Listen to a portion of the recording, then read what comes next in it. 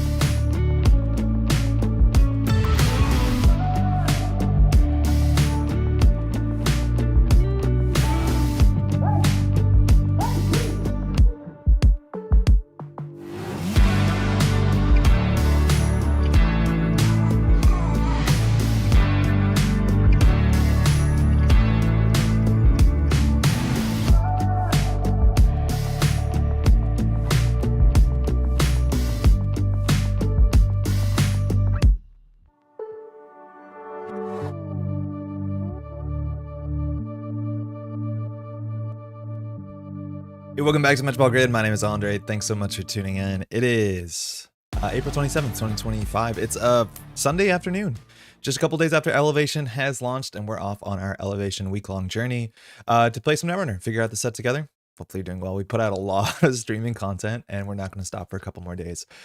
So welcome to, what is this functionally, like day 4, I think? Ooh, we have a lot, bro. This has been fun, though. Really, always looking forward to it. Hey, Tokes, how's it going? Welcome to the stream. Oh, excuse me. I believe your name has now been changed to just the number 3 in Roman numerals. Hello, how's it going? I know your other name. I don't know if you want me to use it or not. I assumed you changed your name, but how's it going? It's super cool to see the deck list of the week. To see this deck list of the week. Oh yeah, this is an ESA deck. This is pre-rotation. I'm pretty ignorant. I'm assuming this is from China, right? Is this a Chinese language or Japanese language? I think it's a Chinese language. 100% sure, but I know there's a lot of gaming going on. You see it on like ABR, a lot of places that, you know, you might be surprised they're playing Netrunner. They're not. It's great. Cool deck too. 51 cards, ESA. Influence splash on some bravados. 100% chill. Calling me Piotr is A-okay. Okay, cool. I didn't want to do that off the bat, but I recognize your icon, Piotr. How's it going? Helopolix, yo, how's it going? Welcome to stream. Paul says, howdy, missed yesterday's stream. How were Topan and BANGUN treating you? BANGUN was a disaster. It was really bad. I expected it to be quite bad, and it is really quite bad. In terms of like a competitive identity, it is not doing anything functionally. I would say it's almost nearly a blank identity, but I think people are still going to enjoy it because it gives you that sort of like, oh yeah, I'm the whale and meat damage person. Ah, I'm scary. And then it's not really scary at all. I wouldn't give up on it entirely. I think thinking about it after the stream, I think there's like, maybe if there's just one archetype that works, that'll be enough for BANGUN. I think the thing that I want to try next, 2 things. Firstly, just play the bigger ice. I think there's a chance that our ice is just not strong enough. I don't think that was a big issue from what we saw.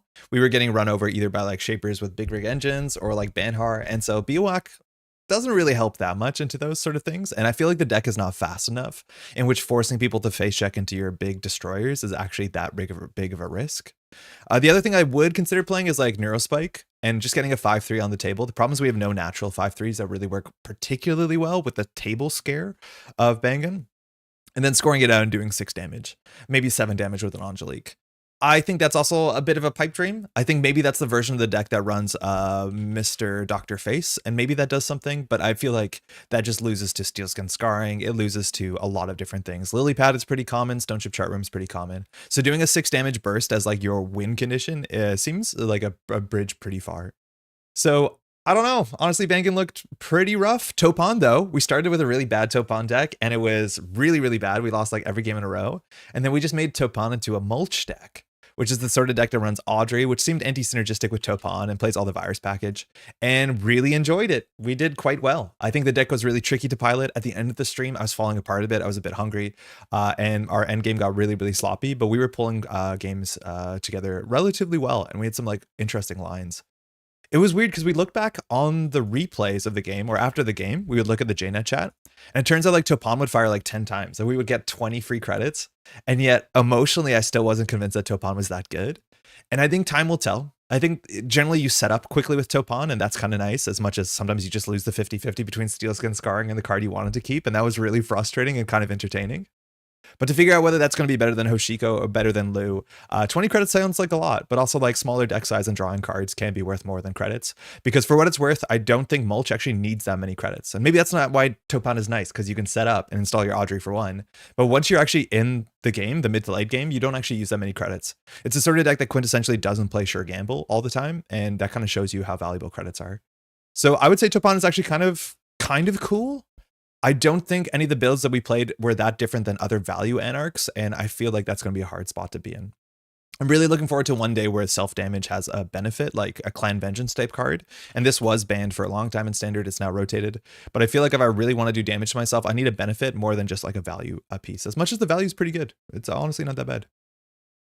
Toron, day 4 of Elevation Gaming. Let's go for a card called Clean Getaway. It looks like a notably unclean tail in the getaway. You have no idea how many other people there were in that tower. And maybe that person's actually the getaway driver. Who knows? Maybe it's all coming together. How's it going, Toron? Yeah, Saver, how you doing? How's your launch week been so far? What have you been most surprised about from what you've seen, or people's reactions? And what's been like the nicest reaction, how people respond to some of the cards and some of the ideas? Yo, Melias, Andre, why are you distracting me from blueprints? I did more blueprints last night, and I thought I wouldn't because I did, 46 2 days ago. But it's like so easy on the Steam Deck on the television with the dock just to like play it for a bit, and like Maddie will watch it because it is entertaining and interesting. And so I've been doing okay. I've been pretty good. It's hard to talk about what happens past 46 without spoiling it, but I got a couple keys and I'm doing some crest stuff. So we're definitely trucking along for sure. It's been fun. Hey, Sunfish, how's it going? Hey, Jai. How goes the cook? It's going okay. Today we're going to be doing some like really big cooking. I think we're going to start by playing Dewey, which again, probably not too excited to do, but I think we're going to try it out and see how it works. I want to shout out that Whiteblade posted this control Madani undefeated broken, which like, we'll see if that text lines up, but this is meant to be something that the Snare Bears have been working on. And this is Basilar Synthgland Madani Shaper that allows you to install your stuff and use Madani as like this house where you can keep all your tech cards. And so we have some pretty good tech cards, I suppose, like Chromatophores that you can pull at instant speed is nice. You have Azamat for the matchups that you need it. Fizarium and Hush that you can pull at instant speed off the Madani. You have a Slap Vandal, and that's kind of cool. And the idea is that you fill your hand and then like dump your hand, and then you just use this as a box that you can spawn at instant speed if and when you need it. Because, mind you, one of the problems with Shaper with this much hardware and programs is getting that many clicks to install things. And so Madani is one click to install 700 things. And of course, Magdalene is a one click to install a lot of things. I haven't tried this. I have played no Shaper in the set so far. I'm imagining this is just like straightforward, really good. Its win condition is also Cataloger, which I think is fascinating because that works really well with Magdalene's text install hardware, more so than maybe Deep Dive. We're not on Conduit, but Deep Dive also makes a lot of sense with Basilar, so I'm not sure what the tension is, why you would play one or the other. Maybe the deck list write-up talks about it. I don't know. Hellness, how's it going? Welcome to the stream. I want someone come first in a tournament with BANGUN by never putting an agenda face up. It's the perfect bluff. Yo, Utadi, it is a weird thing is that you can use BANGUN and decide to put things face down, and I do think there were some board states where that was the right thing to do. We ran into the same thing with like P2 and Chen, where like not advancing the card was actually the most important thing we could have done because then it shows it's not an agenda. The issue is like most of your agendas that you want to score, you want to put advancements on them, right? Like just pushing out a 3-2 without a pre-advance is like pretty rough. So I don't know what you're doing. I'm thinking BANGUN will look more like PE than Argus. Saf, how's it going? Like grinding people and just putting cards on the table? I feel like there's a chance, but like the thing with PE is that it works on centrals. Like it just works to the runner no matter what, and it disrupts their game. It's just really hard to have the tempo, the money to put cards on the table and score them out without either making it impossible for the runner to run it. You have to be like pre-threat 4 and then like, post-threat 4, there's no threat. Like it's really, really strange. There's just so many guardrails on this card that it's very, very hard for this to be a thing they have to worry about. I've also seen versions that are not playing tags and not playing end of the line. They're just playing measured response, and I don't get that either. It's like, it seems really, really hard.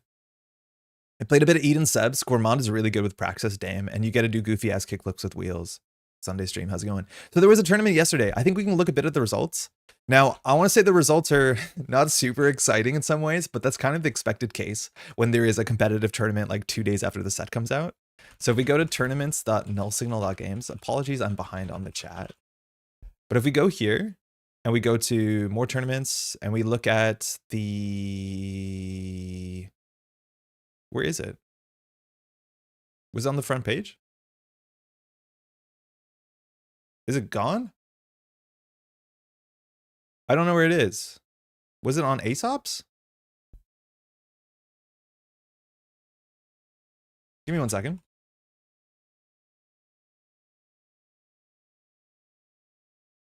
I don't know where the tournament is. The short of the long is the winning deck was Hoshiko with functionally no new cards. And on the other side was Nebula. And I do think Nebula is like really overperforming in the early meta. I think a lot of people think it's the best thing. It seems like it's really easy to both build and play, which is doing it quite well. Results are on ABR. Oh yeah, I guess we can just go to ABR. That's a good shout, Jay. I wanted to see the deck lists, which might be attached to the actual thing. All right, give me. I swear I've done this before.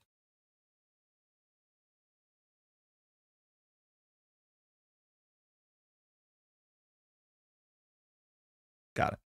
Damn, he's good. So we can see them here. The tournament was pretty big. It was, 37 players online. And so you see the distribution, like Nebula was a quarter of the field. It did not actually, did it make the top cut with a good conversion rate? Yeah, half the top cut was Nebula, which that's a really good conversion rate. Mind you, it was single elimination top 4, so the top cut is pretty volatile. Then we have Anarch, Anarch, Anarch. We have 3 different Anarchs, not really surprising, I don't think. And then you can kind of see what people are excited to play. Now, very, very importantly, this is early tournament data. So like people who have to figure out the nice, Dewey deck or the cool Phoenix deck, like they probably haven't figured it out yet. And so a lot of the good stuff just went well. I'm not sure what the Built to Last is that people have been playing. Like Augusta's been playing Built to Last, I think. I think a couple other players are playing that, competitive players. You'd recognize their names. I have to go watch the VOD. I believe the VOD is up on Koga's Twitch channel, and I'll try and have the link in the description. And you get some nice card back arts, card backs, which is kind of cool. So we can see some of the corporations here, or sorry, some of the winning things. We saw Eden was playing Acid Ob, which looks cool, and I guess we can see some of this what's his face, Seb. So this is Nebula. It's on 1 nanomensch. It actually does have a kill combo. So if you do float tags, and I have seen versions of Nebula that are playing multiple end of the lines, as that's another win condition. It has the big ice, as you expect. And then it just has, 25 operations. So if you don't run, it's relatively easy for them to score out agendas from hand. I think we actually played against a deck very much like this on stream the other day, and we got it down to close. Actually, the one we were playing around had Boomy, so it was maybe slightly different. But we had a shot against it. But yeah, this is it's really kind of interesting. It's I think a lot of people are gonna be frustrated with this. And you have technically this one has tag punishment as much as it has Oppo to give the tags. And I do think like Oppo being 1 credit cheaper is kind of significant. I feel like Nebula is kind of taking Zvicky's lunch, which is kind of silly. So we'll see how that shakes out. But so far this is doing well. And on the other side was Hoshiko, and this functionally has like no new cards. It just has the card replacements. So like Cleaver became 3 Rising Tides. I think the game was won when Rising Tide was at 1 strength, which is a bit unfortunate. And it was it was not easy to get through bronze, that's for sure. There's a single Azuma, which is notably the one truly different new card. And then it's just like Diesels became rituals.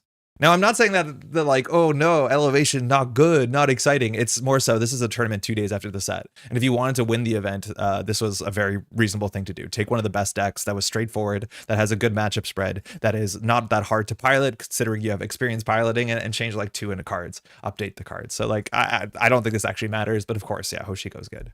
No, Phoenix is nothing, but like Hoshiko's good. Of course it is. Thanks for the recap. For my part, I prefer Topan over Hosh simply because it's technically a different card. Yeah, no, I hear that. I hear that. Launch week's been good. Just super interesting to see how people's opinions on things get refined. I'm stressed to do the tier list. This is a hard one to do the tier list because there's certain cards that I'm pretty confident like these are terrible. And then if I hear a dissenting opinion, I'm like, wait, what's going on? Like it's quite interesting. I don't think I have enough data points. Hey, Brennan, how's it going? Supernaut, good afternoon. I lost to this. It really does feel like Laguna Haley. The Shaper deck, the one that Whiteblade posted. Yeah, I see it. I can see it. It's like very, very, very click compressed. It can do a lot very quickly. The Breaker Suite's kind of strange. It's like not what I would expect. Like Euler is obviously good off of Madani, but I guess you might just simulchip it on important turns. Maybe the important turns are cataloger turns, like you play Control. I have to read the write-up. And then the same with, I guess we're not on Gauss, we're just on Propeller. Thing like Revolver 2, it's only 3 influence. I think if you want to play Hantu, it's like 2 influence, and I don't understand why you'd play Hantu when Revolver's around if you're splashing it. So seeing that in Shaper doesn't make sense. Revolver makes a heck of a lot of sense, but this just seems like no nonsense good stuff. Most happy with probably measured response reception. Seen more positive comments on it than I was expecting. Oh, cool. I don't think I've seen somebody lose to it, but I've seen it be interesting. Like I've seen it shape how people play. Madani Mags is Eurogame Shaper. Yeah, this is like quintessential Haley Eurogame Shaper, which is frightening. I think I've ran into that actually a fair bit over the last couple days. Is, monkey spawn and all that. People dunk on Lat, Anacam, and like trick shot and all that sort of stuff. But the majority of Shapers that I've played against over the last couple days, including against Pat on the stream on Thursday, were Shapers that just set up and did nothing for the first 4 or 5 turns of the game. And that frightens me. That is like really not that interesting. And it's very scary once they get everything down. Are you cooked? Notably, this deck too is not running, what's it called? Game Dragon. And maybe it doesn't need to because the Breaker Suite works in a really interesting way. You have to flicker it in and out. But yeah, I've seen a lot of Shapers that just like don't do anything for the first 2 or 3 turns, 3 or 4 turns maybe. And then just once they're at that point, if you haven't won, they're going to crush you. So I do think you need alternate win conditions. If you build decks that are just ice, like kind of, sort of, it feels like the BANGUN deck, you're in a bad spot. BANGUN is hilarious because you build your upgrade server, put a face down agenda, and it just out next turn because they have no reason to check it. Yeah, they don't run it. They never run your remote server. I feel like we're overextending. Like maybe 1 ice is enough, just a tithe. I'm not sure. I don't think measured response is the card for BANGUN in standard. That's so weird though, Safer. Like you're probably right, but like I don't know what else you do. The fact that it's not threat 4 for most of the game is a problem. But like, how do you leverage any of the text on BANGUN if you don't play measured response? It's really hard. I played, mind you, I did play end of the line as well as measured response. Mid response to the new Spin Doctor should go in every deck ever. You know what's funny is like I'm not far off from that take. It's not super realistic, but like we had a Zwicky deck, which was okay. And then obviously with no influence, we just put in one measured response. And the idea is that if this lines up on certain turns, especially if the runner doesn't expect it, we have not seen a card like this, which is the payoff and the win condition all in one single card, right? Like you could argue snares like that, but they have to hit the snare at the right time and you have to pay for it, which is the same with measured response to some extent. But if it's just your turn and they've made a run and they don't have 3 cards in hand, they just lose the game. They can't stone ship chart room in response to this because they don't see it coming. Not like public trail to end a line. Like this card is very, very good as a single card win condition you could insert into anywhere. Now, I'm not convinced we're going to see this in like the Leo decks that play one of these. And if you can see it, you can trash it. But it's like kind of really interesting. And as soon as they see one in open deck lists, they assume you're playing multiples. Or sorry, in closed deck lists, they assume you're playing multiples. So if they trash the measured response on turn 2, they spend the whole next, 20 turns trying to play around it. It's kind of wild. It's kind of really wild. And just how the nebulas looks, there's a lot of different nebulas, and I think they're all incredibly performant. So I don't think you're going to see a consensus. I've seen nebula decks actually like build remote servers with defensive upgrades. I think I've seen nebula decks that are playing like Vladismir City Grid. I've seen nebula decks that are playing what's it called? Kakurenbo, and then doing cool things with Stoke the Embers. Like there's a lot of different lines. I've seen ones that are playing a lot of tags and using tag punishment. So the thing is like the ID ability is just so good. It's just so genuinely good. And forcing your opponent to do something unless you can fast advance out for like 1 credit functionally is going to be a problem for the runner for sure. So I've heard from people who are not struggling with the Nebula matchup is like running down centrals is really good. I've heard Fazarum can do a lot of work. Like a lot of their ice can be weak to that. Mind you, Ches was really good in just playing aggressive criminal. I think measured response is worth something. Not measured response, excuse me. Maintenance access is definitely worth something because you can flip the ability. But it feels like flipping the ability is not that difficult for them to reflip the ability on the following turn. It's more about like, can you touch the agendas than it is actually a little flip. Every runner needs 3 memory diamonds to live past turn 2. I wouldn't go that far, but taking a break from 82 due to other commitments. But you bet when I get back to it, I'm putting Petty Cash on blast. It's a wild card. I think the level synergy has no business being in a core set. This is the card that was revealed last, and it might be one of the most important cards in the set. On its own, it is a sure gamble, right? It is a click for 4 credits over 2 turns, which means functionally every deck can now play 6 sure gambles, and that actually really does matter. It doesn't require any synergy. Now, it doesn't give you the money all up front, but it's easier on a lot of board states to click for 2 when you're on 3 credits. Then, of course, this fires Nebula, this fires Zwicky, this fires Plutus. Like, this has so much synergy with everything in the set. This is, like, low-key one of the very, very powerful cards in the set, and it's going to have a huge impact on the corp side. Of course it is. I think we were playing yesterday against Ren, and Ren was, like, playing, I think, Poetry, if I'm not mistaken, with Petty Cash, probably instead of Hedge Fund. And the idea is that there's more board states where it's easy to play Petty Cash sooner than it is to play Hedge Fund if you draw into the mid-game and you don't have low credits or don't have high credits. And yeah, there's some truth to this. Like, this might actually be either be the 4th, 5th, and 6th hedge fund, or for a lot of decks, it'll be the 1st, 2nd, and 3rd hedge fund. This card is absurd. The fact that you can't play around it in any meaningful way, if this is the bin and Nebula is flipped, fantastic. They're going to score at a 3-2 for 1 credit. Like, I don't know what to do about that. This card is really, really, really powerful. Oh, we figured out a corp that can win yet? Yeah, Nebula's doing pretty well. I think Oko Assets seems really, really good. But this Wiki deck was fun. I don't know if it's the best thing you can do, but we had a lot of fun with it. So we'll figure it out. We'll figure it out. Starting, how's it going? Glacier Jinteki's okay. Feels like a tier 2 check on runners that make them at least ponder the late game. Notably, I'm like 3-0 against Madani Mag right now with Jade Glacier. Yeah, I haven't tried Jade Glacier. I've heard good stuff about it.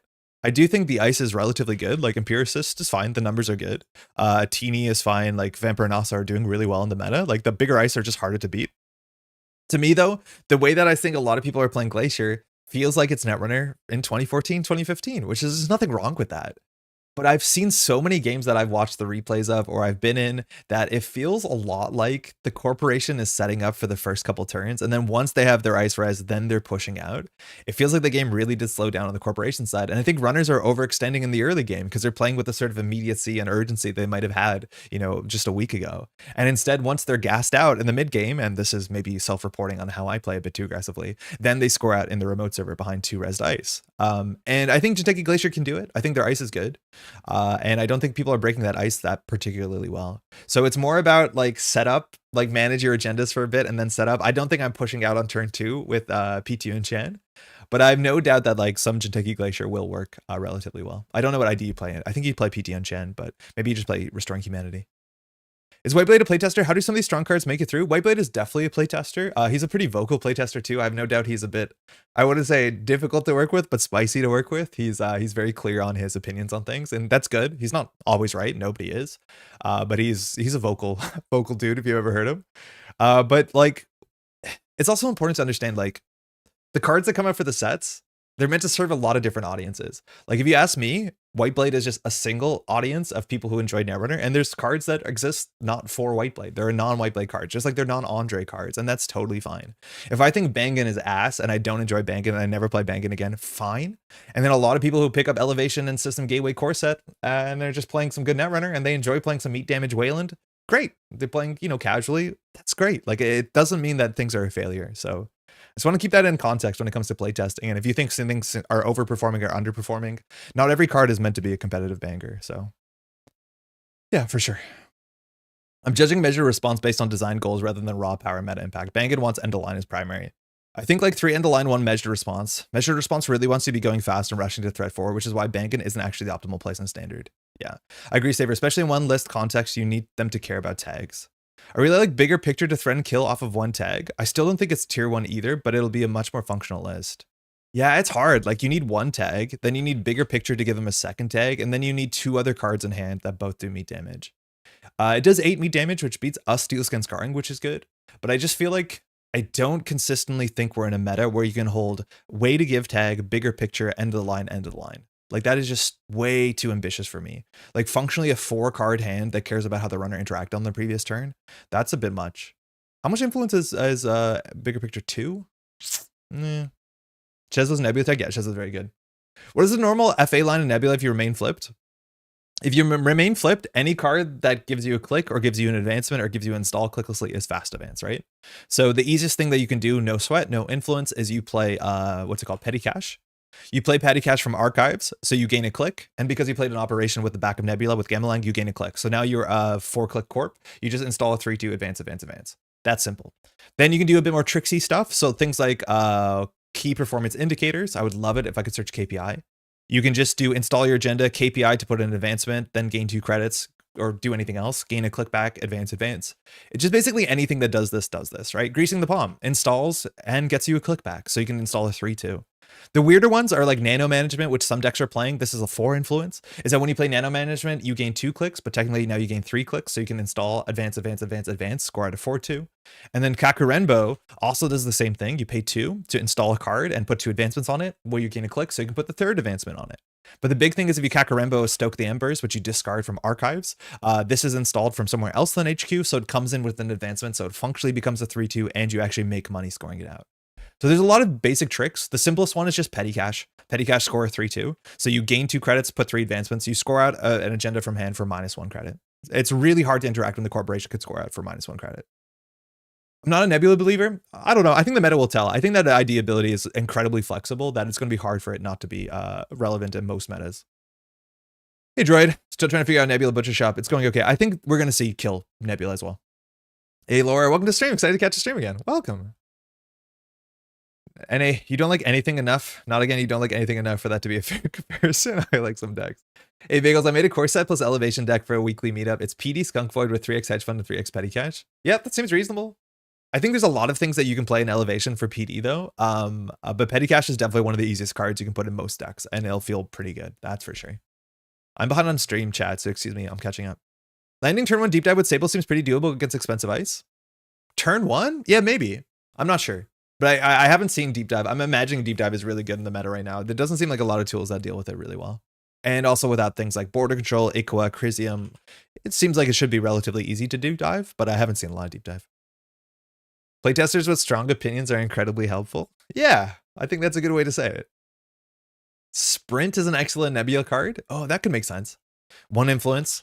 It's clickless cycling, and a lot of times with Nebula, you want that good ratio of like operations to agendas, and so that can make sense. I could see that. I think that's a neat card. I do think that Sprint might be like competing with the next big thing slot, which like I do think you're playing at least 2 copies of the next big thing, sometimes 3 copies, because this ability is just kind of busted. It's a busted ability. Turns out there are a lot of cards that aren't 100 cards. It's honestly not that bad. right? Like certain sets have a ratio of cards that I would say are not Andre cards. For what it's worth, cards that are bad are sometimes just like cards I really like regardless, just because of the flavor, the theme, the art, whatever.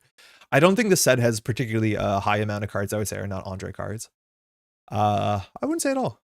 But I appreciate the jab. It's like to see a Métropole Grid cube for drafting limited play. Oh, somebody asked me this in a comment about making a cube for what's it called, old FFG stuff. I don't cube a lot. I cube very rarely. It just takes a lot of time and organization, and it's often like not that easy. I do have the ONR cube, which I think is fantastic because there's not many of those in the world, and I spent a lot of time on that. I still need to get some cards in there for sure. But if you want to play old cubes, I would just search StimHack cubes. I think that's 100% what I would do. Is I would search by deck name, I would search StimHack, and then you'll get probably one of Jonas's StimHack cubes that Jonas has been putting up for many years. And so you can grab whatever snapshot you think makes sense to be like, okay, this is, you know, Parhelion and earlier. And if you go back to the StimHack website, they'll have articles that'll be like, this is the StimHack cube from, you know, FFG time at like 2018 or whatever. And I would just do that. This does get updated. I'm assuming we'll get an elevation update from Jonas sooner than later, but I've played these cubes in person. They're really quite good. I'd recommend that. Petty Cash, KPI, RLC, touch-ups, greasing, the palm. Oh yeah, RLC is another really good one for sure. Corset Poetry with HR, Nano, and Luminal into 2 agenda scores is a huge dopamine hit. Unban Luminal, probably don't. Oh, SRN.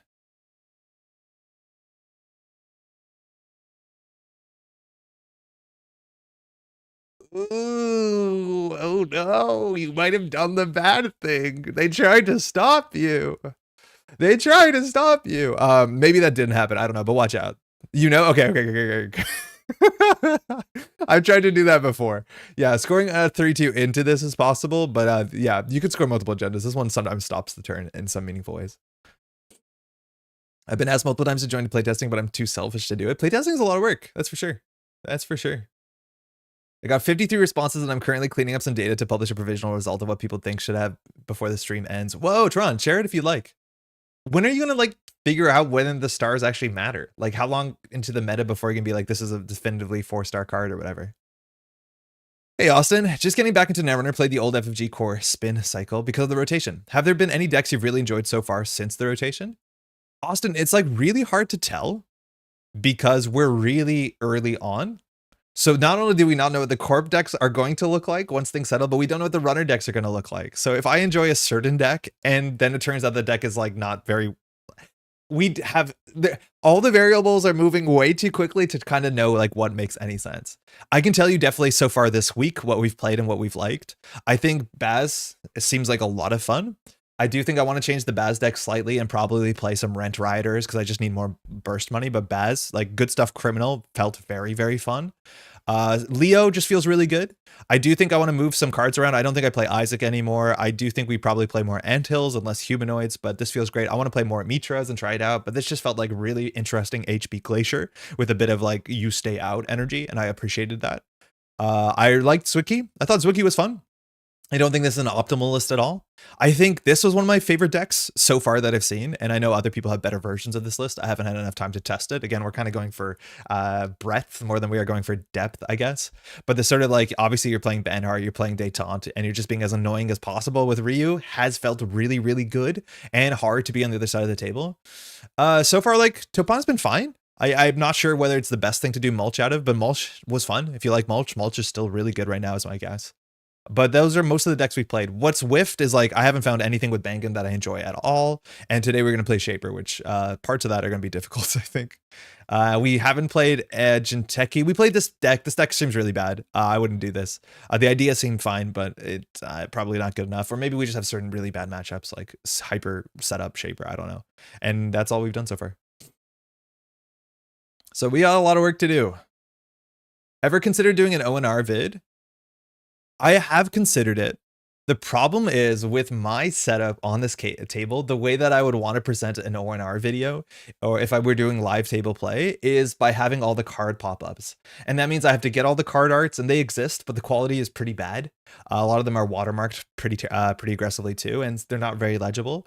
But I basically need to get a system so I can show the cards at real time. For what it's worth, ONR, the game, like constructed ONR, doesn't interest me a lot because it is just fundamentally a busted game. For those who don't know, ONR did not have a max cap of how many cards you can play in your deck of each card. So the idea is that you can play like 300 red level clearances. That can be your deck. Or you can play like 16, you know, Oppa researches. And that would be a lot of decks. A lot of decks did do that. They were more combo decks. From what I've played of Draft so far, that I would want to do again. And it's hard to make content about Draft. Draft was a really fun experience because the power level of everybody was relatively equal, which was relatively low. So it's kind of difficult. But I really have enjoyed a lot of ONR that I've seen. The problem is constructed ONR doesn't seem that good. Doesn't seem like my thing. Been playing Poetry Asses with Plutus into ROC Petty Cash Nano. Probably more hoops to jump through than just playing Nebula, to be honest. Yeah, it kind of feels like that. I think you can do a lot with Poetry that you don't need to do those hoops as well. Like, I think Poetry you can just score out with Wage Workers. And mind you, Wage Workers with Petty Cash is kind of interesting if you play Triple Operation. You have Bast Chiraboga, which seems kind of reasonable as a Poetry card as well. But I'm not sure you need to go that far. I worry that Poetry is not like a particularly elegant combination with a lot of operations because Poetry's text like is anti-synergistic inherently with operations. But I have no doubt it works and it gives you some flexibility to set up and also to like return fire when things go poorly. Call me when you need someone to blast you off Piggy Bank design. They should unban Luminal for giving HB no playable 5/3s. Chris, I think maybe in time it will happen. I think Luminal is very, very powerful. And without like a strong 5/3 to follow it off, you're not going to end up in the like they go from 2 points to the threatening game point. We'll see what HB looks like. But yeah, HB not having a 5/3 is definitely a struggle right now. More Netrunner. Yo, Gently, how's it going? Hey, Pat, how you doing? How's Sunday? I want to see some of the Mega City results come in and for deck lists of those events get published. And I'll come back to it and do a deeper analysis in July. Okay, very cool. Unban bash, you cowards, never. Diogen, how was Get to Know? I was happy to see. I think a couple people from Montreal went out to play in the Get to Know districts, which was unfortunately, I think the old meta, because you have to run districts in the old meta legally because they have to be ran before the end of this month. And the new set isn't legal until I think it's like May 9th. So we'll see how it goes. But yeah, I imagine there's still some strong players out there in Ottawa. Maybe Lopair is playing. And then like who else is playing out there? Maybe like Hanny, maybe still playing. Maybe Gregor is still playing. There's a lot of nice people from that area. I don't think Petty Cash from Archives counts as the same action as playing a normal operation for the purpose of Wage Workers, does it? Oh, you might be right. Maybe it's not considered playing an operation. Maybe it's considered playing this. But you're doing a click on an operation. Yeah, maybe it doesn't work. Cullen went to 2nd place and Nick to 5th. Yo, well done. Yo, that's great. That's a really, really good finish. I'm assuming first was low pair. Okay, so this doesn't work with Wage Workers. That's a bummer. Because this is not playing the operation, like the basic action card. This is a click to play Petty Cash from your heap, which is different. I transported some old Asa decks into Poetry, but Cohort feels surprisingly bad. I think you need slightly meaner assets. Prototype, front company, core damage. I'd be interested if that's the case. I think we played against a deck yesterday. I'm pretty sure it was Ren. That had like the kind of idea where it's a mixture between sports and everything else. So I think the big assets for that would be Wage Workers. I think Bast Chiraboga is really important. And then Wage Workers Bast allows you to do a lot of fast advance stuff. I think trashing this for 4 credits is actually an ask for a lot of runners.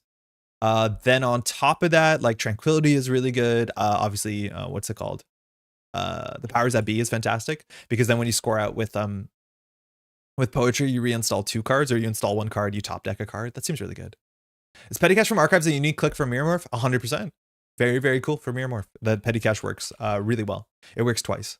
I think Mirror Morph actually got a fair bit of support. I'm like a bit nervous to play Mirror Morph because I also lost MC austerity policy, and that's like kind of difficult to think that it's not a big loss. Oh, by the way, play I'm assuming you're playing Auto Campaign in that Poetry deck. Man, Auto Campaign really hasn't done anything so far, and I'm not convinced it will. I do think it's going to be played more in horizontal, where you have to deal with this, and it'll be iced up by an early, like I don't know if it's a Lamplighter, but an early scatter field or something. Did we ever make the tier 1 humanoid resource play happen? No, the turn 1 one? No, we haven't, Ryan. We haven't done red level clearance into humanoid, which I'm not even convinced is that good, but it seems really powerful. It seems really fun. Poetry deck building experience is summed up as open NRB, add 3 scatter, 3 fully op, stare at screen, sob a little, close NRDB.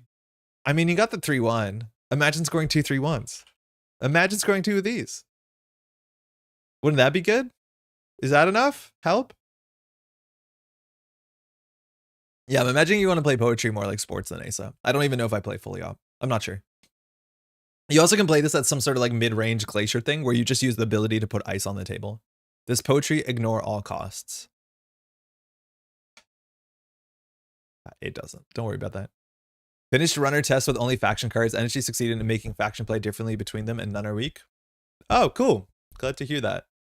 I'm not really big on the like don't use your influence. I think influence is kind of really fun. But yeah. That'll work, I guess. We got a strong neutral card.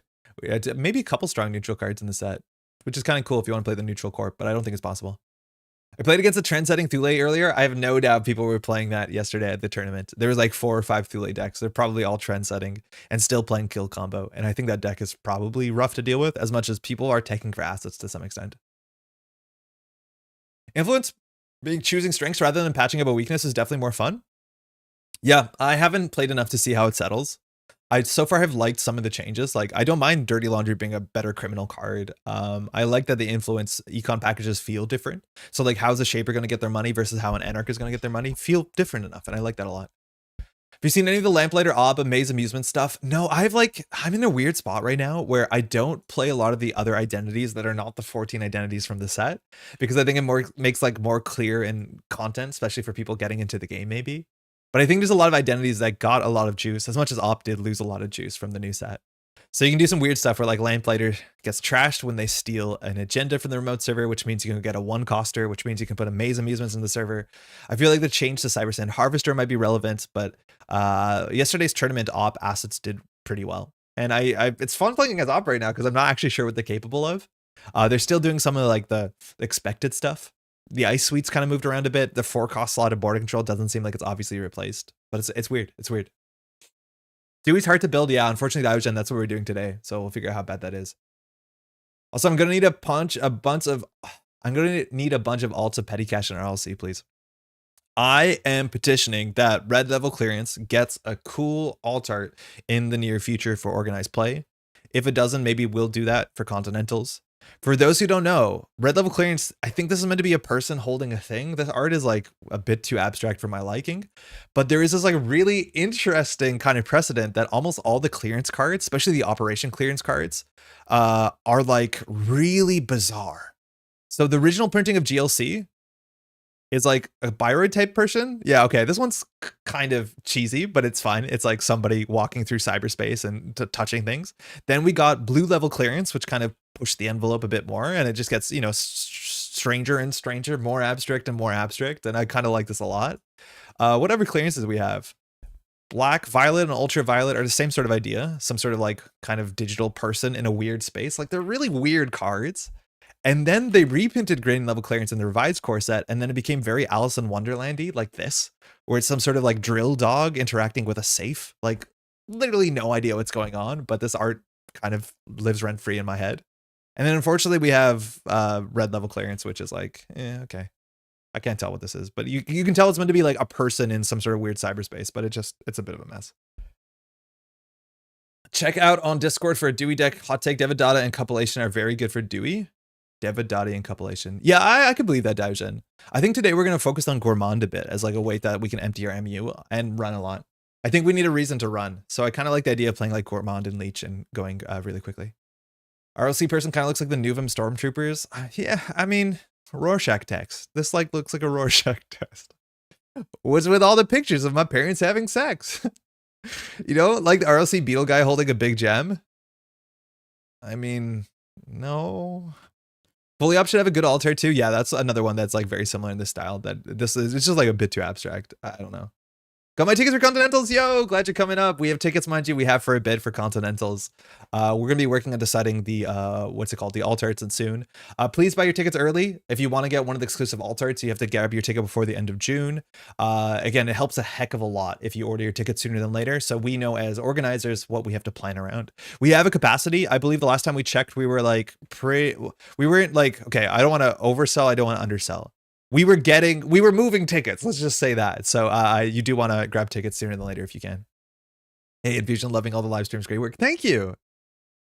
I can commission one, but like, what do you put on it? Lucille, how's it going? Like, I don't know. I want something like this. I want a weird digital landscape. I want a digital character in a digital space doing weird digital stuff. It's like, it's so perfect. The artist has so much flexibility. All it has to be is colorful and clean and weird. That's it. And generally, doesn't even have to be a human, it turns out. I'm okay with this one. But like, just have fun with it. It's just so fun. I have 2 elevations. I'm already out of petty cash. Where are the ticket details? I have a link in the YouTube description, actually. Hold on. I can pull it up. It's in the bottom of every stream. So if I go to your channel here, don't look at that guy, you go here, they're always here. So the ABR has most things up. Some of this has to be updated for sure. And on the ABR, there's a link to tickets. So if you hit the more button, I should update what this art is because it says upcoming art. And then you can purchase tickets here, which takes you to a ticket tailor page. And so all the information is here. Tickets are $10 cheaper. Mind you, this is Canadian. And if you're an American coming up, your dollar, while it is sliding a bit, it is much better than our dollar. So this is way less than it looks like. And if you want to come into Montreal in August and have fun, your money will go further here. So if you want to have a cheap weekend, Montreal or Canada might be a good choice, but come up. Yeah, it's in the description. Found it. Perfect. Oh, actually, I should just share this in the chat. We'll do this. Share this. But yeah, you can always find it on ABR. Hey, Robin. How's it going? Good evening. What are we building? We're just going to sit down and build a Dewey deck and play some Shaper today. I'm like mixed bag about how it's going to go. We'll find out. I like spec work a lot for Dewey. Yeah, it might make sense. I wonder if spec work is like a competing slot with Knickknack. I think we'll figure out how that works together. Surprised to be sure, but a welcome one. VT, we're streaming every day for the next like 4 or 5 days. It's the whole week of this. Drill Dog was someone's high school nickname. Flip, what's up? What is up? Shameless plug? No, not at all. There is no shame in that. That's an exciting plug. A lot of people are working on this event. We want it to be a huge success. Spec work, another card that demands an alt art. I honestly don't mind the spec work art as much as some of the other like of that Ashes era, very like heavily digitally computer modified photo bashes. That one is at least pretty clear on what it's meant to be. I think it gets away with it a bit better, but yeah, a lot of the earlier Ashes art is like Null Signal Games clearly has moved a far bit from there, with all due respect to the artists, and the work that they did was very important that the game is what it is today. New runner deck. I like Dewey, but I'm not sure how good she can be. My guess is not very, but it feels like a lot of clicking for credit with extra strips. Yeah, Robin. And that actually is like a good starting point of what can we do to make Dewey good. I think Dewey won't be great. I think Dewey's a lot of work to do something that is super comparable, that's way less mentally taxing than any of the other shapers. Now, just to understand how this works. Oh, we go 0-1 at the top. Oh, that's how many cards we can't flip Dewey here. We can flip Dewey on Dewey's page. So on the front side, it says when your MU is full, which is a hard thing to do abstractly in the early game. Whenever we make a successful run, we can flip this and gain a credit. Now, whenever is a cool clause, which means that we can do this multiple times in a turn as long as we can hit that. And obviously we have to flip back and forth, but we'll get to that. But whenever is a cool clause that all of the other shapers have once per turn abilities. Now on the flip side, and the art changes in a really cool way to talk about the sort of like shadow puppetry. Whenever you make a successful run, once your MU is full now, so whenever you make a successful run, if you have at least one unused MU, you may flip this identity and draw a card. Notably, these are both optional abilities, and there are going to be some niche sports states in which you want to not flip, I imagine, as much as that's going to be like 1 in every 30 times, not 1 in every 5. Having unused MU, you can do that by trashing your programs, installing different programs, installing MU cards. But we have 2 big problems here. We need to install a lot of things quickly and affordably. But actually, one of the bigger problems is we need to have a reason to run. Shapers don't run that often. Like the best way that Dewey's going to pop the F off is that if we can run 4 times a turn, and on each run we install a card and we uninstall a card, right? Like we need to be able to like move things, which is its own problem, but we also have to be running 3 or 4 times. And that's actually not a given. How did Dewey get past playtesting? I feel like that's a pretty uncharitable take. I think Dewey not necessarily being the most competitive identity potentially is fine. I think Dewey's going to be a deck building puzzle that a lot of people are going to appreciate going forward. And there's a chance that in smaller formats like Startup or Core, that Dewey actually is an interesting option compared to like DAO, which is also pretty weird. And maybe Maggie is your boring econ option. So like I kind of hear you that maybe Dewey could have been stronger, but it's fine. It's cool. It's cool. Cup rewards running? Yeah, Cup does reward running. I like Gourmand a fair bit too. Leech rewards running. I think this is the first deck that we're actually going to genuinely play a side hustle, which maybe this doesn't make sense because we want to fill up our MU. We're going to be playing a bunch of MU cards. We're also going to be playing Knickknack because Knickknack is one of the easy ways to fire Dewey. But I do want to say that Dewey's ability is somewhat anti-synergistic with Knickknack. Just to talk this through, right? Knickknack says the first time each turn to run begins, you may trash one of your installed cards to make money and draw a card. So that means that this is only particularly good if you're starting your first run already on Dewey's flipped side, in which you have to remove a card.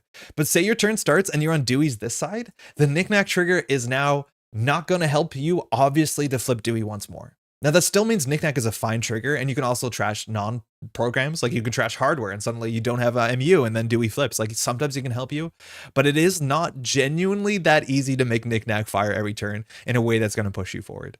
Very weird. Elevation of Over-Year playtesting, it's the card that they probably wanted to make. Yeah. I do think so. And for what it's worth, I think the theme of like flipping back and forth and the two sides of the shadow play, which makes sense for the sort of art form that this is, like it lands pretty hard. Biobands is a Dewey card. That's a good shout out, Neil. I'm going to remember that because that's another good reason to run. One, you have Madani plus knickknack. You don't need to spend clicks doing anything but running. But the problem, Laura, is also like, why are we running? Because running for single access, if we have can we run R&D and pay 4 credits to say a top card of the deck is not a winning plan. So we generally need benefits to run. And maybe that's why Leech makes sense, right? That every time we run, we get a credit on Leech or counter on Leech, which is worth like maybe 1 to 2 credits, 2 to 3 credits, depending on a breaker suite. We could play Gourmand, which in theory works not with Knickknack, but Gourmand trashes itself, which is really nice that you can fill your MU and then flip out. And then you can technically, with just Gourmand, you can do a lot of damage. That could be cool. Madani is like clearly the console that we want to be playing in Dewey. The problem is as soon as you play another console with Dewey, you run into other issues. Like Lilypad makes a lot of sense if we're installing a lot of programs, but as soon as we install this, we have +2 MU. And having +2 MU means that it's very hard for us to fill up 6 MU in the early game for Dewey to be good. So maybe you run for the first couple turns and you only play Lilypad once you're set up on MU, and then you're fine filling 6 MU. That's going to be hard to tell as well. So we'll see how that goes for sure. Ooh. Touching cards wins games. It does, but it is tricky for sure. I think Dewey is balanced on a razor's edge more than it is immediately clear. One link on the back, like Hosh immediately makes her into Desperado and Eternal with Cloud Breakers. I don't know if that's the case. I'd be very surprised if Dewey has any relevance in Eternal. But there's no link on the back, right? Nobody has link anymore. There also be a future cards that change up good in ideas. For sure. And it's easy to imagine a card that would make Dewey a bit better. Hey, Kujuki, would you want to use DZ to manipulate MU? I do think you do. What I've been struggling with in my early iterations is like, you want to install a DZ on turn 1 because that's when it's the best. But in theory, installing a DZ on turn 1 keeps you the furthest from firing Dewey, right? Like giving yourself a 5th MU is like not good if you want to get to that Dewey flip as soon as possible. I've heard from people to say like, don't flip Dewey as soon as you can. And I want to flip Dewey as soon as I can because that makes sense. That's what I want to do. But it might be the same case in which we just set up for 2 or 3 turns and then we start like, oh, we're firing Dewey twice a turn. I can't tell. It's hard because you need to make sure Dewey ends the turn on the card draw side to get Knickknack to work. Yeah, unless you Knickknack non-programs. Yeah, Cold Lava. I feel like Knickknack, you need to actively try and run twice a turn to get 2 triggers a turn and always starting in the shadow side. But Knickknack is not per run, right? It's only first time per turn. The first run. So you can't Knickknack twice unless I'm misreading your message. Space, saying Red Team. Red Team might do it. And for what it's worth, I think a line that I want to consider is playing open market. Because when we play open market, it's technically a Knickknack target. That's not a program. That could be some use to that. But then we can use the open market to install red teams. We can use open markets to install side hustles. And we can use open markets to install Knickknack himself. I worry that this might be too much influence. And if we want to spend influence on things like Gourmand and Copulation and Fermenter is also really good with Dewey. That might be a bit tricky. So this might not be the best use of influence. We'll see how it shakes out. But this is a really good reason to run abstractly. If you have Madani, does Chesva give you enough reasons to run so it can install the credits? Matt, so the first Dewey that I built, which I didn't play, was all built around Chesva, and it seemed really, really clumsy. Like the cool thing we did is we had Chesva that worked off of Madani, and my guess is that this is maybe not necessary. I think Chesva works really well with some other stuff we can do, like Muse and SMC and stuff like that. Like there's some value to that for sure. But it seemed maybe a bit too ambitious. Like 2 credits return is really, really good. I think it's something we can consider, and it does make the running cheaper. So this actually might be a good reason to run. But that was my first shot at this. I never got this deck to the table because it's 49 cards and it seems rough, but we're going to build something like this, I'm hoping. But maybe with Gourmand, we'll push ourselves forward in a different way. It's hard to tell. Hey, Meteor, how's it going? We started, yeah, maybe 12:30, an hour ago, I think. How you doing? Penny Shaper's 3 influence. I feel like we're constricted to have to play Madani or Shaper console. Oh, the other Shaper console we could consider, which is like Pentagraph. Like maybe we could consider Pentagraph. It's relatively cheap.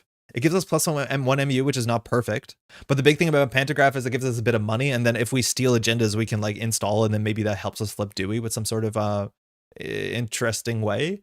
It might be frustrating when we're full MU and we steal an agenda, but this is a card that I would actually consider. I'm pretty sure Madani is good. because it gives Dewey a lot of flexibility to install programs on successful run trigger. But this is a card that I would at least look at. She doesn't have Link. They bounce her around certain combos. As too. As has Link. I'm not sure what I'm missing. Lat and Hosh are the only remaining linkers, and As. I think all the Ashes runners have Link, yeah. Oh, that's why he says As too, yeah. Dewey and Nebula are about twice as strong if you say, I gain a flipping credit when you... You're so weird. Jills was awkward because you don't have much MU to leave stuff on the board. I think ultimately we're going to have a 3DZ rig so we can get away with it. And like, that's really good. But we'll see. Endless Hunger for Dewey. It's rotated a long time ago. Hey, Matt, would something like Cacophony, Gourmand, and Stargate give a solid reason to run with Dewey and help your flickering MU? I feel like that's all the influence we could possibly play, right? I like Gourmand. I would consider playing Gourmand and playing Aggressive Shaper. That would feel kind of fun. Stargate is a possibility. It's 3 MU. I do think you can also play Conduit, and Conduit might do something similar to Stargate. I think Cacophony is a lot of influence. It's 4 influence, and this is not a card we can tutor consistently, so I don't like playing cards like that. In Shaper, we're a fair bit more incentivized to go get cards from our deck at instant speed with things like SMC and Muse, and so I'd rather play Stargate over that. This card's not bad. It's definitely not bad, but I'd be surprised. I think there's a chance we can play Gourmand, then we can also play like copies of Scrounge and see how bad those are. Scrounge is kind of okay. It's kind of fine. I don't know. I want to see what this is. I think Scrounge will be a lot better if we're playing Lily Pad, which we're not. I like the Panto idea. Yeah, I don't mind Panto, and I think we'll try Panto eventually. I feel like we're highly incentivized in some ways to play Madani because it is the new console, and a lot of people will have these cards together. Coalescence, yeah, we'll definitely play. So, okay, so the first thing we want to do is we want to fill out our MU. So we'll play Madani's. 3 Madanis might be too many, we'll find out. But we want to fill up our MU. So we can do that by playing a couple things. Self-modifying code makes a lot of sense. This is a card we can install on turn 1 without costing us any money. It's a very good utility card, but it also takes up 2 MU. So we can install 2 SMCs, start running, and we're kind of good. If our opponent reses on ice and we need to deal with it, we can deal with it. But SMC sounds like a very easy start in this deck. It's really cheap to get down. Muse. Also, very nice. We can Muse on turn 1, Muse for self-modifying code. And if we Muse for self-modifying code, well, hey, we filled up 3 MU with a single click. And that is something you can't really do in this format any other way. And so I think that's also really valuable. Obviously, with Muse, the cool thing is that that's a good target for a knickknack. So we can knickknack the Muses once they're empty, and that is a card draw and credits and pushes ourselves forward. I'm not convinced we want 3 knickknack. Maybe we want 2 knickknack. I feel like I have a tendency to run 3 because I want to see this as consistently as possible so the deck does something. But we might just want 2 knickknack and just say, like, in the mid game, once our MU is full, we'll find it. But I can't tell. Muse or SMC, no problem, no problem. Exactly, for sure. That means if we're playing Muse and we're playing knickknack, we definitely want to play Coalescence. Coalescence is another card that we can get on the table. We can sell, we can pawn, all that sort of stuff.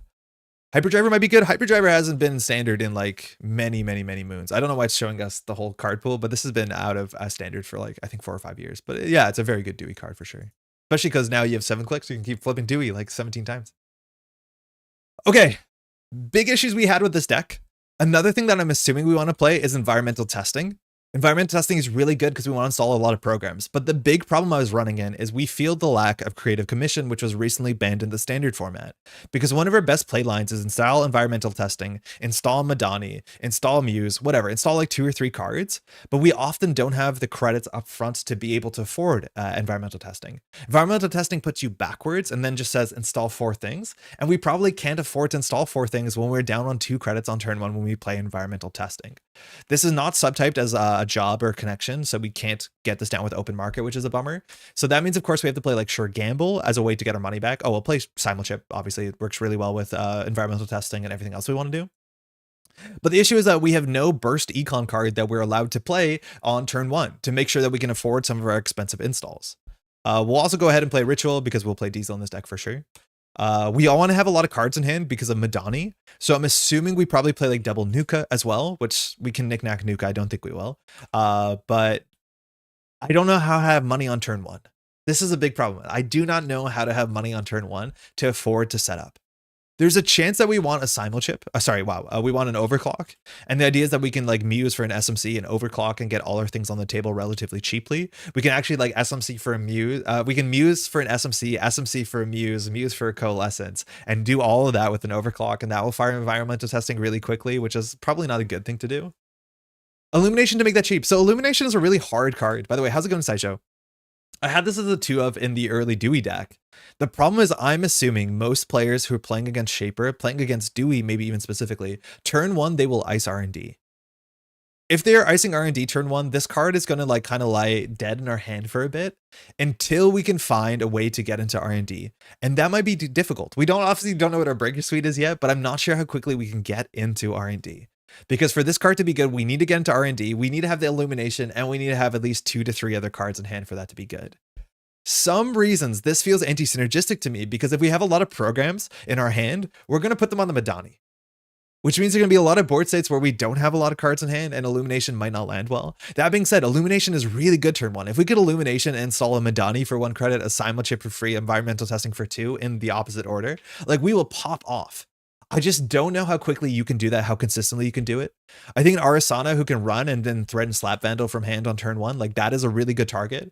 Maybe this deck plays Urban Art Vernissage and plays Slap Vandal. I'm not sure. I think Pichashan is actually a really good Dewey card because it gives you clicks and it empties your MU every once in a while. Like Pichashan's a really natural Dewey card. So maybe we can do that. And maybe having a Slap Vandal on top of the Madani is exactly what we want to do. Maybe we play 2 Slap Vandals and put them on Madani. I don't know. I've heard from folks that like still, while the case that you can't get it consistently on turn 1 is a problem, that you still play Illumination because it's good in the mid game. And we saw that with our Topan deck. We played Topan with Illumination, which sounded kind of nonsense, and it was so good. It was so good. But the biggest thing is people didn't ice R&D against Anarch on turn 1.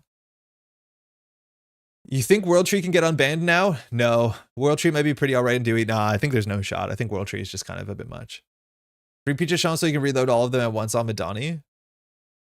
I don't know if you want to do that. Pichashan has like weird anti-synergy with themselves because it cares not if you got a click from this card, it cares that you got a click in general. So if you can't really fire 3 Pichashans on a single turn. It's weird. Notably also Madani is once per turn, so you can't like Pichashan on the table. I think there's a chance that like there is some weird rig that does play like Slap Vandals or maybe Chromatophores, and it just says I can run R&D. What's it called? I can run R&D on turn 1. If I have a Chromatophores and a Propeller, like I'm getting through, and maybe that's a good way to set up. I can't tell. This is really tricky. Burner? You might have all the charge targets, but does rigging up help to install things a bit cheaper? It's a bit ugly because it doesn't work with Madani. It doesn't work with a lot of the other stuff that we want to do. It's hard to tell. But this is the biggest problem, right? So far, we have put together what I would say is the core package of what we think the Dewey engine should be. We're at 34 cards. We're at 34 cards. We have 2 economy cards, Sure Gamble, environmental testing, arguably Knickknack. We have no breaker suite, and we've spent barely in influence. We have no multi-axis, and we're already at 34 cards. I don't know what to do. This is so hard to deck build to feel good about this. Conduit for late game. I think it's very likely we'll play Conduit for late game.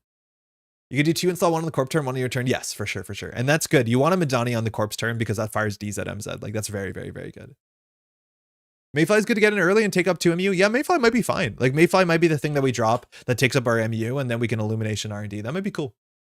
I think 3 DZ might be too many. I'm pretty sure Piotr it won't be because Madani doesn't give us any MU and DZ is just a very good card for Madani in general. My guess is it's not. Maybe the early setup, but I do think the way that we built our deck with SMC, Muse, Coalescence, and a bunch of other like really big cards, like we're going to play an Ozamat because it takes up 2 MU, right? We're going to play Conduit. We might play Chesva. We might play Leech. All of these cards take up a lot of MU and we don't have an MU console. Like a lot of the decks that play a game plan like this play Lilypad and, DZ, and we don't even have the Lilypad MU. Maybe the point with Dewey is that you're never at full MU all the time. So maybe that is true that we can play 2, but it does seem very good. But it's something we'll keep in mind. Roshni, how's it going? I am conflicted about watching this live or I should go back to the elevation streams I missed since Friday. They're largely self-contained. I will talk about what we've learned from last streams, but I wouldn't stress about it. They're just like different chapters in a non-linear book. I wouldn't stress out about it. Okay, what's our breaker suite? What is our breaker suite? Do we play Nanook? Do we say, I don't care. If you remove this from the game, we get Dewey power. Is that good? Is Nanook even a good breaker? Nanook seems like a really good breaker against all the 3-strength barriers people are playing. Every time I've played Nanook, I have detested Nanook, and Nanook has betrayed me so hard. Notably, Nanook doesn't trash itself. Nanook removes itself from the game, so you can't like bring this back with Simul chip. But Nanook seems like the kind of breaker that you could consider getting down and illuminating on turn 1. Nanook is very good against 3-strength barriers and sentries, yeah, which are not uncommon. Not uncommon at all. Drafter for 2, Doomscroll for 2, Mask for 2, yes. Yeah, no, it seems okay. Boomy for 2. Hey Casper, who do you think on each side has benefited the most from elevation after doing some preliminary testing? It's way too preliminary to see, Casper. It's very hard to tell. I think a lot of the Anarch decks are super functional without any of the elevation cards. Shaper is getting some really weird stuff. I think the Shaper IDs are okay. I think Madani seems to be overperforming. But it doesn't seem like anything that's too big of a huge change. I think Criminal has got like fundamental economy and tricks that are easier to play, which is really good for Criminal. So I'm guessing overall, Criminal got better as a faction. Oh, the question is like, is that the best thing to be playing in the meta? We don't know. I think NBN seems like it's overperforming with specifically Nebula right now. I don't think Wayland looks good. I think Wayland lost more from rotation, but it's a bit too early to tell for sure. Simulship does not work with Nanook. No, it does not. Nanook leaves the game. You can throw out Nanook yourself and Simulship it back in. But you can put Nanook on your Madani. But yeah, Nanook, if you can't trash Nanook. If it ever is uninstalled, it's RFG'd. Ob is busted. Yeah, I think Ob is going to look like Assets Ob, which is going to be different. But I have no idea. Petition Pantograph seems like a natural full MU, not full MU combo. Yeah, I honestly think I don't mind the Pantograph. I think Pantograph could make sense, but I just want to try this. Yeah, this RFGs, it's not perfect.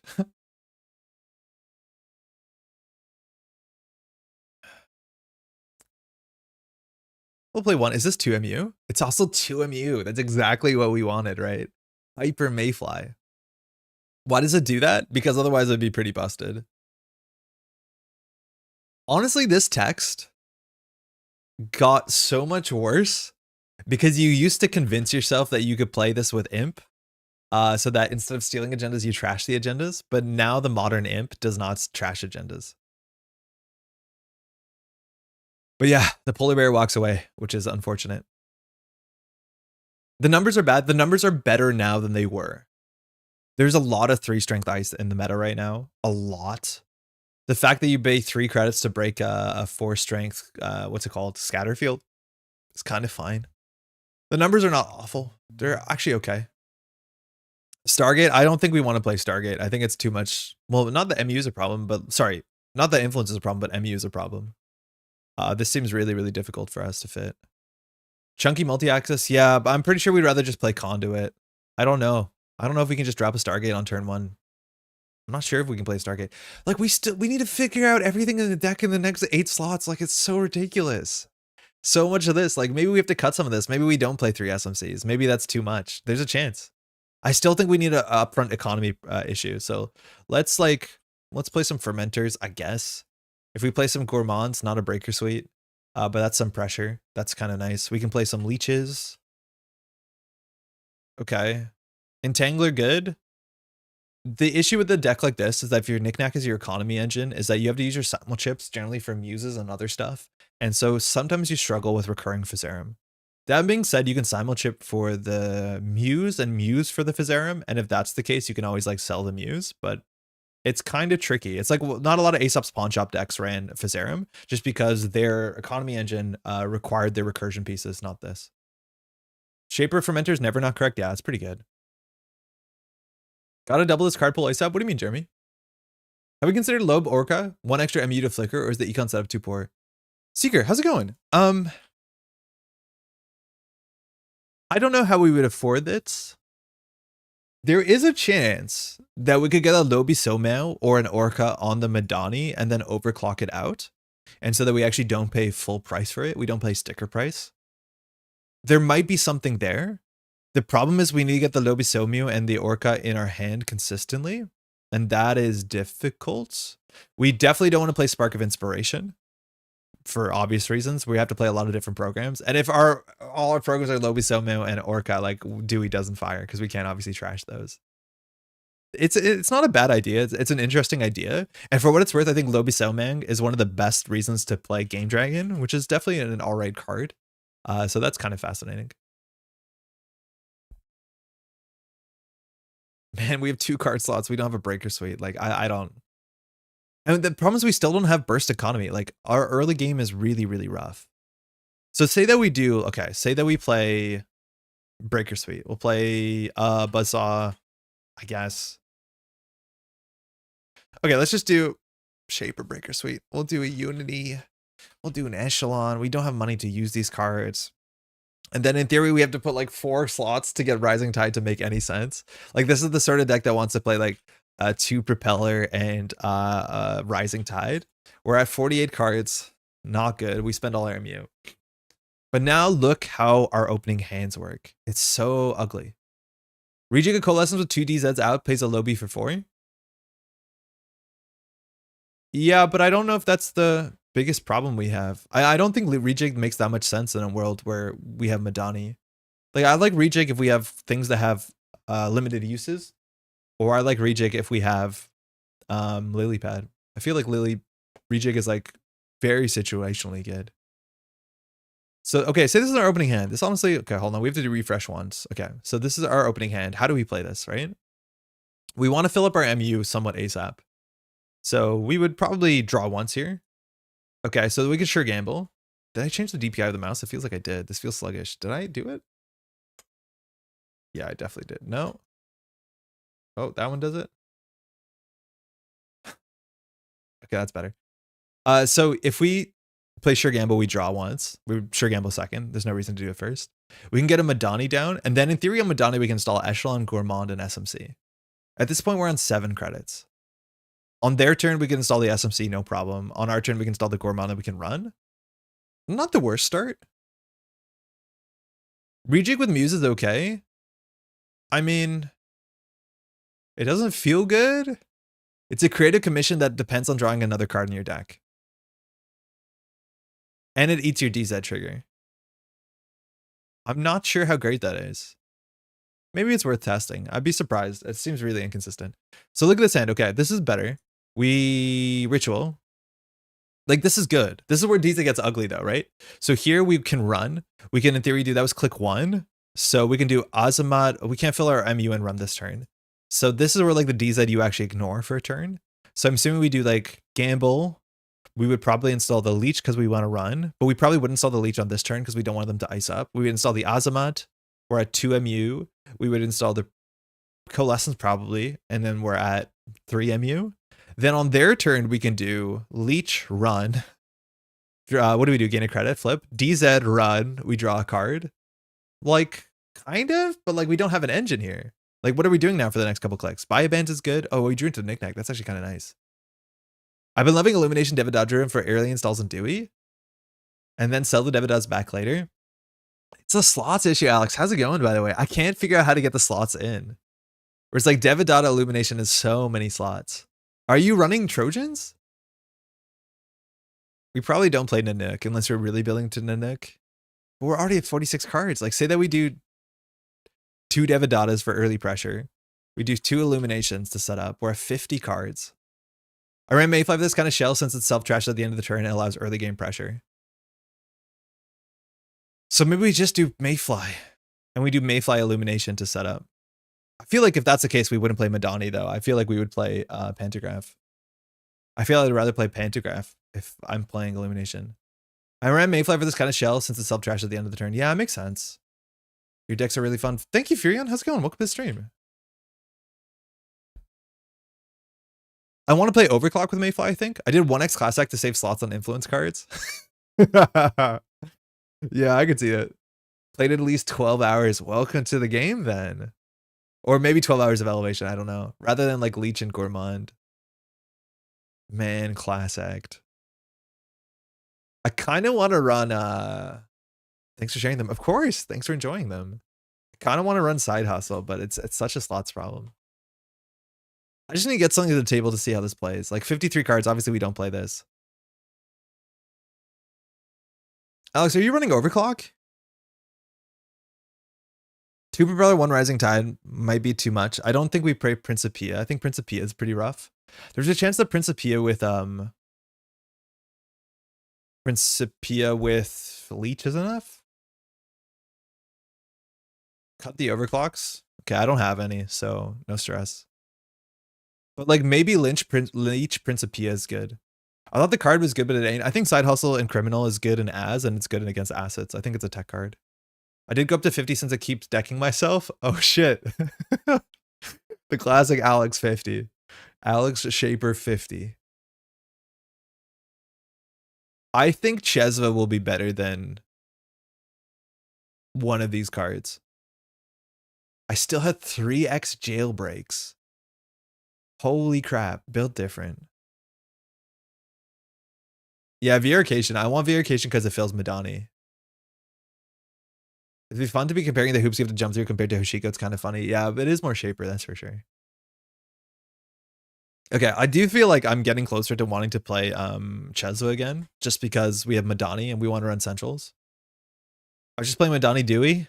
We haven't played a game yet. We've spent so long waffling over this like rough deck build. Oh, Chesva's 3 influence. I thought it was 2. That makes way more sense. Yeah, maybe we need a Verification because we want to dump our hand and keep drawing. Wow, 54 cards? Sick. Okay, let's cut 4 cards. Yeah, its influence on slots are just so funny. Like, cut this and just play Class Act is so goofy. So goofy.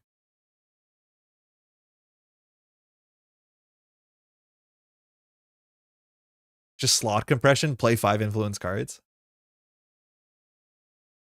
Class Act's kind of nice. Can we afford to install it? Probably not.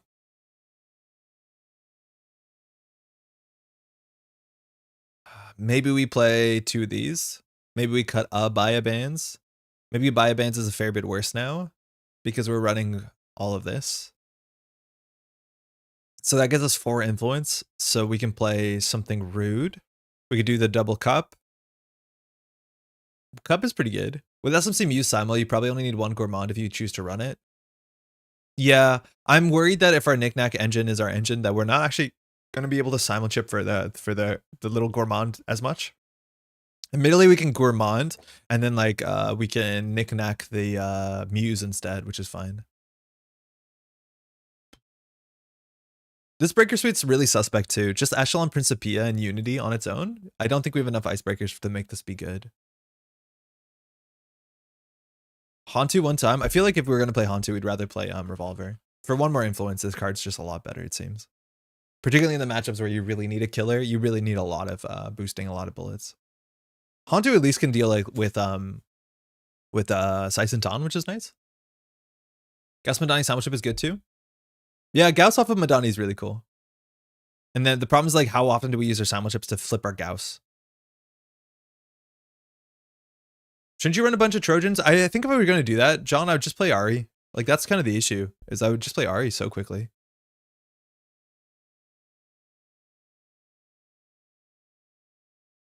Well, we're at 50, so we got there. Is there a card that we could replace for a different card?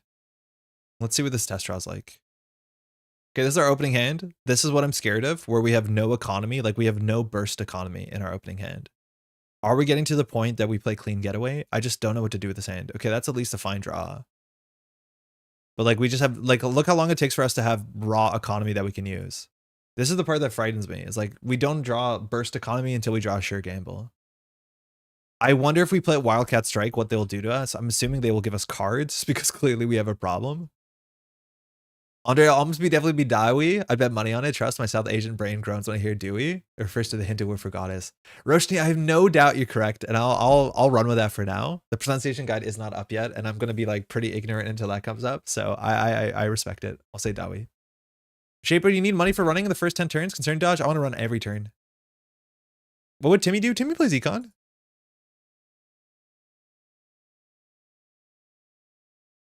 Like clean getaways? We play 2 clean getaways? That's a reason to run. We cut a card to hit Shaper 50 Supremacy.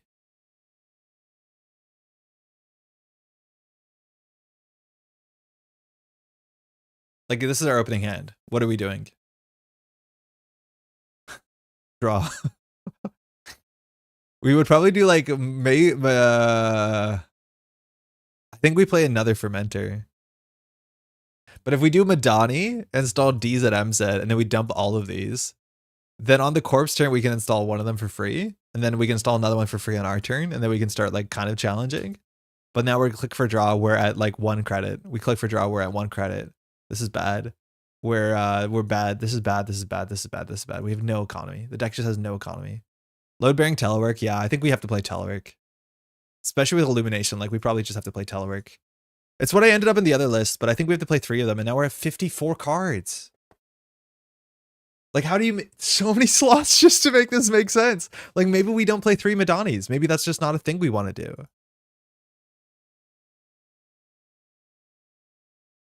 Like, okay, that's an econ hand. Honestly, too much econ. Andre, what did you do? Oh, man, we need a Madani, though, because we're testing it. But say this is our hand, right? This is the problem, is like, how do you play environmental testing on turn 1? So we have to draw your gamble here. We don't. So we can do install telework, use telework. I wonder if we need to get the fermenter down sooner before the environmental testing. So many programs, so little credits to actually install them. Yeah, maybe we do play Chezwa. We can try 2 Madani and run fermenters and cat to feed your coalescent environmental testings. For what it's worth, like fermenter is actually kind of cool in Madani because you can install it a click faster. It's like kind of cookbook tech. How much influence is this? 3? Like it is technically like cookbook tech. You can actually make your, whoa. Whoa, can you do weird things with viruses? Cookbook is what? 2 influence? 3 influence. But that means you can instant tranquilizer.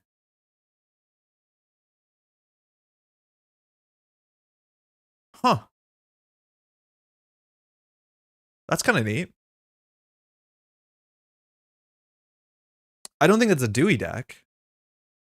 But if you play Madani in viruses, you can actually do instant a lot of things.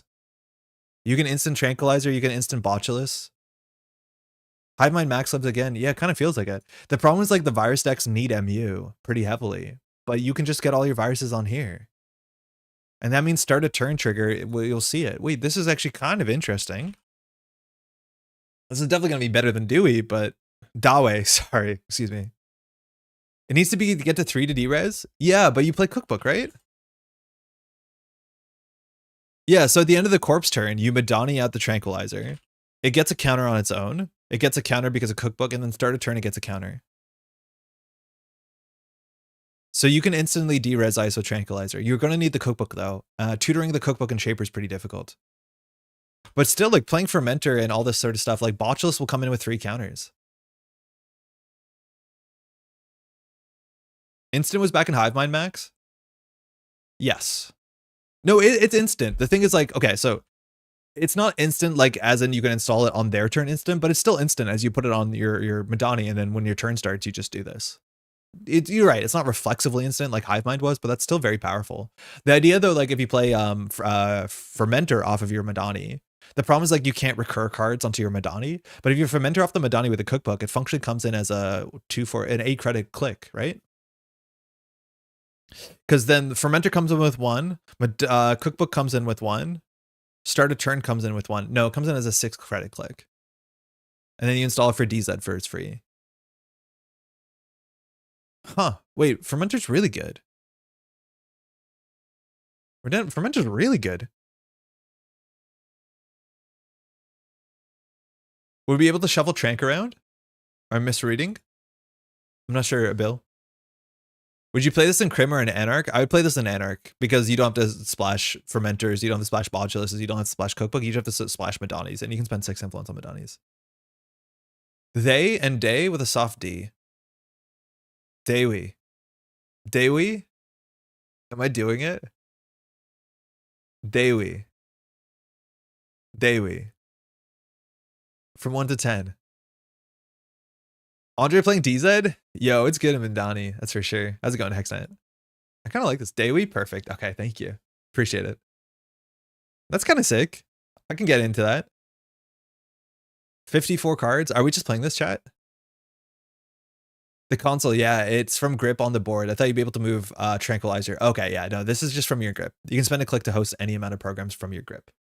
So you have to get your programs back into your hand, which that's actually like why you would play rejig maybe, is that you can rejig your program back into hand and then put it back onto the Madani. Not sure you're doing it, but you're daying it. Okay, 54 cards. This is pretty bad. The clean gateway now looks pretty suspect. Okay, we can't play Chesva. Chesva sounds okay.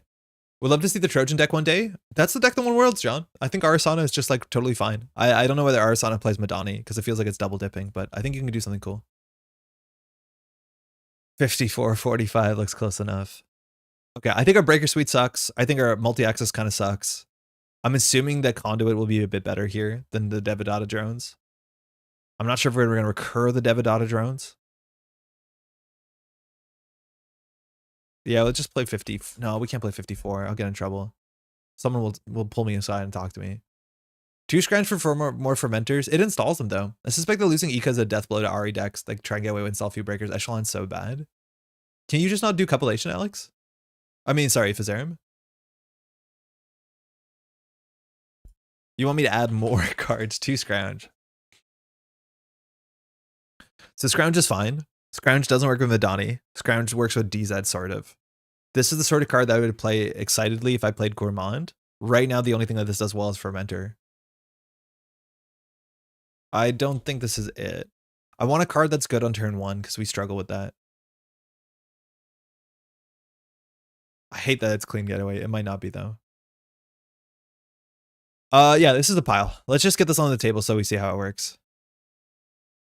What are we playing today, Scrub? We're trying to play a Dewi deck. Dewi. We're figuring it out. We're at too many cards. Time for N2 search. Okay, this opening hand's fine, right? Say that they don't ice essentials, heaven forbid. We ritual, we sure gamble. Oh my god, if they don't ice R&D, we illumination, run R&D, we drop Leech, which won't get a counter. We'll drop Nuka Telework. Pretty good. Yes, Hunter nailed it. E-testing seems so slow, too slow to run a 3x. I think E-testing is like the best economy card in Shaper modernly. It's really, really good. You just don't have enough econ cards if you don't play E-testing. How easy can we pop environmental testing? Super easy, right? Like when you simul-chip back for a Muse for a program, you hit 2 targets there. This is no different than every other Shaper deck that plays like Aesop's Pawn Shop. It fires really consistently. So clean getaway, you can look at open market for small influence. I was considering that. We don't have that many installs though. It's just like Telework, Nuka, and Knickknack. Yeah, that's fine. Oh, and Class Act actually. Huh. Yeah, maybe that's fine. We'll try it. This actually might be a deck where Paladin Poema makes sense too. But maybe the D's is too much. Okay, this opening hand, we do that. We sure gamble. You draw your programs, you get pretty upset because they're useless on turn 1. So here we have 2 clicks. We will probably Madani, and then we just dump all the programs on Madani. This is where we want to get the DZ down too, so we can install and save a credit, but then it puts us away from our ability. So then on their turn, we'll install SMC. On our turn, we'll install Leech after we run and make a successful run. That's actually a pretty good start. We're just going to need a bit more card draw here. Okay, we found card draw eventually. Open market's a bit ugly. Not the worst, honestly. Maybe we play 3 Varcation and play more cards. Well, let's just try it. We'll try it. Maybe Class Act is too expensive in influence. I think the thing is that this is what I heard from Alex is that this is just a lot of influence in a single card, and otherwise we have too many cards. Like we kind of want to play high influence cards because we have a card problem. Early Dewi. Dewi. I need to spell it. I need to phonetically spell it. Dewi. We'll give it a shot. Feels like 54 cards and we just barely got some sort of engine. We're hoping the corp doesn't do anything, but let's take a chance on the remote server. Celestial, if you're trying to dunk on the like super naive idea behind this deck, my answer is 100% yes. No, yeah, it's absurd. This shouldn't work.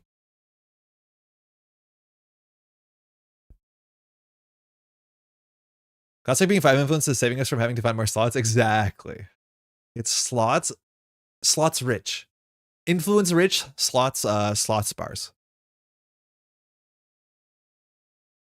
Dewi. All right, we're playing against Alex. For those who don't know, mind you, Alex won Worlds last year, playing some Shaper, so. Two-sword corp, Alex is on. Op, okay, might be some assets. This is the matchup that runs 3 viruses unironically, so we're gonna have a fermenter issue. Alex keeps. J-Nut's running so good. Hey, best of luck, have fun. At least we're not on Conduit. We have drones as the only multi-axis and no tech cards. Yeah, tell me about it. I know what we're doing. It's not good, but like, show me a better list. Got to warm up before the release event we haven't been here. Oh, super cool. Little standard or core? Oh, we're gonna mulligan this hand. That's a bit better. Can we flip click 3? Let's go. Yo, Warlock, how's it going? I think we actually cannot with this hand. Oh, no, we can. We can. Mayfly SMC Leech run. Or actually, sorry, Mayfly Environmental testing, Mayfly SMC run. It'll be perfect. Core, getting the bad memes out of my system before I make bad choices with my decks. Don't ice up R&D hours on. Be a shame if someone got illumination. Shit.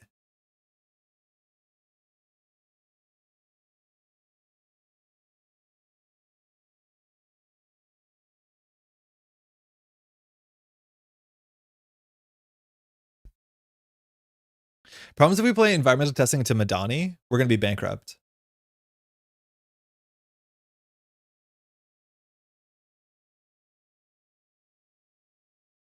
So we have a lot of options here.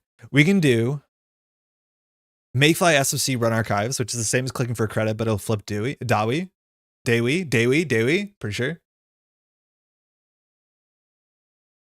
Whoa, sick.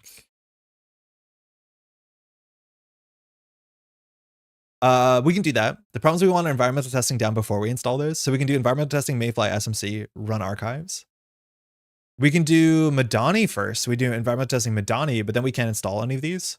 So this is actually really hard how to do it. Hey, Jello. So my guess is we draw once and hit a sure gamble. 3 and 49, pretty good odds. Or we just go for the flip credit here. No, I think we need to get down environmental. Yeah, I think we do environmental time Mayfly SMC and just say the click compression we're getting from Madani doesn't actually do anything here. It saves us clicks. The thing is, like, if you put things on Madani, you can just click for credits. F it, let's see how this works. Solo host. We're incentivized to draw last click here because we have a chance of hitting our illumination, which we want to start with our hand. Okay, and then on our turn, we'll get on the SMC, so we charge that up. Unfortunately, we couldn't get the leech down, so we are going to be short. We could have clicked for a credit instead, so that we can also install the leech on Alex's turn. That might have been better too. It's too much engine, not enough gas. I have a similar problem every time I build Shaper 2. Yeah, no, I'm pretty convinced that's going to be the issue we're running into. So this is Madani. It says once per turn. Whoa, that's cool. Admittedly, we're on 0 credits. So how do we possibly do this? We can do credit. Oh, because we put everything on Madani, we can't actually install these. So do we have a 0 cost program? We don't. I think we face check server 1, force a res. We can click for a credit first. There's no way that Alex is not going to res. So we'll run this, and then we can click for a credit, run HQ, and we can get Dawi to fire. DZ leech. I don't want to fill up our MU because then we want Dawi. Show us a Maskarovka. That'd be pretty bad. Yeah, that's pretty bad. This card's good. It's really good. Oh my god, this card's good.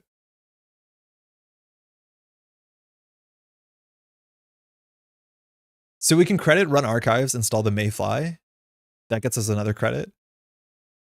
We can run HQ as well. I don't think that Arzon can res unless it's a Maskarovka, so we'll put some pressure on HQ. I don't know if Alex mulled or not. I didn't pay attention. Alex kept. So we're blown out here exactly by an Afshar. But then we can actually dump the Madani into the Mayfly. So this is what we can do. Okay, so now what we can do is we can Madani for the... I'm going to go for the Mayfly. It's going to fill up our MU, which is fine. But the thing is that this will give us a Dawi trigger. Dewi. Maskarovka, okay. And now we're flipped, so now we have to empty our MU. So all we have to do now is install the DZMZ. Or crack the SMC. Kind of cool. If you DZ before you Mayfly, you pop environmental. I wanted to get the flip here because then we install the DZ and run again, and then we'll flip back, which seems good. So I'm just going to either draw or click for credit here. I think we're going to draw because we need to. Ugh.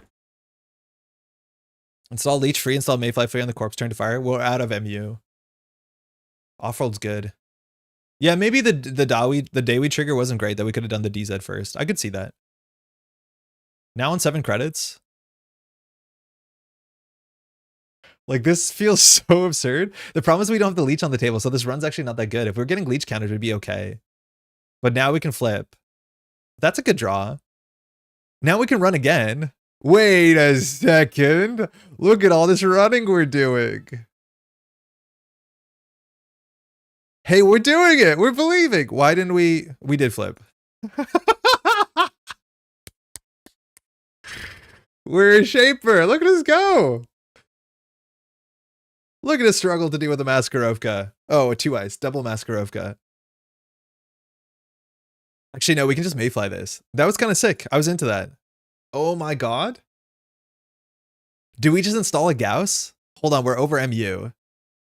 We probably should have SMC'd on our opponent's turn to use DZ. Actually, we 100% should have. Because we top decked a Gauss, and we're pretty sure this goes through this. We are having an MU issue. Such is the game. So I think we just hosting the Gauss is a bit ugly. It's the same as installing it.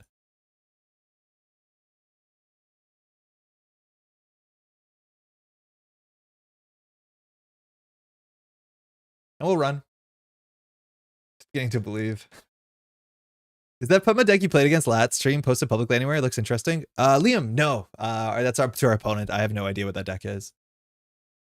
I think who's playing a Gyro maybe? Lamplighter. Oh, so tags matter. Give the runner 1 tag unless they pay 3 credits. End the run if the runner's tagged. And when this will be trashed if we steal an agenda, we'll end up taking a tag. So this is cheaper just for us to pay 3. We want to have an unused MU. So we'll let this fire. Understandable. Yeah, sorry. I don't have my opponent's deck list. You can watch the replay and probably piece it together by just like seeing what they play and back engineer it.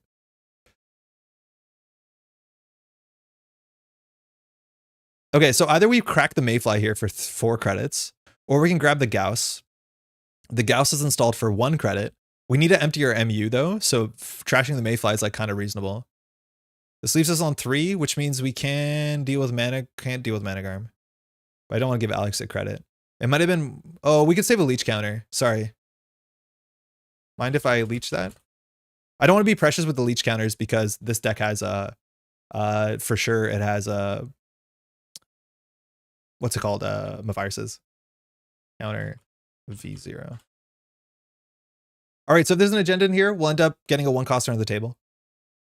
Our Mayfly is trashed when the run ends. So there isn't a maze. So we can respond to this and grab Cupulation from our deck. Hold on. Checking if I have Cup. If I had Cup here, we'd actually be really good, but I think we don't have Cup in the deck. If we have Cup, we can Cup the Maze Amusements. We're credits, I think we're credit perfect to do that, but we don't have a Cupulation. Yeah, so we're just going to take a bunch of tags. Yeah, we don't have a Cupulation. A Cupulation would have been pretty good here. So it's an above the law. I'm glad we have that. Lamplighter's now going to trash to get a 1-coster on the table, and we're going to take 2 tags. Luckily, we have no resources, so we'll see how quickly we die. Lamplighter trashes mid-axis, and Ob can get a maze. Yes. Luckily, there's already one there, so we'll see what 1-coster. If it's a 1-coster that goes into this remote server, we can choose to access it. I think we're just going to play Tag Me. Tithe, okay. So we can trash this. We're going to have 2 tags. I think we want to draw 1 card here at a minimum, so that we don't just flatline. Vesh's second amaze. So our MU is not empty. So we actually could have also responded by SMCing, but we saw what the above the law is. So we're just gonna draw a card here and float 2 tags. We might die. It's unlikely we die.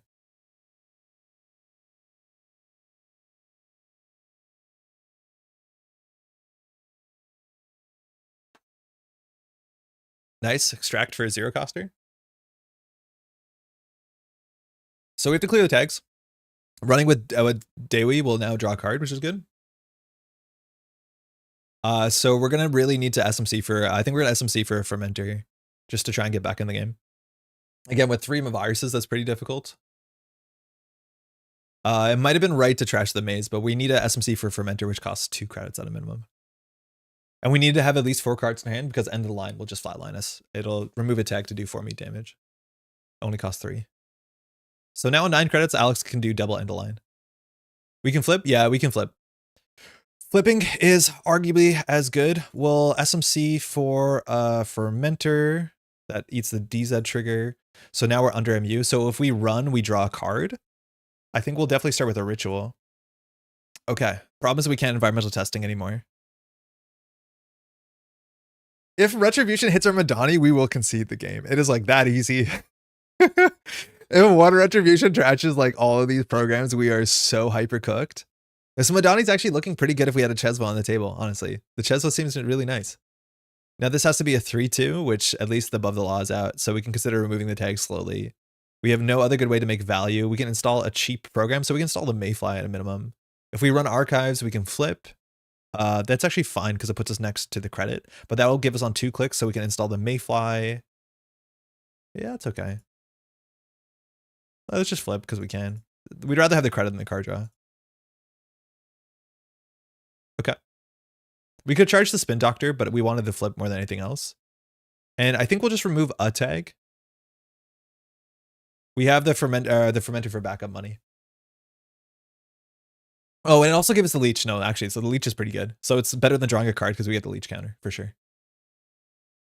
Pittsburgh had their Elevation launch party last night. Good turnout and the most fun I've had in Netrunner months since Worlds, to be honest. I believe it. It seems really, really fun. There's a lot of excitement to be had with this new set.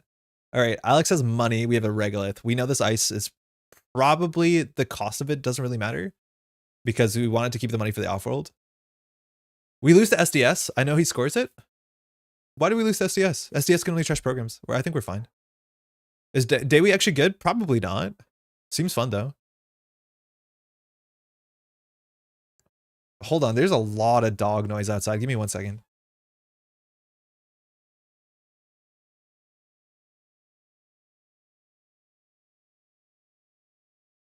It sounded like an army of dogs were getting into a fight. Sorry, thinking. The fact that our turns are so mentally taxing, maybe that'll get better. Ideally, we can Illumination here. We need to clear the tag. Fermenter for 6 is fine. I don't think Alex does much. If Alex purges, we're in a bad spot, so we could probably Fermenter here. We could fill our MU as well by just doing... I don't want to install the Gauss for 1 credit. We can install the Unity for 2 credits, so we can do credit, Unity, run archives. That gives us a leech and a Unity and then flips us. That's fine, maybe.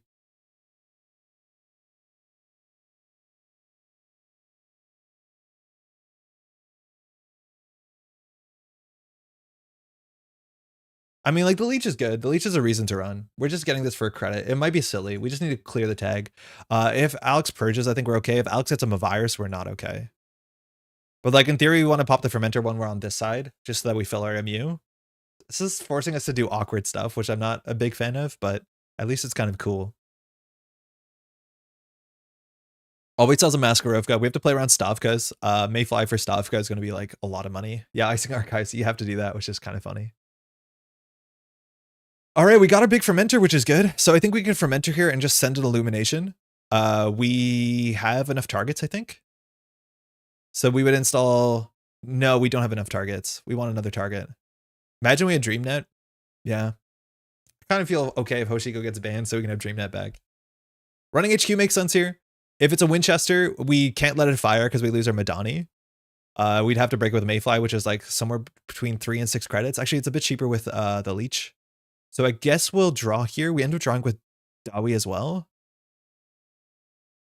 The tag definitely matters. So I want to flip Dewey and then we'll install the Coalescence, Dawi, excuse me, and then we'll figure out to clear the tag. It's an Afshar, okay. So that's the thing that we played around. So if we don't have to Mayfly this, we'll just break this for 1, lose 2. Excuse me? Oops. Sorry, broke wrong. But ping me for 2 and I'll go in. Cool. So we break this for 1. We can't break both subroutines. So we get Leech, we get Dawe, Hedge Fund, okay. So we can clear the tag, or we can install the Coalescence, which gets us DZ value and it flips. This is fun. Generally kind of fun over here. Just having a good time here. If we had Knick-Knack, we'd actually have a really good reason to run. Getting a 2-coster, let's see if it's a defensive upgrade or just like an ice. It's a wall-to-wall? Oh yeah, 1-coster, okay. So that's an easy target for us to run. I don't think we're doing well, but like we're keeping on. We're hanging on here. So now our MU is full.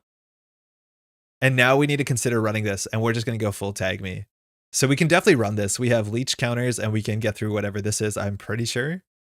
Nothing we really have to do here besides just run. We're going to just take more tags, I guess. I would love to get the environmental testing and empty it all on the same turn, which we're almost capable of doing. Let's just see what happens here. We have the Gauss in the pocket if it's a double Maskarovka.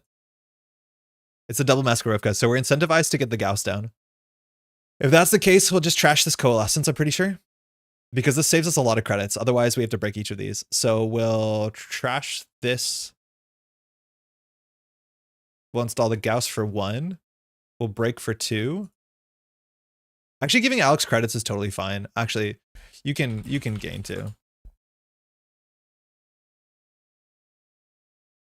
Yeah, Alex's money is just a bit too good here anyways. I don't think it's going to matter. I don't know if this is on Mad or anything. We'll end the run. So if the turn this comes in, it's 4 strength with the leech counters is pretty good. So we'll gain the credit. We'll steal another off-world. We won't trash the maze. We're on 3 tags. So here I'm just going to remove 2 tags. Dawei's flipped. 1 tag seems totally acceptable. 2 tags seems like a bit much. This wall-to-wall won't do anything unless Alex pops a Spin Doctor. We're going to hope that he forgets. And we'll just take some money here. These illuminations are really burning a hole in our pocket. Okay, he remembered. Good for him. We'll see if there's any advanceable ice. But wall-to-wall is only really good if it's the only asset. So like leaving this actually saves the Spin Doctor. Value end of line? Yeah, I'm actually more worried about like value, what's it called? Bigger picture or whatever. Retribution now on the Madani is not that bad. Technically hitting the DZ trashes the program as well. We die now? On 1 tag, it's very hard that we die. It's measured response is something we might have to play around. Measured end of line kills? Yeah, I guess that could kill us. But not much we can do about that. I feel like Madani Illumination trip over each other a bit. I do feel like that, yeah.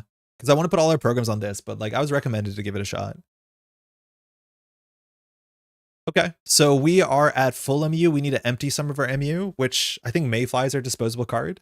On 17 credits, you can res everything. If there's an agenda in hand to win it into here. So I think we really want to find a fermenter. Oh, drones is nice. Can we flip to turn? Can't believe you tank a maze twice. I mean, whatever. What can we do? It's hard to interact with this. We need a compilation. So we could, in theory, host a couple cards here. Excuse me? Okay, I did it right. I like how it knows there's no programs in hand and it doesn't ask you to like confirm the prompt. That's like kind of cool. So that means we can Madani with the DZ for free. So in theory, if we run here, we gain a free card draw and we save a credit. So on 3 credits with the leech, I think we actually will run R&D and just be a bit aggressive because we can see 2 cards. It's actually kind of cool pressure. We wouldn't be able to afford Conduit here. But with Mayfly Leech, the only thing we get blown out by, oh, that's good. Nice. So actually really good. Man, Maskarovka is good. So now we can use Madani to install a Devadatta drones, which actually frees our MU, so we get a flip, and we get to see 2 cards here. Spin Doctor, can't really afford to trash that. Extract, that's a really good draw. We know what it takes to Illumination, so we can keep the Illumination here, I think. We have a tag. I think we'll discard the VRcation. Environmental testing actually might be a bit ambitious. One deck can actually be a bit dangerous with Wayland. Trust operations install BOAC from archives feels so good. Yeah, I'd be surprised if it's this deck. We haven't seen anything that supports BOAC. But like, I don't love to float a tag. If I couldn't, I wouldn't. But I feel like we need to put more pressure on. Wall-to-Wall also drew a card, so the top of R&D is totally unknown.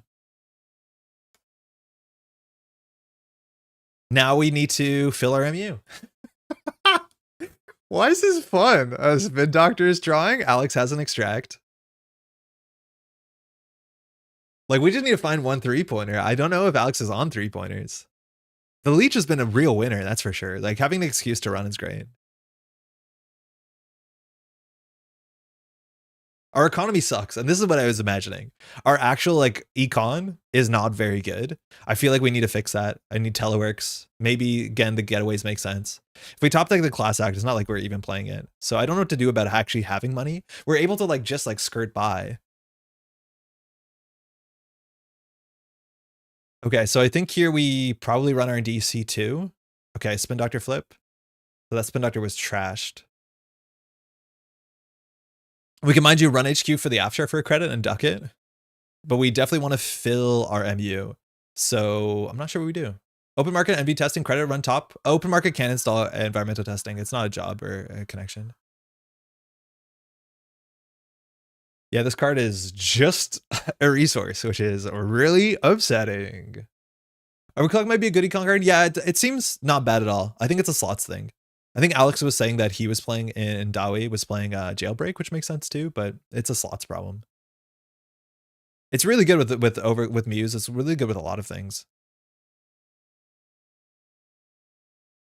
So much fun to me, seeing a very different direction. And Geo went for is very interesting. I wonder what y'all did. Padma, why do you do this for free? All right, we could consider firing Azamat. Sorry, we could consider firing Azamat on Alex's turn. So cards are discarded. I do think we need to threaten the Spin Doctor. Ideally, first we fill up our MU. Azamat notably is 2 MU. So if we nuke a draw into a 1 MU card, we can install it cheaply, and then we can threaten the Spin Doctor, and then we can run R&D. I think we should definitely be on Chesva and Cup. Yeah, I do like both of those. I think the Cup is really good. Daijen, if you tried to post the link, it swallowed it. Sorry. It's just on YouTube. It's not even me. Oh, no, you made it make sense. Okay, hold on. Let me copy that. You were clever about it. I'll just put that in there, and then we'll come back to it. Okay, thinking. So it might be actually right to fire Azamat on Alex's turn, just to fire DZ. That's really cool. Agenda's probably in here. Agenda's probably in archive, so we need to contest the Spin Doctor. We'll nuke first. Cheap program. Fantastic. We can Muse for 1 credit. We actually could use another DZ at this point, but we can Muse. What can we get from the bin? We could Simulchip. Do you get it from the credit? Oh, you make it for successful run. We get Simulchip, and we get Simulchip. No, I think we just install a Fermenter, run Spin Doctor. Playing some Dawi today. Yeah, Lead Mill, it's our first game ever. It's like been kind of fun. We're playing against the world champ, so like we got some work to do, but we're all figuring it out together. Almost have a locked it down day. We reminds with day. Thank you. I'm getting it. No, Rushdie, if I keep messing it up, keep fighting me on it, please. So we haven't made a successful run yet, so I think we'll just run R&D here. Oh, we definitely could have put the Fermenter on the Madani. It doesn't change anything. It makes us not commit the credit now. What was shuffled back? An unseen card. Okay. So Nomavirus. This is probably Holloman, which is an issue.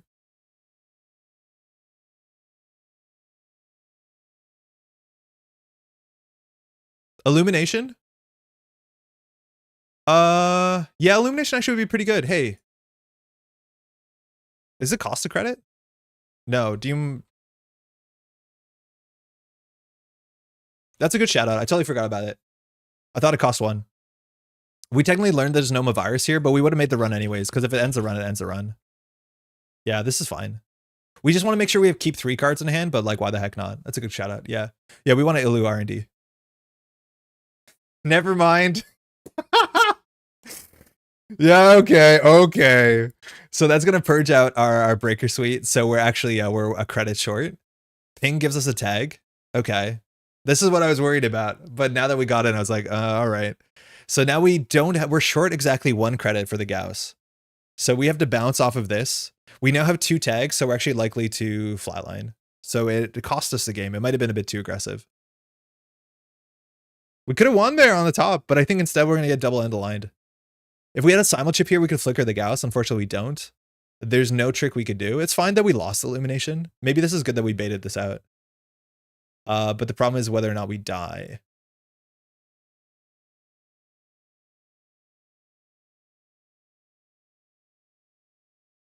It's an anthill. Okay. Just more card draw. If Alex top decks the 5-3 here, I'm going to be upset with us. I mean, they could just do that either way. It was game winning. Yes, there's a risk. Like right now we're forcing the hand. I think Alex wanted to keep the leech for a better time, but it is what it is. All right. So we definitely still need to make a run. I think we're better off running HQ here. We'll see what the Spin Doctor does. There might actually be agendas in archives because we're not showing a reason to run it. Yeah, that shows you something about like risk management. It's one thing to be like, okay, I'll take a shot at winning the game. Another thing to be like, I'll take a shot at shutting off the Illumination. And like, you don't have to play Netrunner by making sure you take no risks. You have to take some risks. And there, Alex took a risk. And then once we like made it worse, then obviously Alex pushed for something. Okay, so Simulchip on the table is actually pretty good because it means that we can clicklessly gain 4 credits with the ability to grab for a Muse. We didn't die yet. That's kind of like a cool thing we got going for ourselves. The funny thing is we might not look like we can contest the spin doctor, but as soon as we make a successful run, we actually gain a credit on the spin, which is like kind of cute. Flickering the Gauss and running RD makes sense. This is 2 credits to make the run. The issue is we do not have 2 credits to our name. So we can run the wall to wall and then run R&D. We can run the spin doctor if it gets popped, then we can run the wall to wall, we can run R&D. Right, it looks like we can't trash this, but if we make a successful run, we actually do get a Dewey credit. A Dewey credit, shit, sorry. This is the problem, yeah, this was brought up before. I think Toron was saying it, like, the issue with the pronunciation guide is we get locked in with our bad form. Now, if we trash this, we have no money. I think there might be actually agendas in archives. So Simulchip gets us access to Mayfly's nice. Coalescence is easy. Fermenter on Alex's turn. We probably should just not do anything here and clear the tag and force Alex to do a lot more work. This might be an pretty sure this might be a mutually assured destruction deck. Okay, I think we're just gonna clear the tag, click for credit. We now want to empty our MU, which next turn we can do, no problem. Oh, we have 2 tags, that's acceptable. We die to end of line measured, we die to end of the line Angelique. Is there a reason for not having the pronunciation guide right away? It takes a lot of time. It's a lot of effort to make sure that you're getting all the like the phonetic stuff. You have to check everything. It's not just card names. It's like flavor text, it's titles, it's names. It's just it's an absurd amount of work. Yeah. Again, it's all volunteers, and like a lot of people like work very, very hard to get the set out and then probably want a bit of a break too to some extent. Oh, we got my retribution. Oh shit. We did lose our Madani. The bad thing happened and it wasn't that bad. Measured response with a click left. So we died to double measured. I think our time might be up here. Hold on. Thinking. Never mind. End of line. Okay. Good game. Our money was bad, and that was the reason we weren't doing things, is our money was not good. So we did die to the combo that it looks like Alex was drawing up. On the turn you purged, and he shot, there was an agenda in the top 2. Our money's bad. I think if we can solve our money, this is actually kind of fun. And this is a good ice suite for us to interact with, which is like cheap enough. But yeah, we were just like short of cleaning the tag. If we were a bit, like maybe we could have read that. That's why the spin doctor stayed on the table, is that maybe Alex didn't care about the spin doctor, but maybe also Alex wanted us to make a successful run, and making a successful run turns on the measured response. So if we wanted to deal with the tags, we could have, I think, Simulchip flickered for a Muse to get enough credits and cleared 2 tags. Could be Mav shuffled though. Oh, so true. Showing off with the retribution first. Yeah, that is just the stunt on us. Hey, Maddie. All right. Well, thanks for the game. I have no doubt when this deck works, it's fun. I'm just pretty sure it's kind of cursed. And she card name is giving me a hard time to learn the new cards. What do you mean? Dewi's Theater in Shambles, beaten broken. It's okay. We did some cool stuff. All right. Sample size too small, but we did get to do some fun gaming. So things that we learned. Who's Knick-Knack O'Brien? No idea. Never seen him. Never heard of that guy. The DZ was really good. The Madani was totally fine. The Simulchip was fine. I had a Basalt in hand and an off the books there at the end. Oh, okay. Good game, by the way, Alex. We just did not have the money at all. Was bluffing that I was shuffling cards back with spin. Yeah, I was hoping you were. I was worried that you'd keep cards in archives because there's no shot we can check that. What works? SMC was like fine. Honestly, everything here is fine. It's the Azamat that was a bit ugly, but that it comes down to the matchup. I don't know what to do. Open market seemed pretty bad, but we were tagged. Can I get a brief top down on how the deck is meant to work? Yeah, totally. Leave me alone. So we're playing Dawi. Dawi says that on this side, when you make a successful run, if your MU is full, gain a credit. The back says when you make a successful run, if your MU is not full, draw a card. And so what we're trying to do is flip in and out pretty constantly. The big card we have is Madani, which is a MU-less console that allows you to click to host any amount of programs on it. So then you can run, and then when you're running, you can install your programs before the successful run trigger. You can also now fire DZ that says once per turn, reduce the cost of a program you install. And so now we can DZ on the corpse turn, on our turn, and we can go back and forward and just keep installing things cheaply. We have a lot of cards that have a shelf life. So like Fermenter fills up our MU and then doesn't. And so we want to use that when we're in a certain form. Same with Devadata drones, Coalescence. Knick-Knack O'Brien, you can read this kind of like Aesop's Pawn Shop, but it's a fair bit more clumsy. And that's just kind of it. We have Leech because we want to run a lot. We have Breaker Suites that work by cheating them in at instant speed or by refreshing them with Simulchip. So it's basically just like a Pawn Shop Shaper if you're familiar with that archetype, but within Dewi that wants to run a fair bit. I wish this game still had an active community in my city. Creed, how's it going? Welcome to the stream. I've heard that from a lot of people. For what it's worth, now is the easiest time than ever for people to get back into the game or to get into the game. I would recommend, and maybe you've tried and this will seem a bit, ghoulish, but like a lot of times it just takes a bit of effort as an organizer to make a scene happen. I have no doubt if you are in your city and you wish there was active crew, that there was other people in your city that are feeling the same way. What I'd highly recommend is reaching out to a local game store, asking if they can put up a little poster, picking a night that you can come in and offer to teach people to play. But a lot of the times people don't know about this game, or they don't know other people want to play this game because it is a bit underground. So there's something to be said about like, if you build it, they will come. I'm not saying it's not a lot of effort, but do keep that in mind. And also, if you are in a major city, you might just not know about that. It's like classic pawn shop, rig builder, shaper with more hoops. Many more hoops, and you need a run, which is kind of tricky. It's like that's antithetical to how pawn shop used to be. Spec work instead of knickknack might not be terrible, honestly. Spec work is really nice because it's a better on more board states. I could consider that, and it's just a bit more upfront economy. I'm gonna keep the knickknacks in because we just haven't seen knickknack do anything. On our board that we played for the last game, I don't think knickknack was actually good at any point. Definitely worth a shot, thank you. Yeah, no, it's definitely worth a shot. It's like, I promise you that it just takes one organizer and it kind of rallies people together. Especially if people also hear from other places that they can travel. They'll be like, oh, there's an event in so-and-so, we'll come out and play.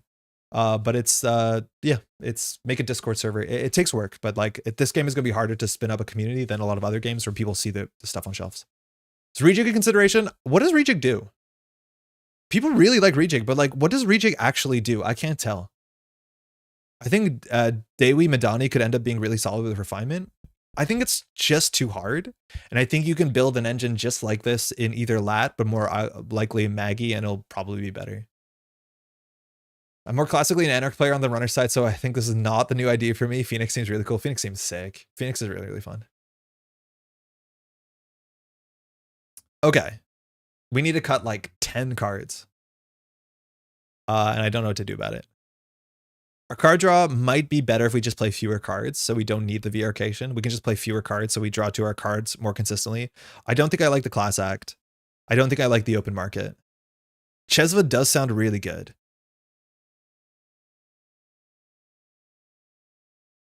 Like, I don't want to be mean, but like, explain the board state in which rejig does something, because I'm not seeing it.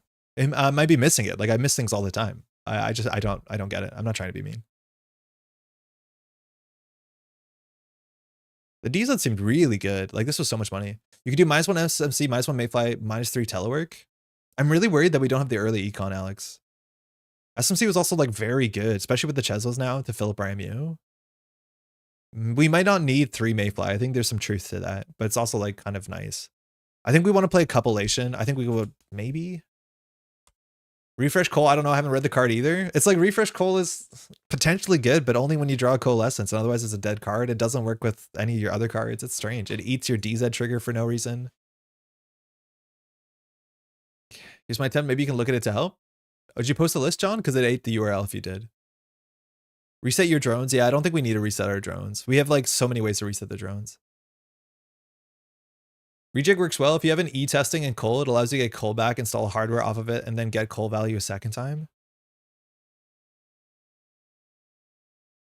I'll try it. I'll honestly try it. I'm not sure if Illumination is doing it. We can try it. Like, you're right. You can install a different card. I'm just not convinced.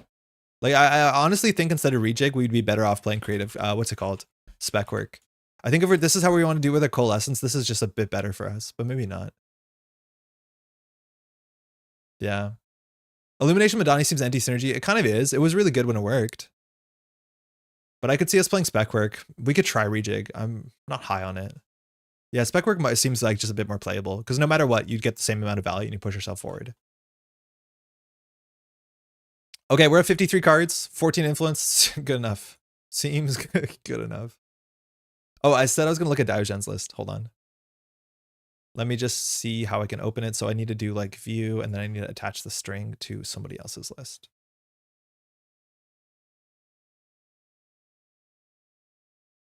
Do the day. It's not going to make sense once we know how to say it. Okay, Lilo. This card seems pretty bad, especially when we have a better card in faction called Vrcation, which is also 2 clicks to draw 4. So not sure about that. 1 Madani. So we're doing something different. Euro Open Market, Muse, Devadatta, Copulation, Coalescence, Propeller, Echelon, Euler. It's weird to see a list that's 45 cards and be like, wait, there's not enough cards in this list. This seems like the same sort of idea. This is just like relatively straightforward, but this deck has no money in it. This deck has literally no money. Its money is Sure Gamble, Spec Work, End of List. Oh, Knickknack, of course, but that's it. I don't think that's enough. Oh, Side Hustle could make sense with Open Market. I do like that a bit. Yeah, I don't think you have a big incentive to play 3 Copulation when you do have like Recursion. 3 Palangi, I guess we're a Propellering card. Can you not see this? This I can see. There's enough money. Let me try that, John. Yeah, this is an interesting diagram. This seems a bit, this is what I want to play. So I want to play Madani. I think this is your best card. Coalescence is good money. Coalescence is like okay money. Yeah, maybe I'm undercounting this. Interesting. That's actually relatively straightforward. And I think that might be okay. I think that's definitely worth a shot. I think it's one of the more straightforward versions that make Dewi do something. There's enough money. That's probably not part of the URL. Forbidden deck. John, I don't know if you have your deck list as for public sharing, but that is not showing up for me, as you might see here. Oh, because you shared the edit link. You don't want to do that. You want to share the view link, and probably is the same.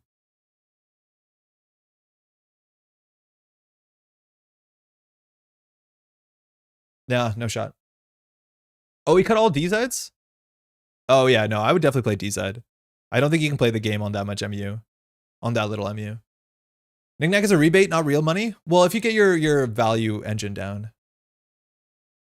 Yeah, this is the thing, because I can't look at this and be like, what's missing? But no DZs is definitely, you don't play Lilo. There's no reason to play Lilo. You can play Vacation.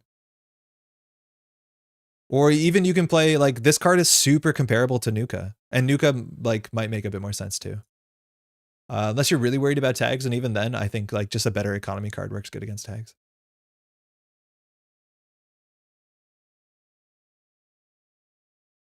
Similar idea. I have no reason to play Buffer Drive. It doesn't do anything. This might make sense just to play fewer copies. I think 2 Madani might make sense too. Ritual, 3x Spec Work, Sure Gamble. Yeah, that's what we're doing. Knickknack, Open Market, Side Hustle. This is a package I think is kind of interesting. I worry that you just don't have enough card draw here. I think Knickknack is a card draw card, and I just haven't fired Knickknack, so I don't actually know what it does. But there's just probably not enough card draw here. This I like. Fermenter Lees. 2 Muse might be fine, honestly. It might be fine. 2 Devadatta, Coalescence, Azamat. Principia, Unity, Mayfly, Echelon.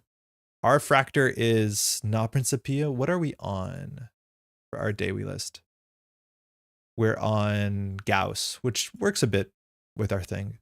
Yeah, this seems fine too. 47 cards. I think you run into the same issues. I think cutting these down to like 1-ofs might make sense. We might not actually need all the MU in the world, so maybe doing 2 D-sums is fine. It's hard to tell. I need to do more testing. Trying is believing. Sound like such a con artist. I mean, I'm gonna keep trying stuff. At some point, I'll try something like that. But I'm interested to try some stuff for sure. Trying is believing. AC Baz.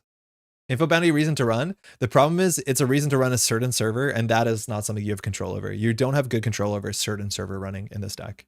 A lot of times it'll be like the breaker you have access to, and so it's better to be a bit more, I would assume, targeted. Thanks, you too. All right, we're playing against Poetry that took a mulligan. We have a Knickknack early. We have double SMC, so we can SMC for Azamat, and we have a Telework. I actually kind of like this hand a fair bit, because we can do SMC, just check. Knickknack doesn't do anything on turn 1, but SMC, check, install Telework might be fine. And then we can SMC for, honestly, like, do we SMC for a Coalescence so we can fire Knickknack? It's hard to tell. It's really hard to tell. I don't mind this hand. I wish I had a bit more card draw, but maybe Knickknack. This is where I don't know how to use Knickknack. Like, I don't know how aggressive we should be destroying our own suite. Like, if we SMC for a Muse, if we SMC for a Muse Coalescence, it's probably a bit better. Greasing, okay, don't go tag me. How much is it to SMC for a Muse Coalescence? So you spend 6 to gain 4. So you spend 2. That's probably the play. Here, Drafter's a bit annoying on the faith check because there was a greasing play turn 1. I think we can just check. It might be right here to pay 2 for 3 for an Azamat. I think paying 3 for Azamat is fine.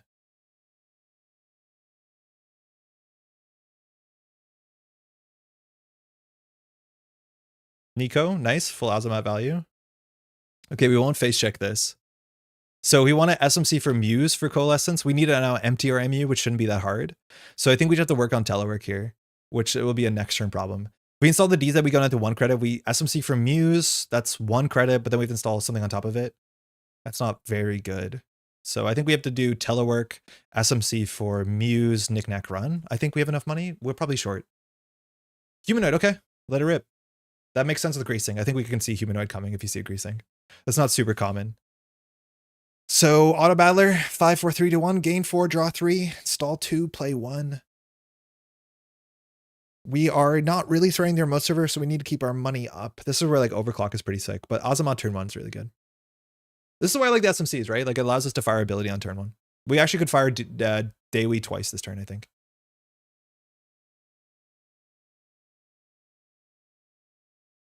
They're thinking. Mind you, this is poetry. I'm now really afraid to hit a... Ooh, 2 installs, no operation. Love to see it. That also means that they have maybe agendas in hand. But this could seamless. You can't seamless with humanoid because of the text. We're not going to hit on this turn with this. So if we telework, we're on 5. Thinking. We can SMC for a Muse. For a Coalescence. Again, that is... There's no way we're not hitting this. So if we SMC for Muse, that's 4. So we have to do credit, SMC for Muse, Muse for Coalescence, then we can install Knick-Knack, then we can run HQ. I'm just going to do our value engine. I'm not going to care about the board state. So we're going to do this play. We're going to SMC. This is bad because we use our SMC. We want our SMC to contest, but like whatever. So we'll do Muse, and then Muse will go from our stack for a Coalescence. And the reason we're doing it like this is that we have 2 triggers for Knick-Knack. And now we can do Knick-Knack and we can run HQ. We don't have to play around Ikwa. And so Knick-Knack will sell the Coalescence, which empties our MU. If he DZ, you'll flip back for sure, but I want to also knick-knack this turn. Humanoid for 1, fine. So this has to be better than humanoid. We trash it for free. And now we're on Dewi side, so we're probably just going to set up. Okay, auto campaign. We have to deal with that. Or we can contest HQ. Yeah, DZ is an option, but like I think we need to get back into the money, and this was our money play because that's 2 knick-knack fires. And knick-knack is probably the econ we have in our hand. So now we need to fill up 1 more MU. So I'm pretty sure we'll do Nuka draw and see what happens. We might not knick-knack this turn. We could knick-knack the Muse. Ooh, hedge fund. So that has to be off of the spin doctor of the top deck because it would have been played last turn, I think, unless they're flooded. Economy not great. Thinking. Have to plan our whole turn around, just getting a bit of value, but we have to plan our whole turn. So we can do Nuka draw. They have to have an agenda in hand unless it's in server 3. I think Nuka draw is fine. If we run, we can trash the Muse to draw. That's probably better. It gets us further from Dewi, but I think face checking here is just a bit better. From Dewi. Yeah, I think we just run HQ. They should have an agenda in there. They didn't manage their hand with Spin Doctor that hard. We just need clickless card draw. That's good. Nico for free, sure. Not fantastic with the Spin Doctor on the table, but... Okay, so we can do Nuka, use Nuka. Telework. Okay, this is spec work. If this was a rejig, would we be happier? No. So next turn we can do SMC run. So I'm assuming we're going to get environmental testing down. I don't want to discard a card here. So we probably installed environmental testing so that next turn we can do Madani tricks. And let's just see how fast they can do with stuff on the board. I need to realize that we can slow down a bit. The game's not as fast as it used to be. So like taking these like turns where we're not contesting feels a bit rough, but with open centrals, I think we'll be in a good place with Dewi. Let's see if they pop off here. That's not good, but if it's just aggressive trendsetting, yeah, that's not good. Especially because poetry fires. We could consider face checking. I don't know how bad the face check is. So this is from the top of the deck. This is position 2. So the first and the third card are known. This is the turn where we have to either run HQ or deal with the auto campaign. Yeah, it does look fun, Tanuki. It actually is quite fun. Just win on centrals now? Yeah. Mind you, this is trend setting. Ugh. But like, we have to spend extra clicks. So now if we want to do combo stuff, we can just install Madani, host SMC Devadata. We can run. We will eat the knickknack trigger. Unless we want to draw a card and a credit off of telework, which loses 2 credits, but gives us a card draw, which might be fine. The spec work feels kind of ugly. I think the odds on we're going to get enough value that we don't want to spec it. I mean, yeah, let's just win off centrals. We'll just let this do its thing. Plan the rest of our turn here. So we're going to gain a credit. So we can nuke it first. And then install as many cards on the Madani that we can run. I think that's fine. Are you supposed to know which card poetry you took? Is it JNet thing? I think you are. I think it's same with, I'm pretty sure with the 4-2 ADT, I think you are. But I feel like they changed that rule like multiple times. All right, the Sure Gamble looks a bit ugly. Excuse me. Double Devadata drones if we have the DZ down is actually going to be pretty scary. So now we're going to run R&D. We're not hitting the telework. I think we're not going to knick-knack here. We'll get the SMC down. MU is full. We get Dewi a fire. Hedge fund off the top. Okay, so they have a 4-click turn. They could be on 3 points. Let's see how bad auto is. I'm not convinced it's going to be that bad. If they score an architect deployment test and get 2 cards on the table, that's the worst case scenario. But they left HQ open for a couple turns. Should you be able to trigger Detente before Rio on an HQ run? JNet seems to always trigger Rio first. I don't know. I'd have to check the wording. Ingaton with a counter or just Ingaton? Ingaton with a counter. So we know that this is not an agenda. And Ingaton put a humanoid resources here. Cool. Cards just set aside order should be known to Netrunner. Yeah, I'm pretty sure that's how it works. So we can decide to install a Devadata drones here. The issue is that we have an MU problem. So what do we do? I think we telework.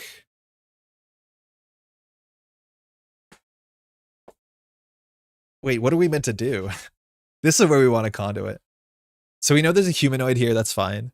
We have no points. I don't think they have another agenda in hand. This is non-agenda. This is a humanoid. So running R&D here is fine. We can get our Devadatas down. So we might actually be okay knick-knacking the SMC. I think we could do telework, install DZ. That's probably better. Yeah, that's much better. And then we get 9 credits. So we won't knick-knack. Oh, actually, we could knick-knack the SMC.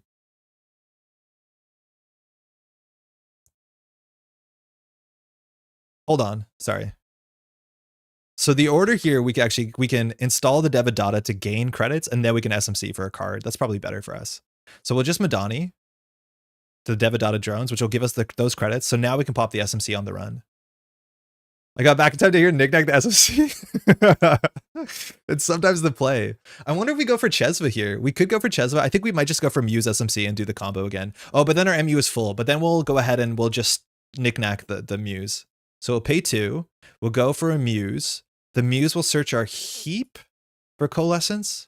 We'll take the 2 off of this. And now we can run. And now the run can knick-knack the Coalescence. Yo, wait, this is sick. I don't think this is consistent, but this is hella fun. We can't grab the extra Devadata. We were a credit short of doing it last turn. We'll flip to draw a card. We'll see 2 cards on sell off the top into a Spin Doctor.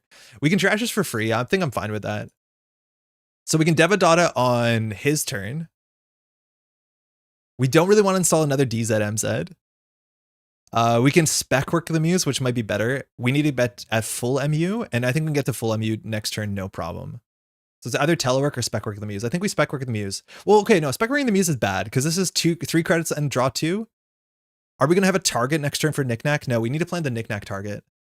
Imagine enjoying playing Shaper. Imagine.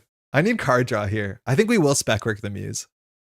I think there's a chance that we'll actually like knickknack the DZ. Because we need to fill our MU. That's not going to be a problem. Yeah, let's get more card draw. Okay, Mayfly's really good. DZ install Unity off turn. I think we'll install the Devadata off turn. It depends what our opponent does here. Another auto campaign.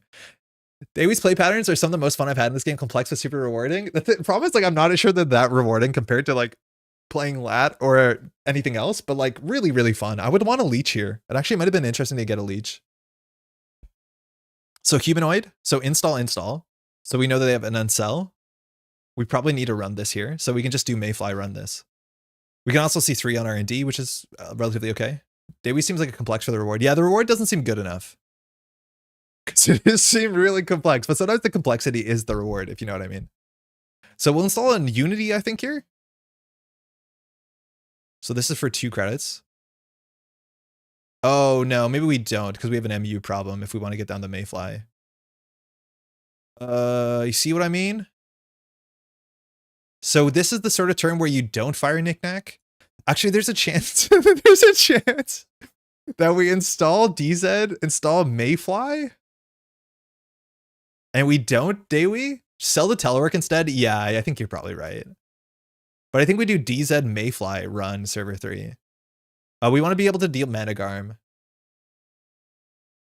We want to deal with Managarm, so we should run early. I think a Leech would have been very, very good. We can threatening sing 3 cards on R&D and fire Dewi, which is like pretty great. Or we can contest the remote server. I feel like we have to run the remote server, otherwise I'm going to make fun of the way I play Netrunner. So if that's the case, we can either trash one of our cards. No, I think we just do DZ Mayfly and we'll pay credits. Oh, sorry. That's not it. We missed.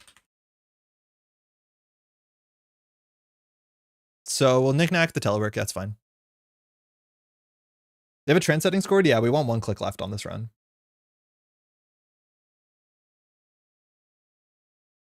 So we can break any ice with the Mayfly. It's an MIC. Okay, that's not great. So Unity breaks for 5, Mayfly breaks for 6. I think we'll go for 5.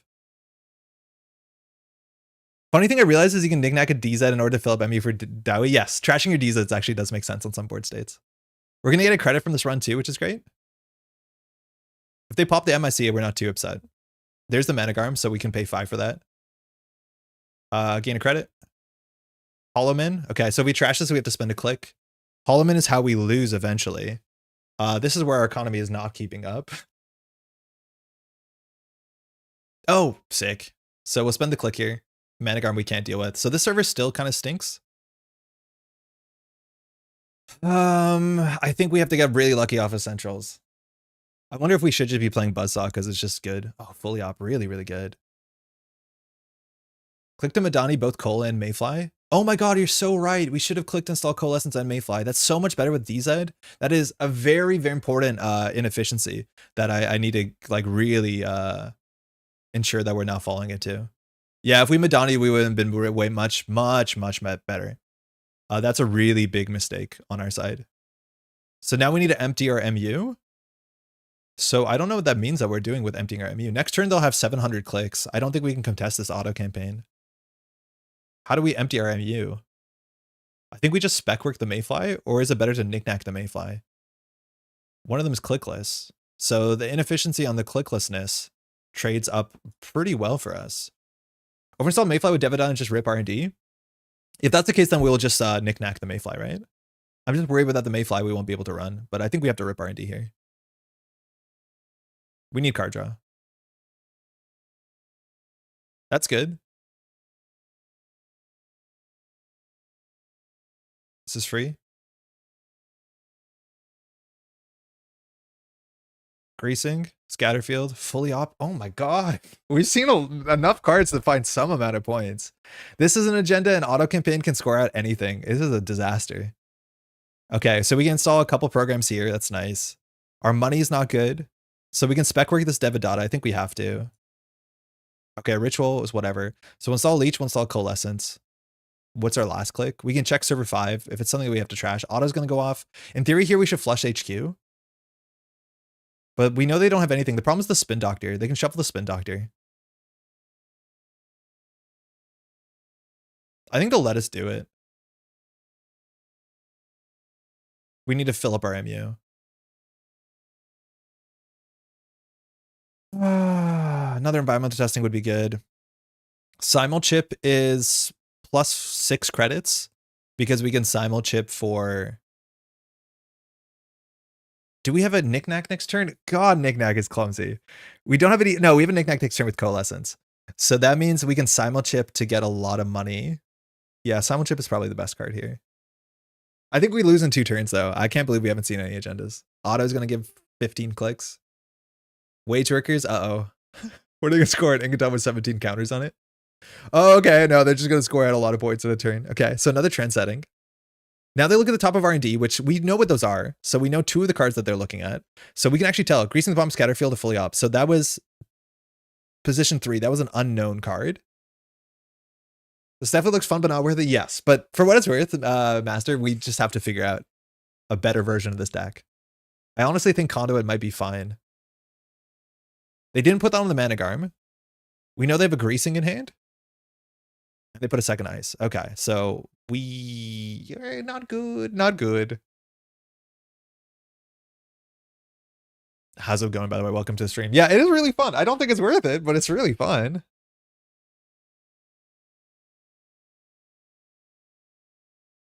Okay, I don't know why they wouldn't do it here. And click for credit because they got a trip. They got a double Wage Workers turn. Yeah, that's a good auto campaign. Will Madani here? It's free. Coalescence. Can't take the counters until a turn starts. I think there might be a version on 3x Devidata, Pretty Mary, and Iru. Yeah, I worry that there is. I don't like that sort of game plan, though. I think that's closer to what Diogen's doing, too. Start turn. Okay. So we have to fill up our MU, which we can do.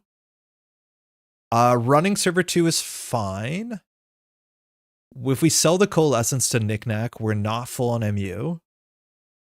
We could simulchip back an SMC just to get a credit.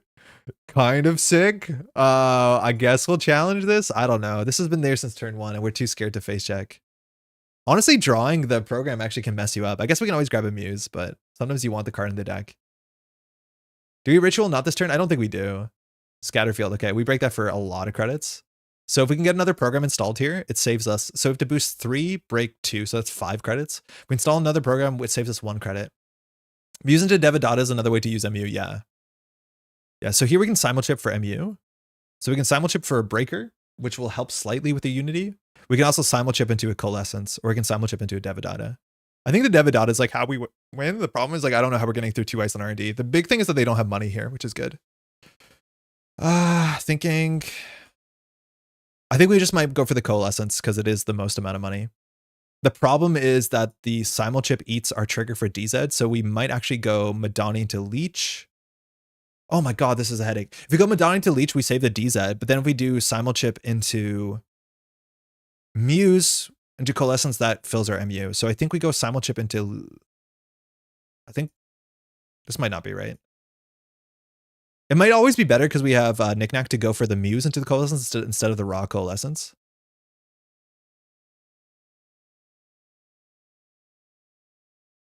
Why not simulchip with the Muse and Coalescence? I think that's an option, but then it eats our DZ trigger, and I wanted our DZ trigger. That might be too greedy.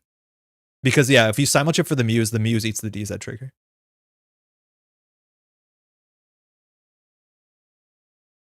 Yeah, we definitely could have ritualed here. Managarm, fine. Auto, I guess we have to trash that. So we'll spend 2 clicks? Ugh. Mayfi was 4 credits, same MU? Yeah, but it doesn't do that much. No, Mayfi's 5. We know they have a fully op and 1 other in hand. Maybe we let them fire the first sub. I mean, I don't think they can have that many clicks. Thanks, aggressive trend setting. So we know this is an on sell, I think, and this is an MIC. I think that's what we saw. So what do we do last click here? If we can run again by emptying our MU, we're in a good spot. The problem is we can't empty our MU that easily because Knickknack is first run. So we can't. I think we have to gamble here and hope that we definitely have another turn. We could actually threaten the Wage Workers, which might be reasonable. We've used our Azamat, which means we are paying out of pocket, but then it plays around aggressive trend setting. So far, they've scored a couple of their 3-2s and 3-1s. They definitely have 2 more Ingotons, 1 more trend setting. But dealing with Wage Workers this turn might be okay. We have no forward tempo. We'll Ritual next turn. We can install the Gauss on here and install the Gauss trashing a couple cards. I would love to be able to run Archives to get a Leech counter and get the flip. The problem is we can't do that clicklessly. We can't trash any of our programs. I'm all for fun things that are fun and not worth it. They're fun. Yeah, it's still fun. It might not be worth it. Like, I don't think I take it as a competitive tournament, but I take this to casuals. Yeah, I'll just get more money. I think taking the Wage Workers down there actually might have been better. We have pretty good econ in our hand, and like aggressive trend setting is first time per turn. Feels bad not to have Ozamod, but I think we could have paid 4 there. Polyop, that's a reason to trash the Managarm to play around this a bit. Polyop is going to echo a couple times. So they just drew 2, then stopped drawing. So they broke R&D lock. So now we can run archives at a minimum to get a leech counter, trash the Coalescence, draw a card, draw a card. It's kind of nice. Greasing, okay. How difficult would this be playing in person? Pretty difficult. Okay, now I want to run HQ.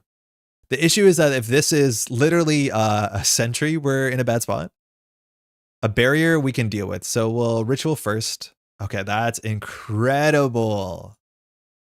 1, 2, 3, 4. And now we just run HQ. Knick-knack the Coalescence. It's so goofy. I need a really simple way to track my MU. Yeah, people are making tokens. I think I saw Zen had some really pretty tokens that she was working on. It is an MIC. How are we on 17 credits? We're just like hanging out here. Okay, so we can only install 1 breaker, which we don't want to do in theory because it turns off Dewi's ability. But it saves us a credit. But it gives us a card draw, which is more important.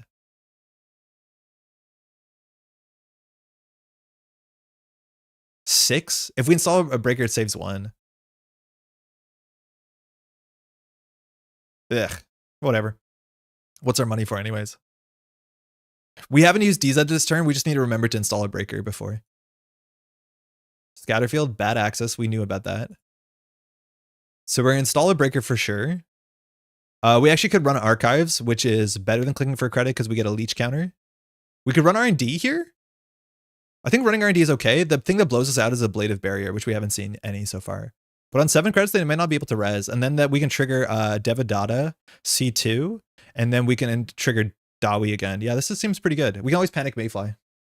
Sort of. Don't worry about our MU.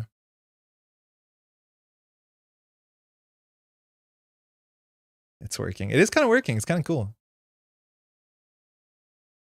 Oh my god, this card's everywhere. All right, I'm in. So now a killer would be a bit awkward. So Gauss for free. We'll break 2. This will get us a credit back with Dewi. This is genuinely rad. F. This fires. Last click, that's so bad for us. That was the bad thing. Love how Andre made Masquerovka into existence. Masquerovka is really playable, and for what it's worth, I also do think Samaxamon is really playable. How much influence is it? 3? Okay, no, that is a bit cursed. They didn't put an agenda on the table. That's really, really good for us. They can shovel with spin. We're going to see 2 cards. Good start. They're down to 1 credit, yeah. Free on sell. Okay, we saw where that was coming. They get to install a non-agenda card. Wage Workers is fine. We could win. It's possible. Yeah, the Rashida blowout on Drafter is actually like pretty cool. Like Humanoid's the biggest bounce back. Is it finally player capacitor? It might be. Oh, that's bad. Okay, no, it was pretty bad, Alex. It was pretty bad to give him a fully out back. And now we have to run this server, we lose. I don't think I have the Masquerovka full art. Does anyone know where the Masquerovka full art came from? And does anyone have more of them? Because I checked my collection. I don't have the full art for Masquerovka. And I don't know why. I think it was at Toronto Worlds. Why wouldn't I have this? So this is where contesting Wage Workers makes some amount of sense. The 1 card in hand is a Wage Workers, so we don't have to run it. This server is now a bit expensive. I thought it was Toronto Worlds. Yeah, me too. Why don't I have it? Surprised I didn't rip Humanoid into the remote. It's in archives. Yeah, I'm kind of too. Okay, thinking. So our win condition is about flickering the Devadatta drones. We need to empty our MU, which is easy. We can just like trash the Devadatta drones, but then the Devadatta drones won't be in. Did you not get a streamer care package? I was at that Worlds, right? Midnight Sun? Didn't understand. No, Alex. How's it going? Yeah, this is from a Midnight Sun card, but they did a full art at some organized play of some sort. And I'm not sure why. I'll check the boxes, but I don't know why I don't have the full art for this. This is a really nice full art. It was like, I think a participation prize. Oh shit, sorry. Do you mind if I install with Madani? Sorry, I got caught up in chat. We should have definitely Madani'd on their turn. I think we get rid of the Azamat here because we have an MU problem. So we'll Madani on their turn. We're going to fix this in a really awkward way, but we still have DZ on our turn. So now we have our unused MU. So we make a successful run. We're in a good spot. ABR said it was 9 points that started in 2022. Yeah, I was at that Worlds. Like, I think I definitely should have got it. I was doing all the commentary. Usually if you stream on the day of the event, they give you the thing. So maybe I missed it. I don't know. Please win in the next 5 minutes. I'm on it. Okay. Thinking. So there could be an agenda in here. They would have to have double seamless or single seamless wage workers, but we know their hand is exactly a wage worker. So we're not worried about the 5-3. To be honest, looking at this, I don't think it's really noob friendly territory. No, this isn't, but this is standard. I don't think you have to go like this in core. Okay, so we have to plan our Dewey. We need to get the Devadatta back to C2 cards. That's the way that we win, is we see an Ingatan into an Architect deployment test.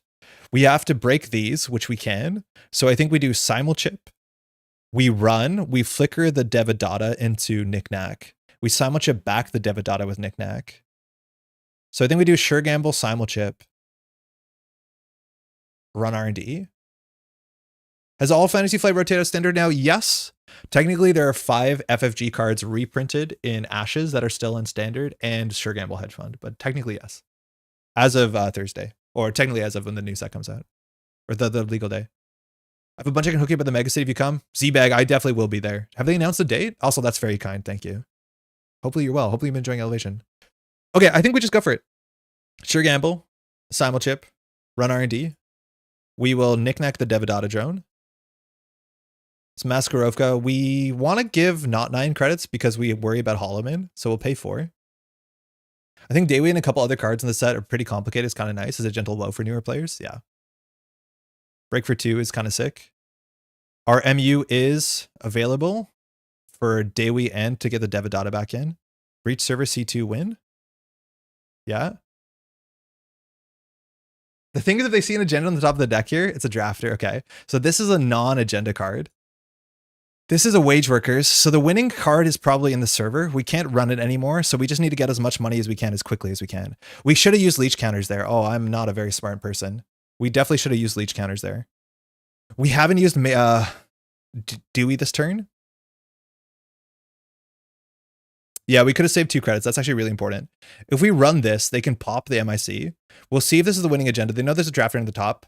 They don't install from deck when you steal. Oh my god, they don't. Yeah, this is a wage worker. So we have to run back next turn with the Devadatta. So we just need to get credits. The cheapest way to get credits is to spec work something.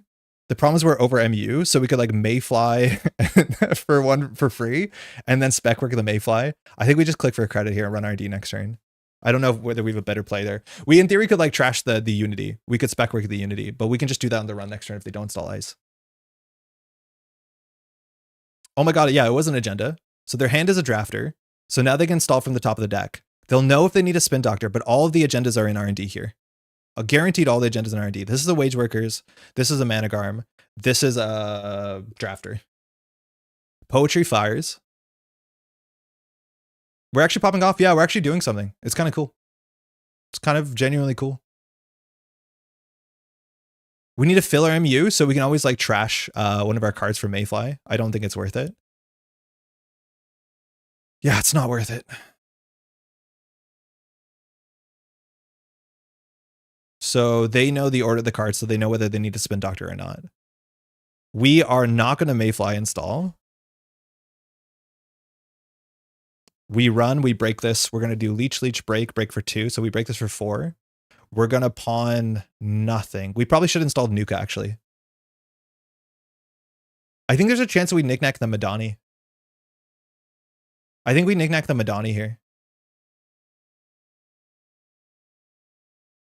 Or we can do telework. Run spin first. No, they'll shuffle if they need to shuffle. We have no reason to run it. If they see an agenda...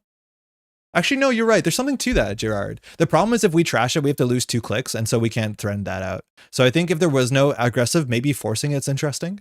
But otherwise, we'll run. If they're not drawing an agenda, we're happy. Crap. Do we do telework, use telework, run, and knick-knack the telework? That's technically 2 clicks for 3 credits. Doesn't seem great. How many Simulchips are left? 1. We have 18 cards. How many Sure Gambles are left? 1. Because we have nothing to pawn here. Wow. I think we sell the Madani. Fine. Oh, we need to fill our MU. I don't think we can do that. You could pawn half a Nuka. Yeah, that might have been fine too. Nuka, use Nuka.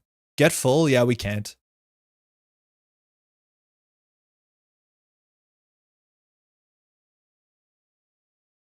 Pawn a DZ? Oh my god, pawn a DZ is so much better? Wait a second, that's so obvious. Hold on. Undo click. Oh no, but we drew the card, so we can't undo it. Yeah, nicknaming the DZ gets us full. It's better off because we get a credit. Yeah, okay, no, that's really silly. Yeah, the DZ was so much better. That's very funny. It's like, oh, you're over MU? Don't install a card, trash your MU. Silly. Never mind, it's all good.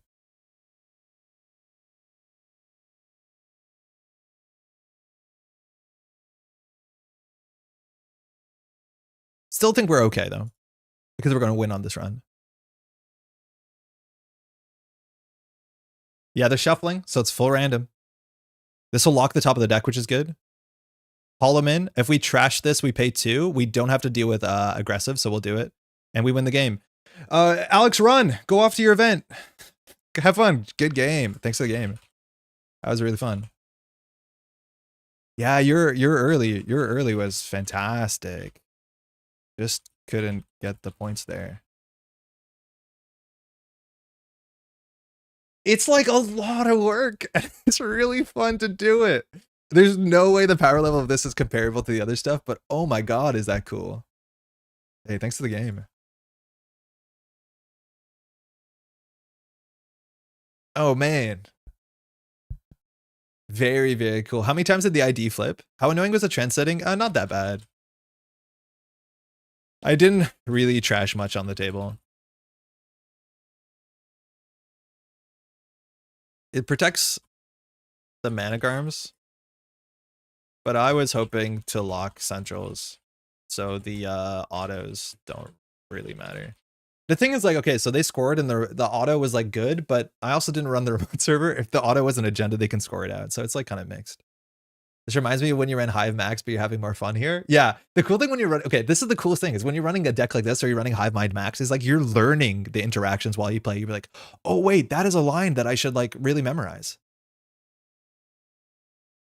Good job piloting, thank you. This Tranquilizer Ryu is gonna make someone sad, and it's probably you won the Ice Rest, Alex, for Ryu for sure. Thanks for I'll hop back in the stream. Thank you for the game, Seabass. Okay, let's check how many times that Dewi flipped. So how do we search that? Dewi. Okay, 1, 2, 3, 4, 5, 6, 7, 8, 9, 10, 11.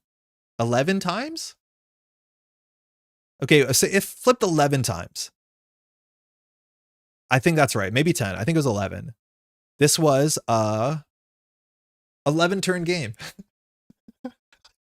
So it's up to you to figure out if that's better than Maggie that can fire every turn or Lat that can fire every turn. But for what it's worth, it fires when we're running, which allows us to touch cards.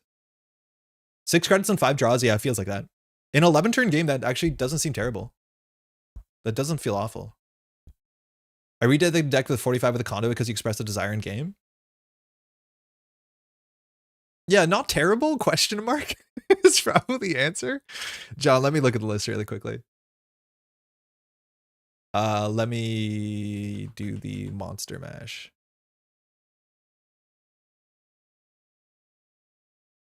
I don't have a home button on this keyboard. I don't know what the shortcut is. So if you're seeing me struggle with a keyboard, just pretend Pat is here. I think Dewi should give 2 credits instead of 1 credit. I think there would be pretty busted. I think that would be absurd. The difference between 1 and 2 is like massive. It's not 1 credit. It's 100% credit. Like, I know what I'm saying is like goofy, but 2 credits for a run is a lot. Why does Dewi not have Link? Because I don't think NSG is going to put Link on anyone. But I do think one of the sides having Link would be kind of cool, but functionally, like, just Hoshi go again. I don't like 2 Conduit. I'm not a big fan of Conduit. I honestly think Conduit might have been better in that matchup than the Devadata drones, but the Devadata drones work with our rig. I think Principia is not worth it. Yeah, this is just clumsy. With Leech is a lot better, though. That's for sure, but I kind of like the Gauss energy. This seems fine. I'm not sure how many muses or SMCs you have to run. I think the problem is our deck is not small enough to feel like we're getting a consistent sample size, but this seems pretty reasonable. We're leaving one influence for our homies, and I think that's like respectful.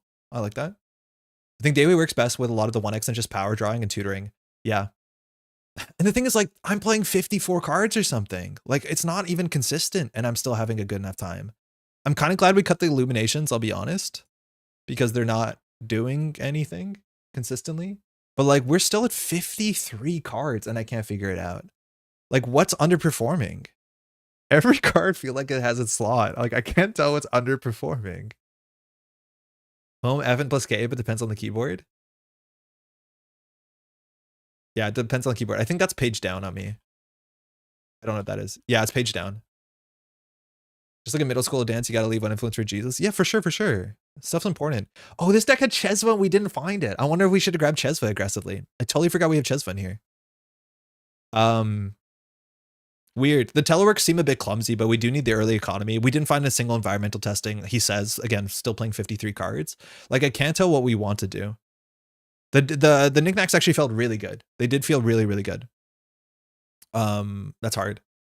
I wonder if we need more card draw last money. Eru for late game? Yeah, maybe, but Eru seems like fundamentally the sort of card we'll draw in an early hand and just be like, oh, this is unplayable. We can't hold on to it. Like, maybe that's worth something. I'm assuming a Shaper our late game is like Chesva and we don't need Eru, but Eru is also multi-axis, which is kind of cool. I wonder if we should have a slot for Devadata drones to also play Pretty Mary and then play 3 Devadata drones. But if that's the case, obviously don't play 53 cards. I think telework should be side hustle since you're running so hard. Let me try that. I'm worried that in the games that we can't run hard, this will feel worse, but I'm down to try side hustle simply because I haven't played it. I'm worried that playing 2... Okay, like the difference between telework is that you can use it to make money quickly. The problem with side hustle is it's like environmental testing. If we have this in our opening hand and we don't have money, we're in a really bad spot. I'm down to try it. I think you could also try open market. The problem is like the targets are like a bit too spread out in a 53 card deck. But this, like, the thing with telework is you can use it to get money over the first 2 turns, which is your setup turns. And I think side hustle doesn't fit that, but we'll give it a shot. We'll give it a shot for sure, because I haven't played the card, but I do feel like it might not be the perfect thing to do. I want to play it though. Hey, Tyranda, how's it going? We've been playing Dayweed this morning. It's been really fun. It's honestly been kind of fun. We had some really good games so far. Hey, how's it going? One buy advance to make the deck worse, but fill up influence feels good. Buy is like kind of cool with Dayweed, because you can trigger the order. Oh, I'm 219 card deck. I think we might. I guess we'll play it out. I'm doing well. Yeah, this is probably the biggest Nebula deck you can play in Standard, which I feel like we want to learn what the deck can do, and I don't think we're gonna get a lot of valuable data against this. I also really don't like big decks because this hand's sick, by the way, is that you just can't make great plays because any card can be anything. It's like Pika and Paranova, which is like its own thing. Yeah, I think Lawsilder does this a lot on JNet, just plays the biggest deck possible, which, like, if that's fun, I guess. That's not my favorite thing. Self-nerf Nebula. Like, what's the upgrade? I honestly have no idea. What are the upgrades in Standard? Let's draw once for Madani. Okay. No idea if we have to run the table. Remote lock and sweep HQ several turns. CSR campaign. Okay. Things are fun so far. 100 operations. It's all the operations in the format. All right, so we definitely need card draw here. We can fill up our MU if we really wanted to. It's just dropping a Gauss early is kind of bad. Ganked, Amaze, Hollow. Yeah, none of those are really important. I think trashing an Amaze early would be fine. I don't think we care about this CSR campaign. It looks like if you're playing the biggest deck possible, Azamat is going to do some work. NEBD Cordon, okay, and a flip. That's fine. I think if they score at a blank 3-1, we're not too concerned. We'll draw. Okay, we can do Muse for Azamat. We can do Muse for SMC for Azamat, and that's probably what we'll do so that we can run Centrals here, because Azamat seems really important into this matchup. So we'll go for our stack for an Azamat. We will run, which will give us a credit because we filled our MU. We want to flip Nebula. It's a B1000. I feel like we shouldn't trash that. We should trash the CSR campaign. Oh my god, I was meant to be Muse for SMC, not Muse for Azamat. I said the thing right, didn't I? Because obviously we don't want this. I meant to grab Muse for SMC so we can SMC for Azamat so we can actually run this and flip it back. That's a real unfortunate because we can environmental testing. Hey, I goofed the install chain. I know I saw the B, but do you mind if I fix it? I meant to grab the SMC, not the Aussie.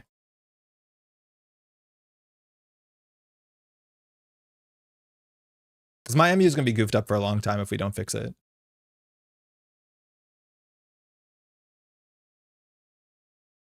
Not enough MU? No, it's the same. It's totally the same. Because we have Muse for the SMC, and then we do Fermenter, Muse, Azuma, that's 4. Kira. Yeah, whatever, we'll just play it off. That's actually a pretty big problem for us. Aussie's 2MU, SMC is 2MU? Oh, you're right. Yeah, never mind. Yeah, I can't fix it. I'm over MU. I'd be over MU. It's cool. Yeah, this is fine. No, it's all good. We'll just trash the CSR campaign because we're here. If there's an agenda on the table and they score at a blank 3-2, I don't think we're too worried if they play the Corden this turn. So we'll just trash this and we'll just say that this is our, we're going to Fermenter next turn. No, it's all good. No, I got it. If you SMC for the Aussie, 4MU, 4MU, right? So you can Muse for the SMC, but then you can trash the Muse. No, because I hosted it. No, because this package is 1. No, we can do it. It's 1, 2, 3, 4. Wait, no, we could have done it. Yeah, no, we could have done it. We did Fermenter Muse into SMC, and then we trap the SMC to the Azamat, and that'd be 1, 2, 3, 4. No, this was right. It was doable. Yeah, we have a leftover Muse. That's perfect. No, we could have done it. I was convinced into it and then out of it. No, but the line that we planned was to run HQ to get the SMC and then use the SMC to get the Azamat on a following run. So that we would still have 4 Muse, so Dewi wouldn't flip right away. But that means in the future we can get rid of this Muse or overinstall it or crock the fermenter. It also means that we get to environmental testing faster. All right, looks like they NAPD Corden for, I don't want to say no reason. Okay, so the worst this could be is 3 net damage or 2 tags. We want to empty our MU, so Fermenter seems like a good econ card here, but we'll just take the card draw. If they scored a 4-2, we're a bit more upset. It looks like it's a Scion, okay. So we'll take some tags. And then I think we'll just clear the tags here. So it's a checkist. So we'll trash this. There's no reason to trash this besides Holloman anymore. There used to be Trickleite. So I think we'll just clear the 2 tags. That means we don't play around Oppo. They could score out a Crypto Crash. But that's fine. We've environmental testing. We've flipped Dewi for a bit. If it's a Crypto Crash, they're also bankrupt. So we both Crypto Crash. I guess worst would be like tomorrow's headline is to trash environmental testing, but they don't have the credits for it. Nope. Gyro, how's it going? So if Feeling Guy MU won't be a problem, the issue right now is we have his card draw. I don't think this game is going to go particularly fast, but it's also, yeah, it's a 200 card deck. I don't know what we're going to be learning specifically in this matchup. Been sick, but getting better. Hey, good to hear you're getting better, huh? Take it easy. Take some rest. By the way, I saw your message. I didn't respond on Patreon, if I'm not mistaken. And I did the thing that you asked, but I forgot to like say anything about it. Touch-ups? Choosing hardware? Cool, we lose our DZ. I don't think there's anything on the table that can hurt us. Yeah, it's like a 217 card deck. I feel like it's the biggest Nebula deck you can play in Standard. Issues this game is going to be 30 more minutes, 40 minutes. New Reverence account would be annoying. Yeah, but they have to res it at start of turn. So they can't like keep advancing it. I think we can just ignore the table. Like we could lose to Clearinghouse. It's just it's a vulnerability audit. Holy crap. That's the max punish. All right. So it's a vulnerability on it. That's obviously pretty bad for us. That's a 4/3 that I hope that HB doesn't remember they can play this. This card is so bad. I hate the design on this card. Oh my god. I'll draw. Okay. So I think we'll just do Devadatta Send It.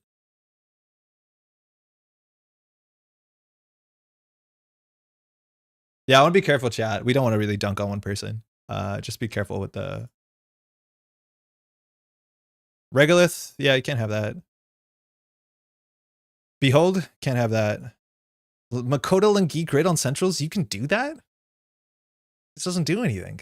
Okay, weird. All right, so we actually miss our DZ. It's been shuffled back into our stack. Is that where it goes? It goes on bottom or gets shuffled back in? Shuffle, okay. So we don't have to deal with anything. We run HQ. I'm just going to continue to set up.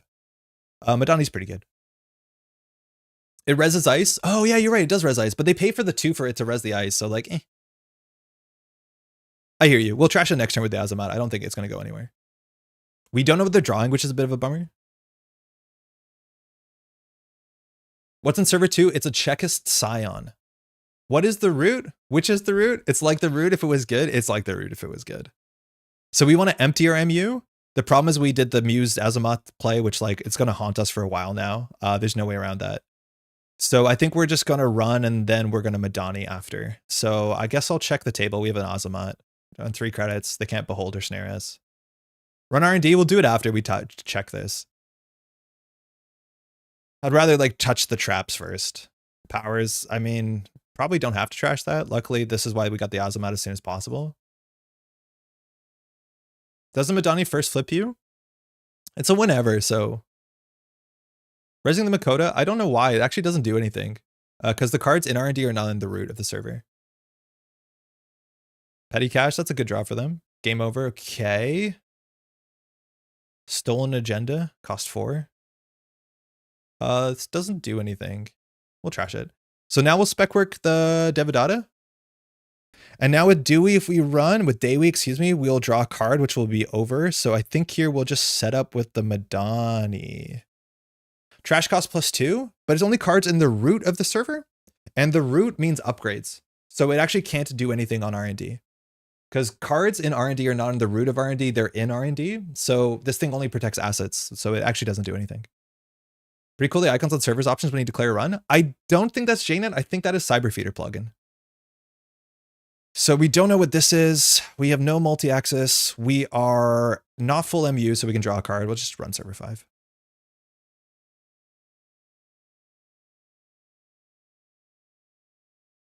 B1000. I mean, it's Azamat. So now we need to fill our MU. So I guess we do this. They can't snare.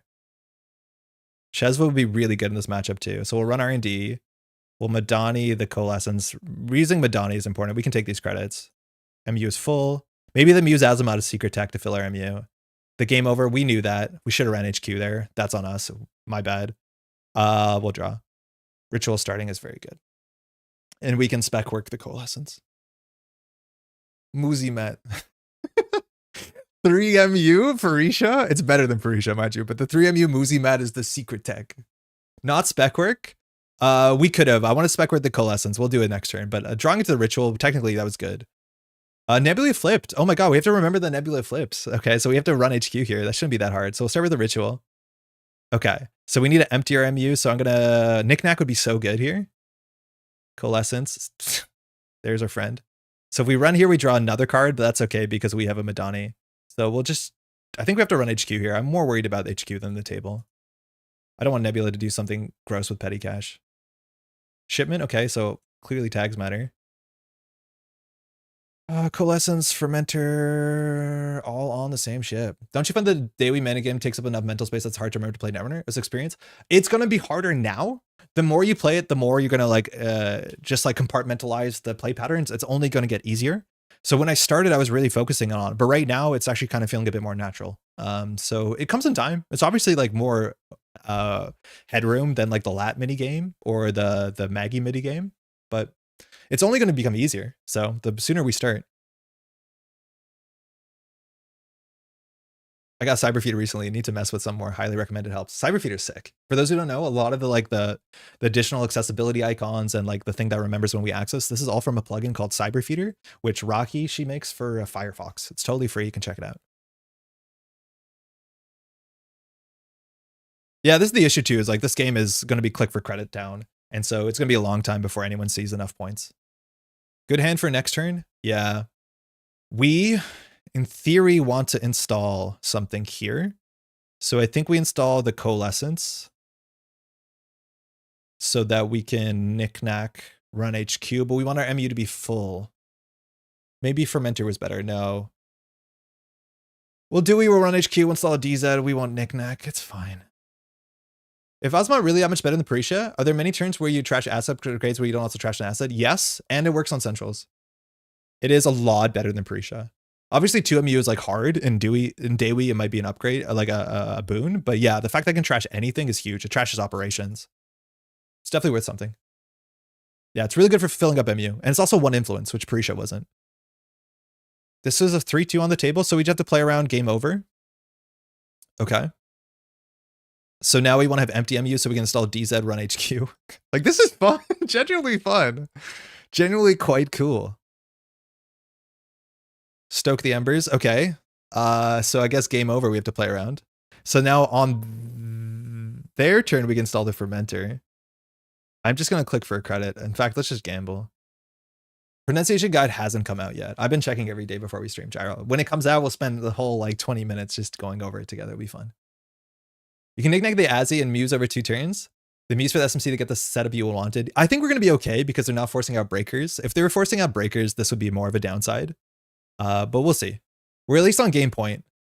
I wish we ran the vulnerability audit. Yeah, icing R&D, that's fine. Could have run one more time. Don't want to take any risks. Like, I don't want to run a behold last click and lose the game when we're so far ahead. Wondering where you got the revised Dewi pronunciation? That's from Roshni in chat, who's saying I was doing a really bad job. And like, honestly, yeah, I appreciate that. Oh, on their turn, we should have fermented. Nah, I don't care. We should have done this on their turn to save a credit from DZ. Not a big deal. We just saw it would be another counter. So actually kind of a bigger deal, but not a big deal. Card we know. We could have ritualed first. That's fine. Okay, so our MU is full until we install the DZ, and then it's not full. Fine, whatever. We don't have to do anything that clever. SMC will be good for running RD here, but on 8 credits they can res any ice in the game. I've been playing the White Blade Shaper Lock deck, pretty strong feeling. Yeah, that's my guess. It's really, really strong. Petty Cash flipped. Got to do that first, then drawing so we can run HQ here. We have no HQ multi-axis. Another upgrade. Okay, so we're going to run HQ here.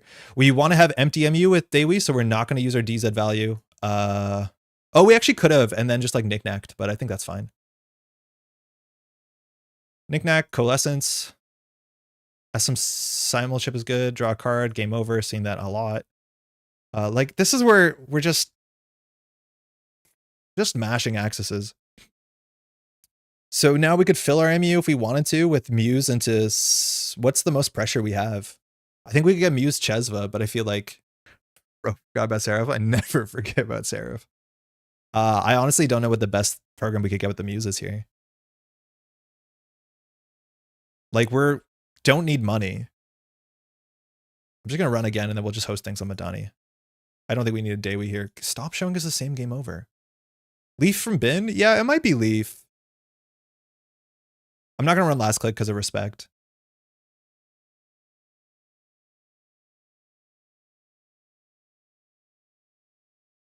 Do we have cup? No. If we had cup, that's all we would do is recur cup over and over again. We're going to have to switch to getting our, what's it called? Our icebreakers down. It's pronounced Dewey like Dewey from the DuckTales. That's the issue, is that we think it is. And now that's stuck in our head. I was thinking Dewey from Malcolm in the Middle. But it should be more like Dewi, like rhyming with they. Petty Cash, okay. I wonder if Gourmand is usable in Dewi. Yeah, it was our first shot is to play it. It seemed good. Doesn't work with DZ, but it seems totally fine. I kind of like it. It empties your MU. It does the thing you want it to. Devi, I think Dewi. But again, I'm not the expert. I don't know. Okay, on their turn, we'll Madani the SMC to fill our MU. We will run. They advance the card. That's fine. Knick-knack. Nope. Idiosyncresis. Great. We have to run HQ so they don't fast advance, but they did remove one petty cash, so not too scary. They have one in the bin, so we just have to get the flip. So here we should empty our MU so we can just SMC for a breaker. I think we'll just work on their breaker situation. So I'm going to go get our killer. So I don't think we need to have more money. So we're going to go get an echelon. A leech would be fine too. Find a game over. Classic. Now Dewi is flipped again. We can Madani on this turn if we did it right. We just want to get all our breakers down slowly. I think we can just install Simulchip, click for credit. I don't know what's going on. Maybe there's 3 game overs. I think there's 3 of everything. I think it's the biggest deck you can play in standard. Yeah, Spark, it's a 218 card deck. It's not a real particularly compelling game of Netrunner.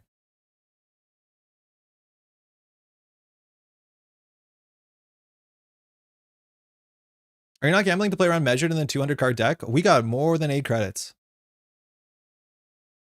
Non-equivalent? Give us the money. It is an equivalent. We got the money.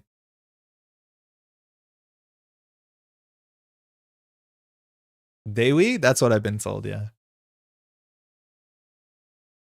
All right, so we can't deal with code gates. In theory, we can with Simulchip. I'll flinch, I'll run R&D. I do think we need to use our Simulchip for our Devadatas, unfortunately, so we have to be a bit precious with them.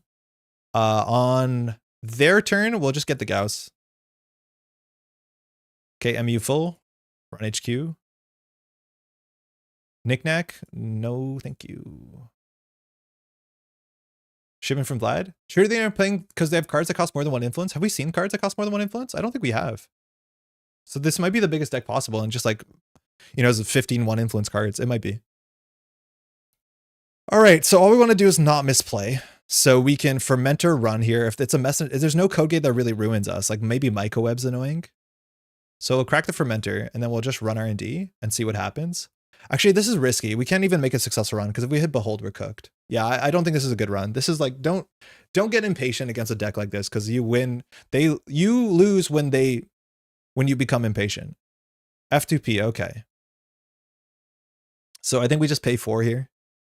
Echelon's a bit expensive. It's pretty expensive. So I think we can't access into Behold, so I think we're just going to jack out. So that's not a great use of money. We'll just jack out here. We are definitely going to get this Fermenter down. With Dewi, we can draw a card. If we run Archives, if Archives has Oracle Stink Tanks, we're cooked. HQ is a bit of a risk, so I'm not going to take risk. I'm just going to click for a credit. I just don't want to take any risks against this deck, because we don't have to. Next turn, we can start by running HQ or running Archives. We can check Archives, keep honest. Regoliths, okay. I mean, we'll trash it. Definitely could have got something on the table, but with Dewi, we don't need to. Leech is nice. Just don't take risks. Dewi every turn, twice. Because like we've been playing against Empire, yeah, but even less consistent. Okay, so now we have to play around. What's it called? Game over. We'll just game over hardware. We'll pay their 12 credits or whatever. At what point do you just click for credits and wait? I don't want to, because we don't need to, David. Especially because they're playing advanced ball traps. Like, I don't want to be in a situation. Okay, they're gonna play all the game overs. So prevent any hardware from being trashed. Honestly, the Madani doesn't matter. We can lose the Muse Fermenter. We actually could react before they fire it, but I'll pay for our DZs and our Simulchips. This is what I mean. Like, prevent any hardware from being trashed. Yeah, 1, 2, 3. They're going to play in second game over. So this is 3, 6, 9. Yeah, we'll lose the Madani, I think. We have another one. They're going to play a second one. So the more that we pay now, it's actually like pay 6 credits. Unless we've been seeing the same game over and over again. Maybe we haven't. Okay, so if we hadn't seen the same game over, I would have paid 3 more. I think Fermenter is likely to be worth more than the cost to keep it. Yeah, there's a chance. I just don't know what we're going to do with our MU because we're full here. Eventually, we'll get rid of the Azamat. Game over and over and over. Okay, so here we have a problem. I think we actually sell the Azamat because money doesn't matter. We can bring it back later. So I'm going to run Archives, trash the Azamat to draw cards. Get Leech. Yeah, I was pretty sure we'd see multiple game overs. If there's an agenda here, we win. Yeah, we win. Good game. Thanks for the game. Yeah, no, I don't like playing against a 200 card deck. I don't think you learn much. It just encourages you to play like the most boring Netrunner, which is like everything is a risk. Anything can get you out of nowhere. You don't have to take risks because they can't do anything like very specifically quickly or, you know, fork you. So Madani not giving MU is really counterintuitive. It's kind of good for the deck. Like for Davey, it's actually like kind of perfect. It's exactly what you want. Just run it back. The keyboard keeps telling me that it's please install it. It's like, buddy, you're in here. Hey, turn left.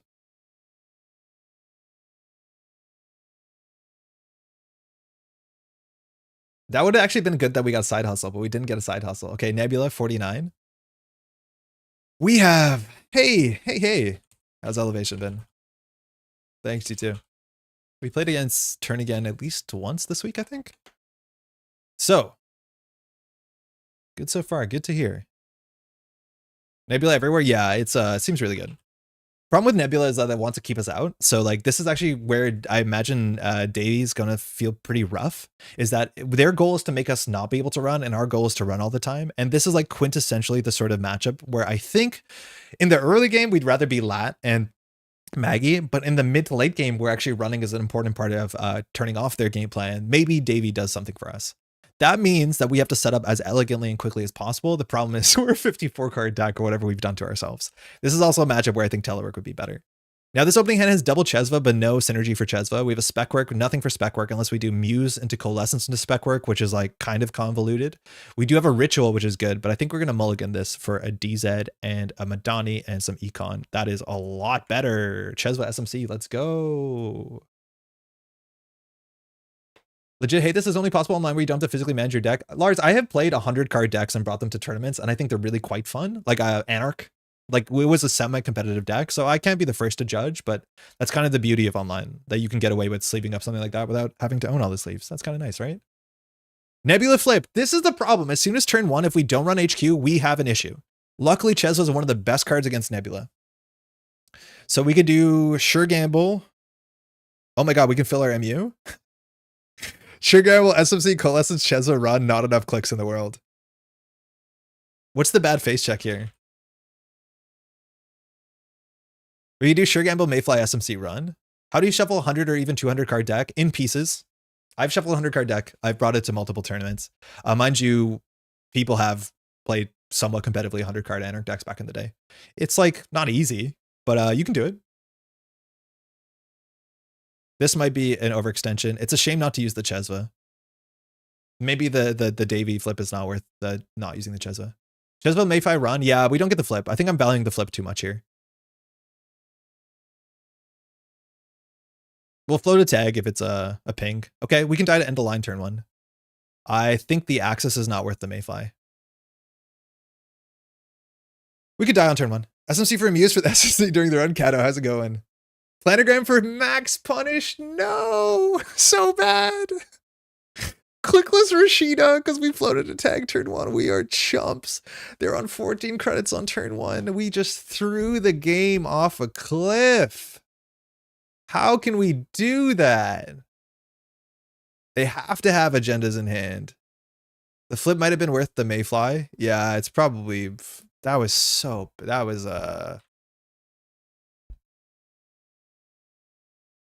like clickless operations. Where are the agendas? They might just not have had a click gainer, right? None of these are click gainers.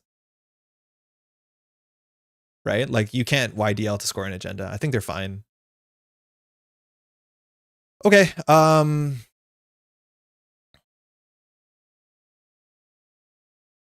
think they're gonna score from hand this turn. Now the problem is we committed to our MU. So we can remove a tag, run archives. That's fine. We're gonna need a DZ sooner. Plays against 200 card Nebula, easy win. Bringing down the Nebula win rate. So now we can like SMC for something, Chesva run, but problem is we have to commit to it. All right. Oh, Spin Doctor good. Plays against 49, loses on turn 1. First run of the game. Filling him, you didn't really make sense in retrospect because we probably not getting it without losing the Mayfly. But Mayfly isn't lost until after the run's successful, right? So it's when the run ends. So even if you get in and lose the Mayfly, you're still okay. Why the archives run there? It gives us a credit. And it sets up this. It's like clicking for credit, but it sets up so that maybe we can get another flip when we pop the SMC. Okay, thinking, I don't know what this is. Vladislavsk City Grid, another spin doctor. I don't think it's an agenda. We need to get into HQ. So we could do Sure Gamble, SMC for Chesva. We could do Sure Gamble. We could just try and get value off of archives. The problem is like we need to run HQ by now. But we can do Sure Gamble. I guess we check server too. Because if we can do Chesva, SMC, run archives, go for Coalescence, knickknack it. Oh, no, we don't have a window to do all of that. Gamble, Chesva, SMC for Chesva on the way in. I don't know if we want double Chesva because we don't have MU. And then we're going to be stuck with 2 Chesvas and then just a Mayfly. And I don't think that's enough. It's a bit ambitious. Chesva's really good into the matchup, but it's a bit too much. SMC for Azamat? I don't think this is a matchup where you want Azamat. There's a chance the deck runs 3 Spin Doctors and no other trashables. Maybe like a sudden commitment. Maybe they're on Vlad Grid. I do think some people want to play that because clickless business as usual is pretty good. And then Stoke the Embers has a bit more value. Oh boy, 2 cards. How do we do this? We could do Sure Gamble, SMC into Coalescence, or SMC into Muse into Coalescence, install knickknack, run archives. Yeah, that might chase out a Spin Doctor.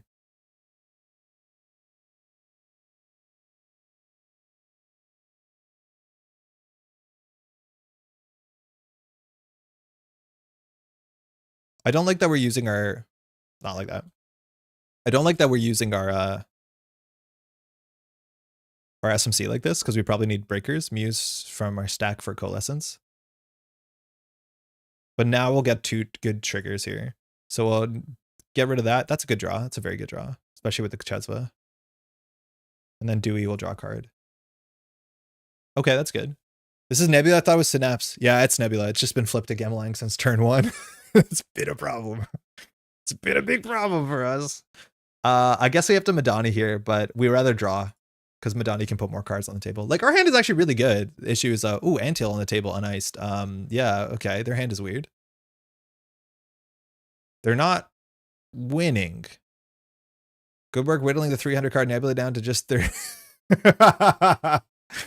Or they power draw last click. Good work. Yeah, whittling 300 card Nebula down to 35. It's been a long game, but we're finally set up. It's really funny, Pat. All right, our MU is not full. We want to make it full. So we'll do it.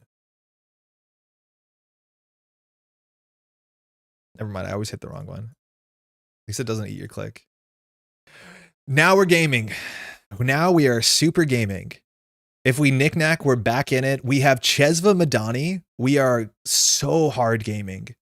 In theory, we should run HQ, but there's so much ice that we can't afford to break. I'm just going to continue to set up. So choose a target for knickknack. We'll knickknack the Muse. Okay. So I think here we're going to go for the Coalescence, just so that we have another target. We can now use Madani for the Coalescence using the Chesva credits. We can take these credits already. It's fine. And now we're going to draw a card because our MU is full. Or sorry, gain a credit. End turn. They have 19 cards so far they've gone through. Nebula's been online. Spin Doctor for Spin Doctor. Why are they not fast advancing? What's going on? We have time to run HQ now. I think here we definitely do. Is that we run HQ with the Chesva Leech. Upgrade on HQ. What do you think it is? I'm assuming it's like a Mani? Okay, so Dewey can sell the Coalescence. We can Chesva, so I think we have to run HQ here. We could also spec work for the Coalescence to get more money up front, but I think we're fine just trashing this. Let's flip Nebula. Knickknack. MU is empty.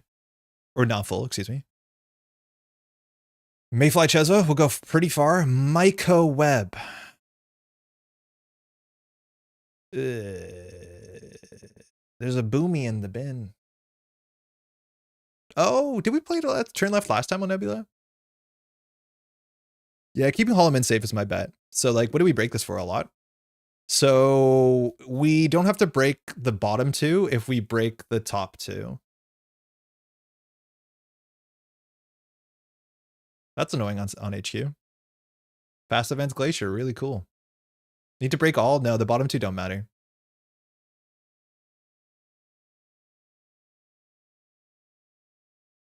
All right, our MU is not full, so we don't have to do anything clever here. Card from hand, Anthill. I mean, okay. It's a ganked. Great. Very cool. Now, ganked can fire a trash program subroutine.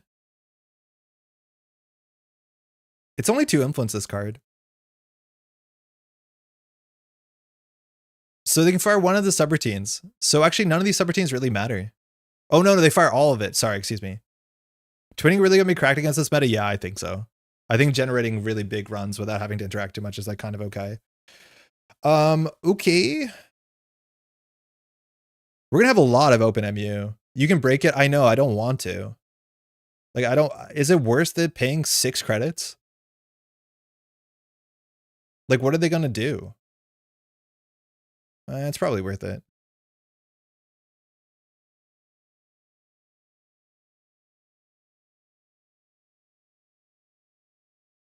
Okay, so now our MU is far from full. If we want to have money, we have to use Chesva. So we can Madani Coalescence. And then we can just spec work it immediately. That's fine. I think there's an agenda in here. We would love to have the second Chesva, because that's how you do win. Microweb being a high strength code gate for Unity is just going to be really, really bad. Like, we have no good way of dealing with this. Like, our breakers are way too honest. I wonder if we should be playing Euler instead of Unity. I'm surprised that we're not, honestly. Yeah, man, we should be playing Euler. Environmental testing is really going to matter. The issue is we can't get it down cheaply enough. So I think we just have to do credit. We can do coalescence into spec work to give us the money, but I feel like we need the NV testing down sooner. We're just hoping they don't ice up archives. We flipped Nebula, which is fine, but I think we just triple credit.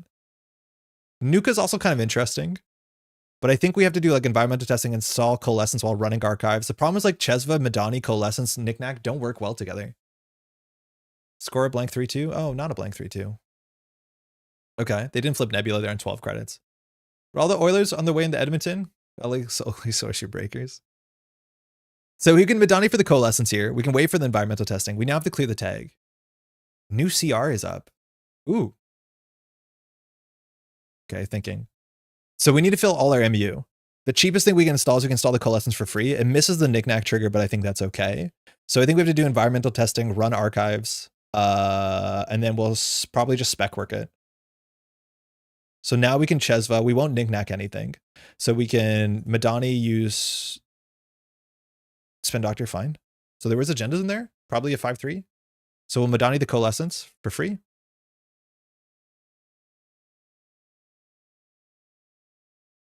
No surprises.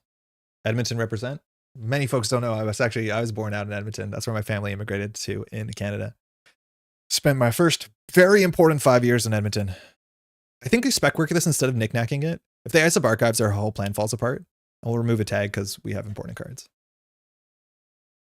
Yeah, my dad went to University of Alberta. The second time he had to go to medical school. Nick, is Davey actually flipping? Just tuned in. I think I got 1 card, 1 click out of it on stream, but I was not trying to max it. I'm missing a bunch of cards. Nick, in every game we've played so far, it's fired on average at least once a turn. In a lot of turns, it's fired at least twice. This is going to be a bad one because it is like Glacier up centrals, but like we get good value from running archives. We've had an ugly start so far, but like it's been way better than I thought it would be, but it's been way more work than I thought it would be. As in like really testing your ability to get things to work. I think we're also playing a 53 card deck, which is not particularly great. On average, we've been firing at least once per turn. We should check the last game, which was probably like twice a turn. But that game had like 2 ice. Okay, we can fire Davey. So we probably install the Mayfly from hand so that we can leech the Chesva. We will not knickknack, unfortunately. We could start with Nuka. I don't think we could do Nuka, use Nuka, Mayfly, run. That's fine too. They're going to score from hand next turn. Okay, DZ's interesting, but we're not in a rush to do it. So we'll install the Mayfly for 1. We'll run archives, install, run, get the leech. The leech is going to be really important for Microweb. No knickknack.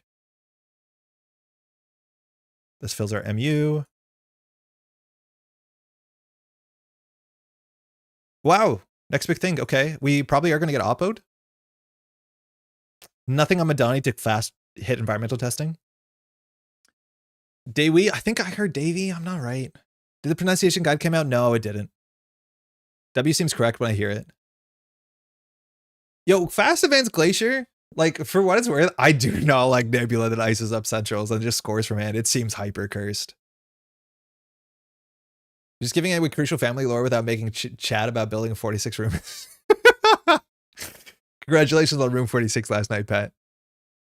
Pronunciation guide soon, I hope, yeah.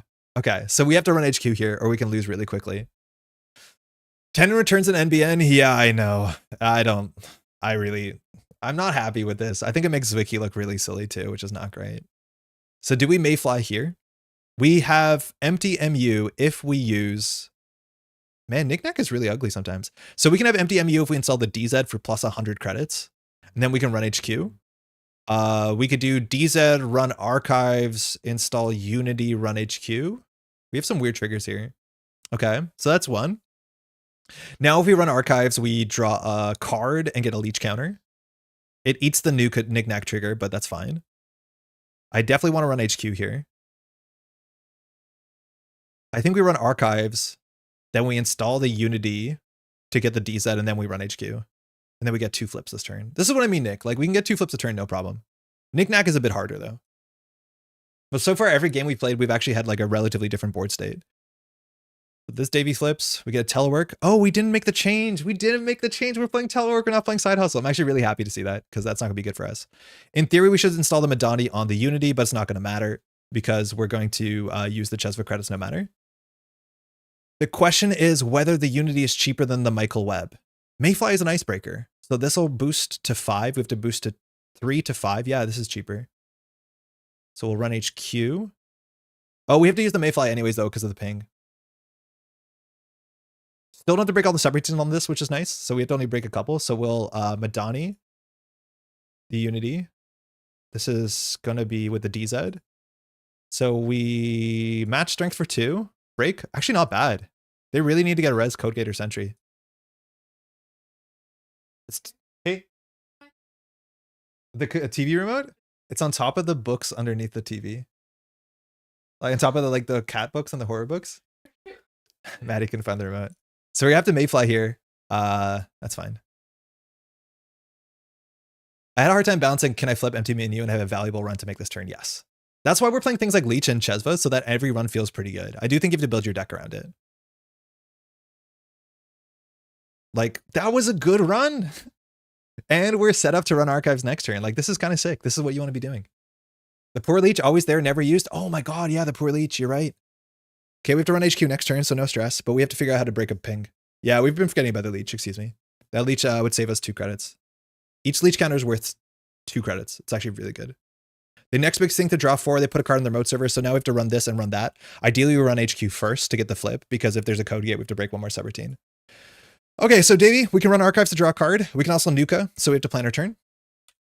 I think our plan is nuka, hopefully find a fracture. Nuka, hopefully find a muse or an SMC. Then we can run archives, we can run HQ, we can run server 2, I don't know. Yeah, no fractor. We're locked out of HQ. Deck inconsistent. There was a lot of draws there where there were a fractor. We have 1 fractor. We have 2 muses. We have 2 SMCs. We have 3 simul chips. So unlikely. We can still draw it off of the archives run. Do we do Davy anything? No, I think we just run archives for a leech and a card draw. And I think we just have to run HQ. Because if we don't run HQ, oh no, we can't. We have to run the remote. Knickknack. No. You can knickknack the DZ. Did you find it? Nice. Oh, a breach will draw a card. Telework, okay.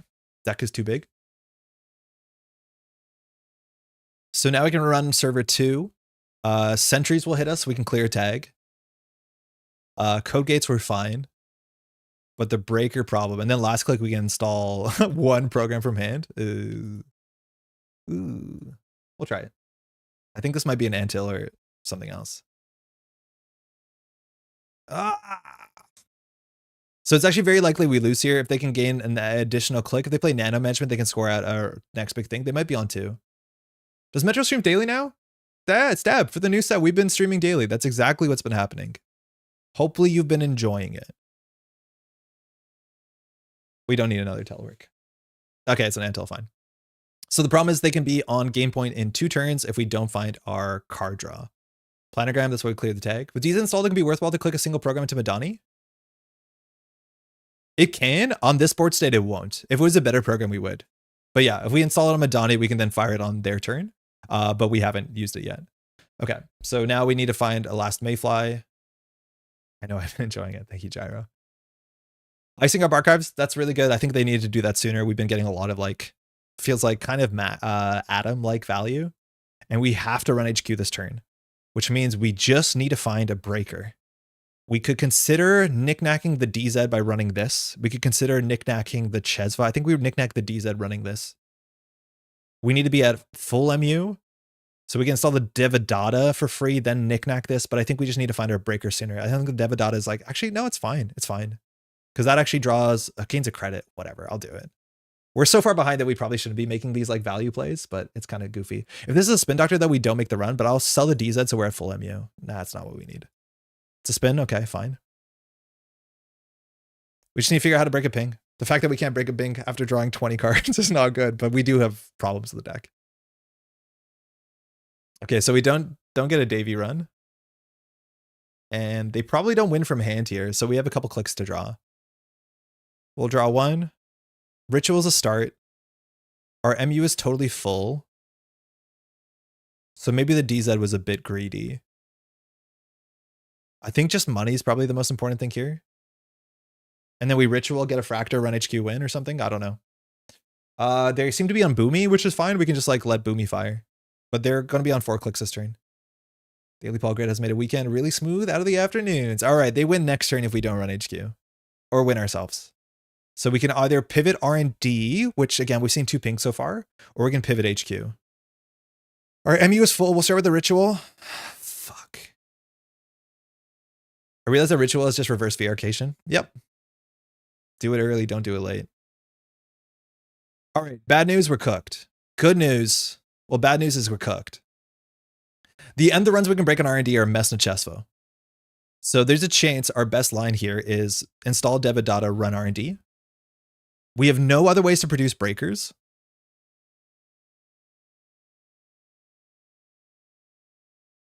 We could do 1 draw, but I'd rather run R&D here and see 2 or 3 cards. So we could draw once, install a breaker, run R&D. We could also, man, having more money with the leech would have been important. Got to see good play before stream on Monday. Nick, I'm excited for the good play on Monday. Okay, got to think about this. So we can get down our Fractor and run R&D and hope. We've seen 2 pings so far. Other end run barriers and NBN, not obvious what they would be playing. If it's a Messna Chesvo or an NPaw, we can deal with it.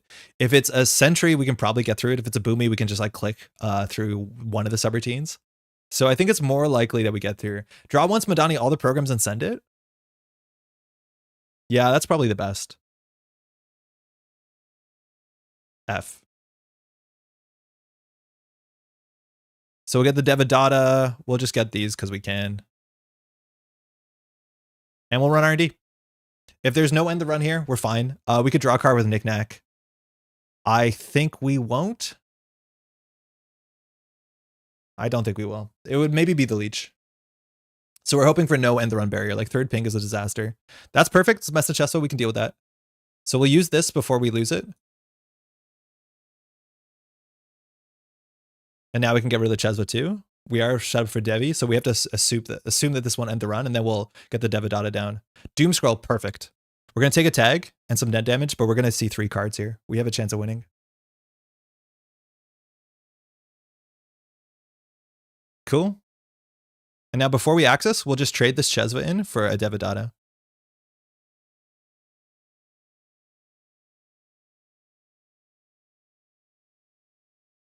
Bigger picture? That's bad to see when you take your tag on your last click. Doom Scroll predictive? No! I think that was a line though. If we don't lose this turn, we're gonna be like financially in a bad spot. Okay, they predictive, so they broke R&D lock. Good thing is we can just go back, bigger picture. Okay, that's fine.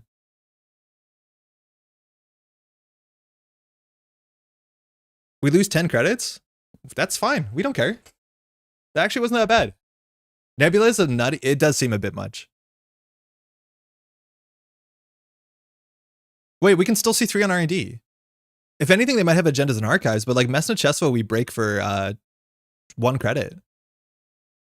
Yeah, I think they needed to get ice here. We flip Nebula, which is good. So Doomscroll does 2 net damage.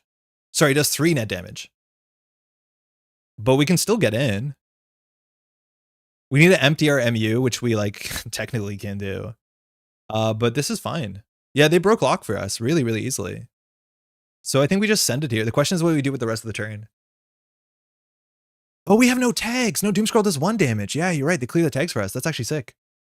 Like, I feel like this feels really unfair, but the fact that they clear the tag for you, it actually makes it not a 5 credit loss, a 3 credit loss, and you save a click, so actually like a 2 credit loss. It's kind of wild. Nebula could have been any central. It would have been a lot worse, but yeah, I kind of hear you on that. So this we can get down to 2 strength, so we'd break for 1, 2, 3, so we can just send it. I think we just send it. A playtester rating was unanimous. Uh-oh. The card draw and Devi is not worth it. We don't need credits to access. I think we're just gonna send it. If we're on 3, we do boost, break, break. In theory, if we can spend 1 credit, we're a bit ahead. So we could fermenter for the Unity after we break the subroutines before they resolve. This is so wild. Okay, check this out. So we run to the Messna Chesvo, we boost break with Unity, and before the 3rd subroutine resolves, we trash the Unity, installing the fermenter, going down to 0 credits. You're allowed to do that because it's a paid ability window when breaking. So in theory, you can break what subroutines you want and then trash your program, and then it's technically like not right here because I think having the Unity is worth it, but there are going to be some turns where that's fine. So we duck the Messna Chesvo and then have a click for 2 credits button. It is very, very, very cool. You can actually break subroutines and then destroy your breaker. So boost, break, break. Yeah, fine. Do we knick-knack here? We can knick-knack the Madani.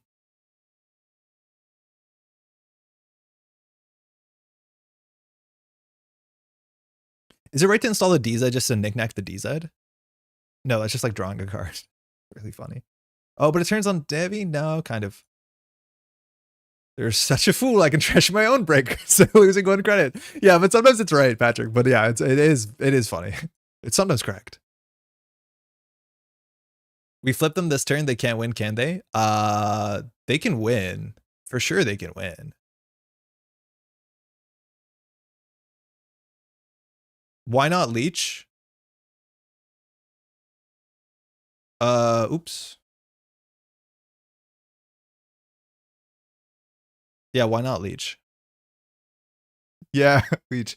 Yeah, I was meant to leech, excuse me. Yeah, why not leech? Because I got too excited about my ploy. My ploy was too exciting. You have to break? What are you talking about? Yeah, I said 3 to break and I thought we were good. It's not. 3 of the 4 3-2s are accounted for. There's tricks to score out. Like a nano management scores out of 4-2. I don't think they're on Kakarembo, but they can nano management out of 4-2. They also can just have a remote server. It's okay that we win. Not even close. Not even close. I think the stuff that they did on the last turn might not have been the play. Wow, thanks for the game. Okay. All right. That was fun. Yeah, breaking the lock on the last turn was maybe a bit much. Could have saved a leech counter and then lose 3 fire from 0 credits.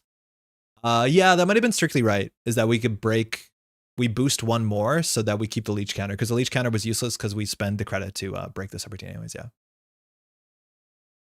Oops, did that all wrong. I'd be like, what's the timestamp for this VOD? Real talk. I'm glad we got to play this because Devi is really, I'm still not sure. Could have got the Chesva out. Oh, not really. Well, okay, we could have got the Cheswa out on top of the leech, but we would need 2 credits for it. Right? We can't trash our Devadatas because we need them for the breach, not the successful run. You're right. Like, the thing is that we're a full MU, so if we trash the Chesra for the leech, that might have been the play, and that might have saved us the same amount of money, if not more. I would have to run the math. But here we have a leech counter, which is still worth something, because we have to run back R&D if this fails. So I wonder if keeping either of them is fine. Yeah, for next turn play, which is irrelevant. Yeah, exactly. I think we're probably cooked here. This is really fun. Like, it is genuinely an absurd amount of work. It's good that you're running. I'm glad that... Wait, you can just flip this? Whoa, wait, what is that? We're spending so much time building a deck of 53 cards to try and flip Devi, and we can just have this button the whole time? I just really messed up the stats on how often we flip. Let's check how often we flip. Don't read those bottom ones. Do we? Okay. 1, 2, 3, 4, 5, 6, 7, 8. We flipped 8 times in a game that was probably 10 turns. 12 turns. So less than once per turn. Wow. 31 times. Honestly, kind of fine. Kind of fun. Really into it. There's a couple other lists that we've seen so far that have been posted by a bunch of people. This is from Diogen. John posted this version. I'm not convinced on the side hustle because it feels like you're doing... Like, it's good that it builds into your strengths, but I feel like our weaknesses are just having money up front. We flipped more at the start. Yeah, we did. And then once things got slowed down, we were in a bad spot. They were also forcing us to run a very specific game plan or we lose, which, like, yeah, good corp should do that, but it does help. Flipping 8 times fails to take into account the critical click compression. Yes, the click compression is a lot better than it sounds, where it's like, okay, we used Chesva, we got a leech counter, and we made a successful run. Now, in that being said, in that matchup, a lot of times we just ran archives, which was only good as our Chesva and our leech, because running archives is not worth anything. So, kind of interesting. This is probably like the 45 card version of this. Getting it down to smaller deck size, I think, makes sense. I'm pretty sure this version doesn't have enough card draw because it's only ritual, and I think you need more. I do think Nuka was sometimes a bit awkward, but the problem is, like, getting to the setup is the issue that we have. We need to get to the setup. I think playing no Azamat is probably not correct in the meta. The card is just so good, and it's the card that we get down on turn 1 in a lot of board states. I actually do like the Devadatas more than the Conduit, but I do think this is not bad. The question is, do you need 3 Madanis and DZs? I feel like I'm going to be very hard to tell if that's the answer on the basis that the deck is 53 cards. So any change that I make is going to be, like, kind of tenuous to figure out what the connections are. All right, we changed this. Let's just make sure that this deck list is the same as the one on JNet. 2 Conduit seems like more than necessary. Not only is it more than necessary, it doesn't work with, like, the game plan of what Devi is trying to do. Davey. F. So what are we on here? Our influence is 2 Chesva, 3 Fermenters. So we're on 25 programs. I just need to make sure that this is updated so that if I link the deck list in the YouTube description, you get the actual deck list I would recommend. So that's like this. Coalescence did, sorry, Chesvas did feel good. 1 influence for Faith 9. We're on no illuminations anymore, which I'm fine with that. We're on 2 Nukas, 3 Teleworks, so that is 10 resources. Yeah. We're on 6 Icebreakers. Yeah, I think this is what we're on. Figuring out again how to cut ideally 7 cards from this seems like a bit ambitious. And it's an engine deck, so I think you need to get in the right way. Playtesters like maintenance access. Next big thing, significantly more than Elio, Boomy, touch-ups significantly less. Cool. Maintenance access, yeah, it's the HQ archives sneak door run. Neat. Okay. Do we do one more? I don't think so. We've been streaming for nearly 4 hours. We might just call it there. Hopefully you're doing well on a Sunday. Enjoying Elevation, enjoying your weekend. Today we set out to test some decks and do this, and it kind of was fun. It was generally kind of fun. You got one more card in JNet? Yo, Sebastian, are you right? Yeah, you might be right. 53 cards, 52 cards. What's the... Corporate is asking you to find the difference between these 2 pictures. Okay, hold on. I can just hide my face. Do I have a button for that? No, that doesn't do it. What card is missing? 9-9. Are you a German spy? Oh, spec work. So we cut spec work. Okay, hold on. Good catch. So we're playing no VRcations, 3 spec work. Cool. Really nice content on the new cards. Damian, how's it going? Thank you. That's very kind. Welcome to the stream. 2 VR-cation versus 3 spec workout. That's exactly it. Glad you caught a bit of the stream. Glad you can make it. DM'd their spawn summary if you want to take a glance. Oh yeah, let's take a glance at that, Toron. It's a bit boring, but expected at this point. Okay, so for those who don't know, is it still open, Toron? I just searched Toron in my computer. So this is some of the responses. Trying to build an Oko deck, and what the Oko seems really good. So these are people being asked from the community to rank out of 5 stars how strong they perceive some cards to be.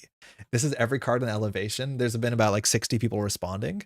And so this is really interesting. I think we might see a page where it shows the difference between playtesters and not playtesters. Mind you, a bunch of these people have played with these cards a lot in playtest environments, and playtest environments are somewhat different. So you can see, again, green, if you can see color, green is obviously high. So you see some of the cards people are lower on. Shred. Onto, yeah, not surprising. Standard deviation, I'm assuming this is like how big the range is between, you know, the highs and the lows. So it looks like there's a lot of disagreement on cacophony. I'm not sure whether that's standard deviation between like playtesters and non-playtesters, but I think cacophony falls into that camp a fair bit.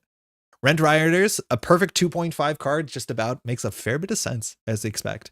And people are really high on Clean Getaway. I think that makes sense. And people are higher on Baz and Moosely Hot, which is super surprising, as much as like 60 player sample size. And again, kind of the people who like interact with this are probably a subsection of Netrunner players more than others. How controversial the card is, yeah. Standard. Are you goofing on Toron's standard spelling? Yeah, standard deviation. Toron, you got to throw the data out, friend. Sorry. You had a good shot. Francify Award. Yeah, that sounds about right. I will like the 2.22. I'm enjoying my 2.22 Shaper identity engine. What about startup deviation? Yeah, that sounds about right. I'm not surprised. The deviation's relatively high though. So I think I'm interested to see if playtester higher or lower. Ritual, Bing Diesel is getting there. A lot of dunking on these like new programs. Asamat, I think 3 is actually relatively high. Surprised that's not in green, but that's pretty good. Tui. Good old Tui. Seeing on the corporation side, Poetry being liked a fair bit more than Leo. I actually like Leo a lot better, but it's less exciting. I haven't seen a cool Poetry. I've seen Poetry do cool things, but it's felt like a less powerful version of ideas we've had before from what I've seen so far, and I haven't tried it myself, so I'm not super hyped, but I could see why people like that more. And it looks like Ingaton's actually winning out against aggressive trend setting. Between auto campaign and humanoid taking it so far by the minimal is like really interesting. Again, this card we saw fire a couple times is definitely very good. And then Boomy not being adored. What else is really interesting? Nebula 4.81. That is the highest number I think we're gonna see on the sheet with the lowest standard deviation. So it looks like everybody thinks that this is just like the most cracked thing you can do. I'm actually surprised that Synapse is that high. I was kind of expecting to see a bit of yellow here. Next big thing I imagine was really high. Embedded reporting being higher than next big thing. I'm kind of surprised. I think embedded reporting just as a 3-2 makes a lot of sense in the context of Nebula, but like next big thing is just, I think, a busted card in general. Not a lot of love and idiosyncrasis makes me confident or makes me happy that there's not something playtesters didn't see that I haven't seen yet, but I do think that card is potentially scary, as much as the deviation is, I guess, not that high, but reasonable. Let's look at the Wayland cards. BANGUN, only 3.1? Wow. But it's Vicky at 3.6. That is the same as Synapse. That is the same as Leo largely. So that's interesting to see. Lamplighter as being a bummer of a card, maybe op or bust, hard to tell. And Petty Cash at 4.3. A neutral card at 4.3 is really, really important for Netrunner. Keep that in mind. Neutral 4.3. I hit 3 idiosyncrasis in one game when only had 2 in the deck. I felt a little guilty. They both fired on what, 2 advancements? Poetry almost completely nullifies Hermes. People hate Hermes. I mean, it sort of does, but like, you know, that's not an agenda, which is, I think, like the thing that makes me happy about Poetry. Measured response at 3.6 alongside a KPI. That's pretty wild. And people are not liking Kessleroid, but actually liking it more than I thought they would. 2.89 is pretty low. IP enforcement 2.87. Sick. Okay. Players sorted for most to least controversial. That is a wild chart. But these people did say that they wanted their name attached to this data. So you can see high controversial. Pickwind up there at 91. And then nice more often, just at the bottom, 47. Controversial enough. Whoa. Oh, this is just by rated. Okay, I thought this was all the runner cards, but no, this is just by rating. So Clean Getaway, Humanoid Resources, Petty Cash, Nebula Talent Management, Embedded Reporting. So some NBN cards up there. That's pretty wild. Let's slide over to the runner side. The highest rated runner card we can see here is, according to the community, is what happened? Where did the rest of the cards go? Did I delete something? Where did all the other cards go? I don't know where the corp cards go. Okay, we're in runner land here. So looking through the IDs here, Topan not getting the love that Phoenix is. Charm Offensive relatively low, not surprised. Shred pretty low, generally pretty low. Again, Cacophony being a bit variable, that's fair. And Hantu not getting a lot of love, which I get it. I don't think the card makes a lot of sense in a lot of contexts. Lilo at 2.85, yeah, people are not loving it for sure. Transfer Wealth relatively high. I think people are playing 3 ofs and it's doing something. And then of course, Fran Sophia and Dewey not doing great. Yeah, I think we looked at this, didn't we? Yeah, it was just at the top. It feels like there's not that many runner cards. I guess there are more corp cards, yeah. Yeah, Cacophony being controversial is not super surprising. Okay, because yeah, this is a mix between runner and corpse. At the side here, average only counting playtesters. So this numbers should be more accurate, supposedly, because they've had more time with the cards, but playtesters aren't always correct for what it's worth. And so like you see what the playtesters don't like, Charm Offensive and Shred, which again, I do think situational events are a bit tricky to play in Anarch, depending on like the Banhar world in general. Fran Sophia pretty low. Dewi gets a bit higher, slightly, not considerably.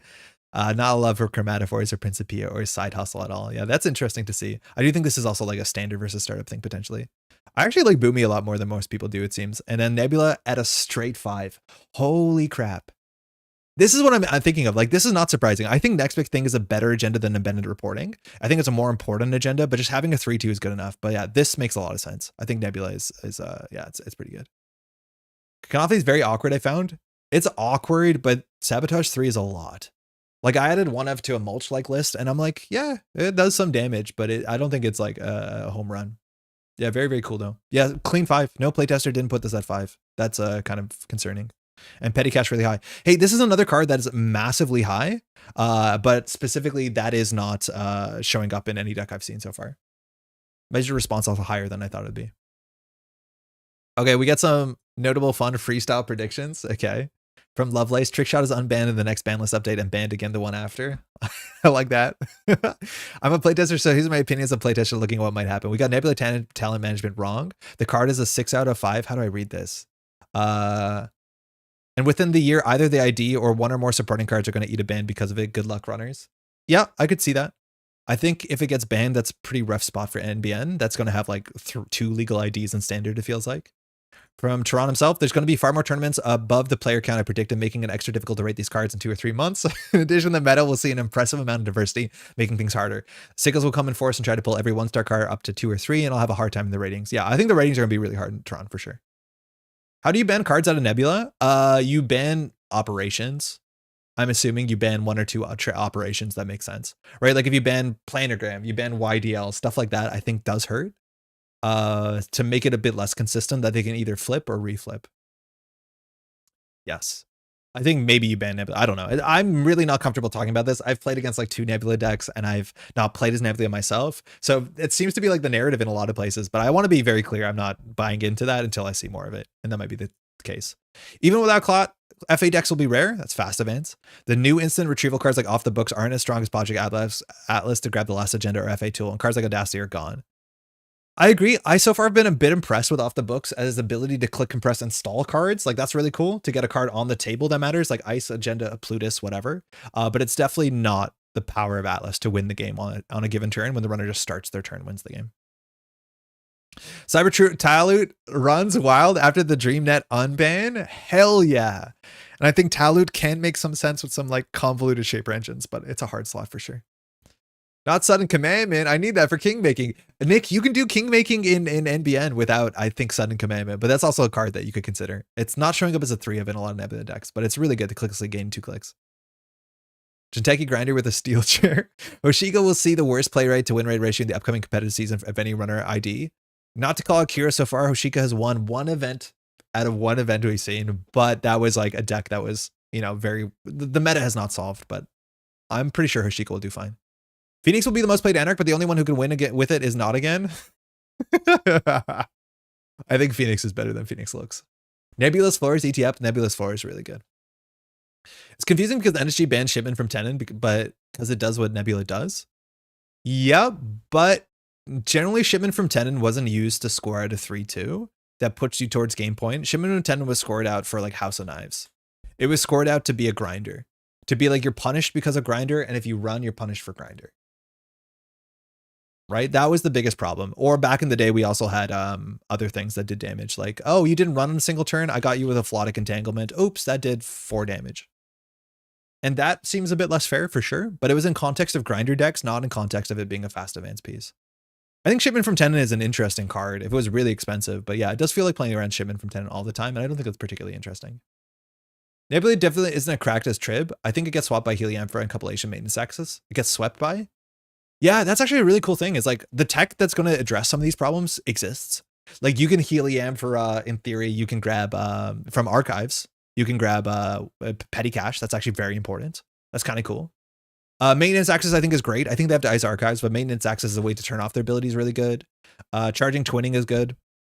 The thing is, I do think we're also going to see a lot of iteration on the Nebula side. Like I think we're going to see Remote Nebula. I think we're going to see Kill Fast Advance Nebula. I think a lot of the Nebula decks that I've seen are just Fast Advance and Ice. I think we're going to see more than that, where it's you have to play around Oppo and Kill combo and the Remote Server and the Vlad Grid and the Mana Garm. There's a lot of flexibility. I think the identity is very, very open to making things. House of Leaves, place 3 counters on it when scored, spend a counter mid-run to send the runner to a shapeless nightmare realm. Oh, I get it. I've only read the first chapter of the book. It was really cool though. House of Leaves makes you stop and read all of House of Leaves before the game proceeds. It's a book thing and I got it. Pat, notice me. Very, very cool. I have House of Leaves on my shelf. I got to read it. Cool. Toron, this is sick. I'm really excited to see how this is. How this like shakes out. Jeff and me will be recording a thing next weekend, so hopefully it comes out relatively soon. I think Jeff did answer this because Jeff's name is written somewhere in wait, how? Jeff is relatively, oh God, I got to argue with him. Jeff is relatively controversial. That's always good. That's going to be good energy. An operation-based ID. It's Edward Kim time to shine. Let's go. Read Children of Time, dang it. Ow, my foot's asleep. Talking Adrian Tchaikovsky. What? All right. Thanks so much for hanging out. We did some Shaper today. We'll be back tomorrow. Again, if you want to see a certain identity, hit me up in the comments. We're going to try and play through all of them. I think we've been ignoring the Jinteki stuff intentionally. We'll probably have to get to that. Same with NBN. We've just not played any of those sort of things. Poetry is another one that we have to try out. And I think we've tried everything. We haven't played Moosely Hot, which will probably just like be straightforward. You want to take a second to like the stream? That helps a heck of a lot. It's super easy. You just hit the button. It doesn't really do anything besides the number goes up and then the algorithm's like, well, people like this. And I think that does help a lot. Otherwise, all these names here and more support the Métropole Grid on Patreon, so we can take the time off. We're going to be streaming every day for a week. That does obviously, there's a toll attached to that, and I'm excited to do that. But again, all these names here and more is the reason why we can get away with that sort of stuff. If you enjoy content like this and you want to support content like this, you can find the link in the description. Any amount of contribution is incredibly appreciated. And otherwise, yeah, we'll be back tomorrow, generally somewhere around noon 15. Actually, tomorrow might be a bit interesting when we start. It might be a bit earlier, it might be a bit later, because tomorrow is the Canadian federal election. So I'm going to go out and vote in the morning. If I'm stuck in line for a while, then maybe the stream will start a bit later. But obviously voting goes first. Second is we'll do the stream. So if you want to hit the notify button on YouTube, you'll know when we go live, or if you follow on Twitch.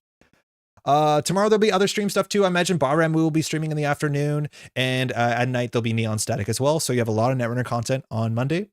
But otherwise, we'll see you at some point tomorrow afternoon. My foot is so asleep, it's so uncomfortable. Bring back. I'm not going through that, Tron. That's mostly it. Hopefully you enjoy the rest of your weekend, and we'll see you in the next one.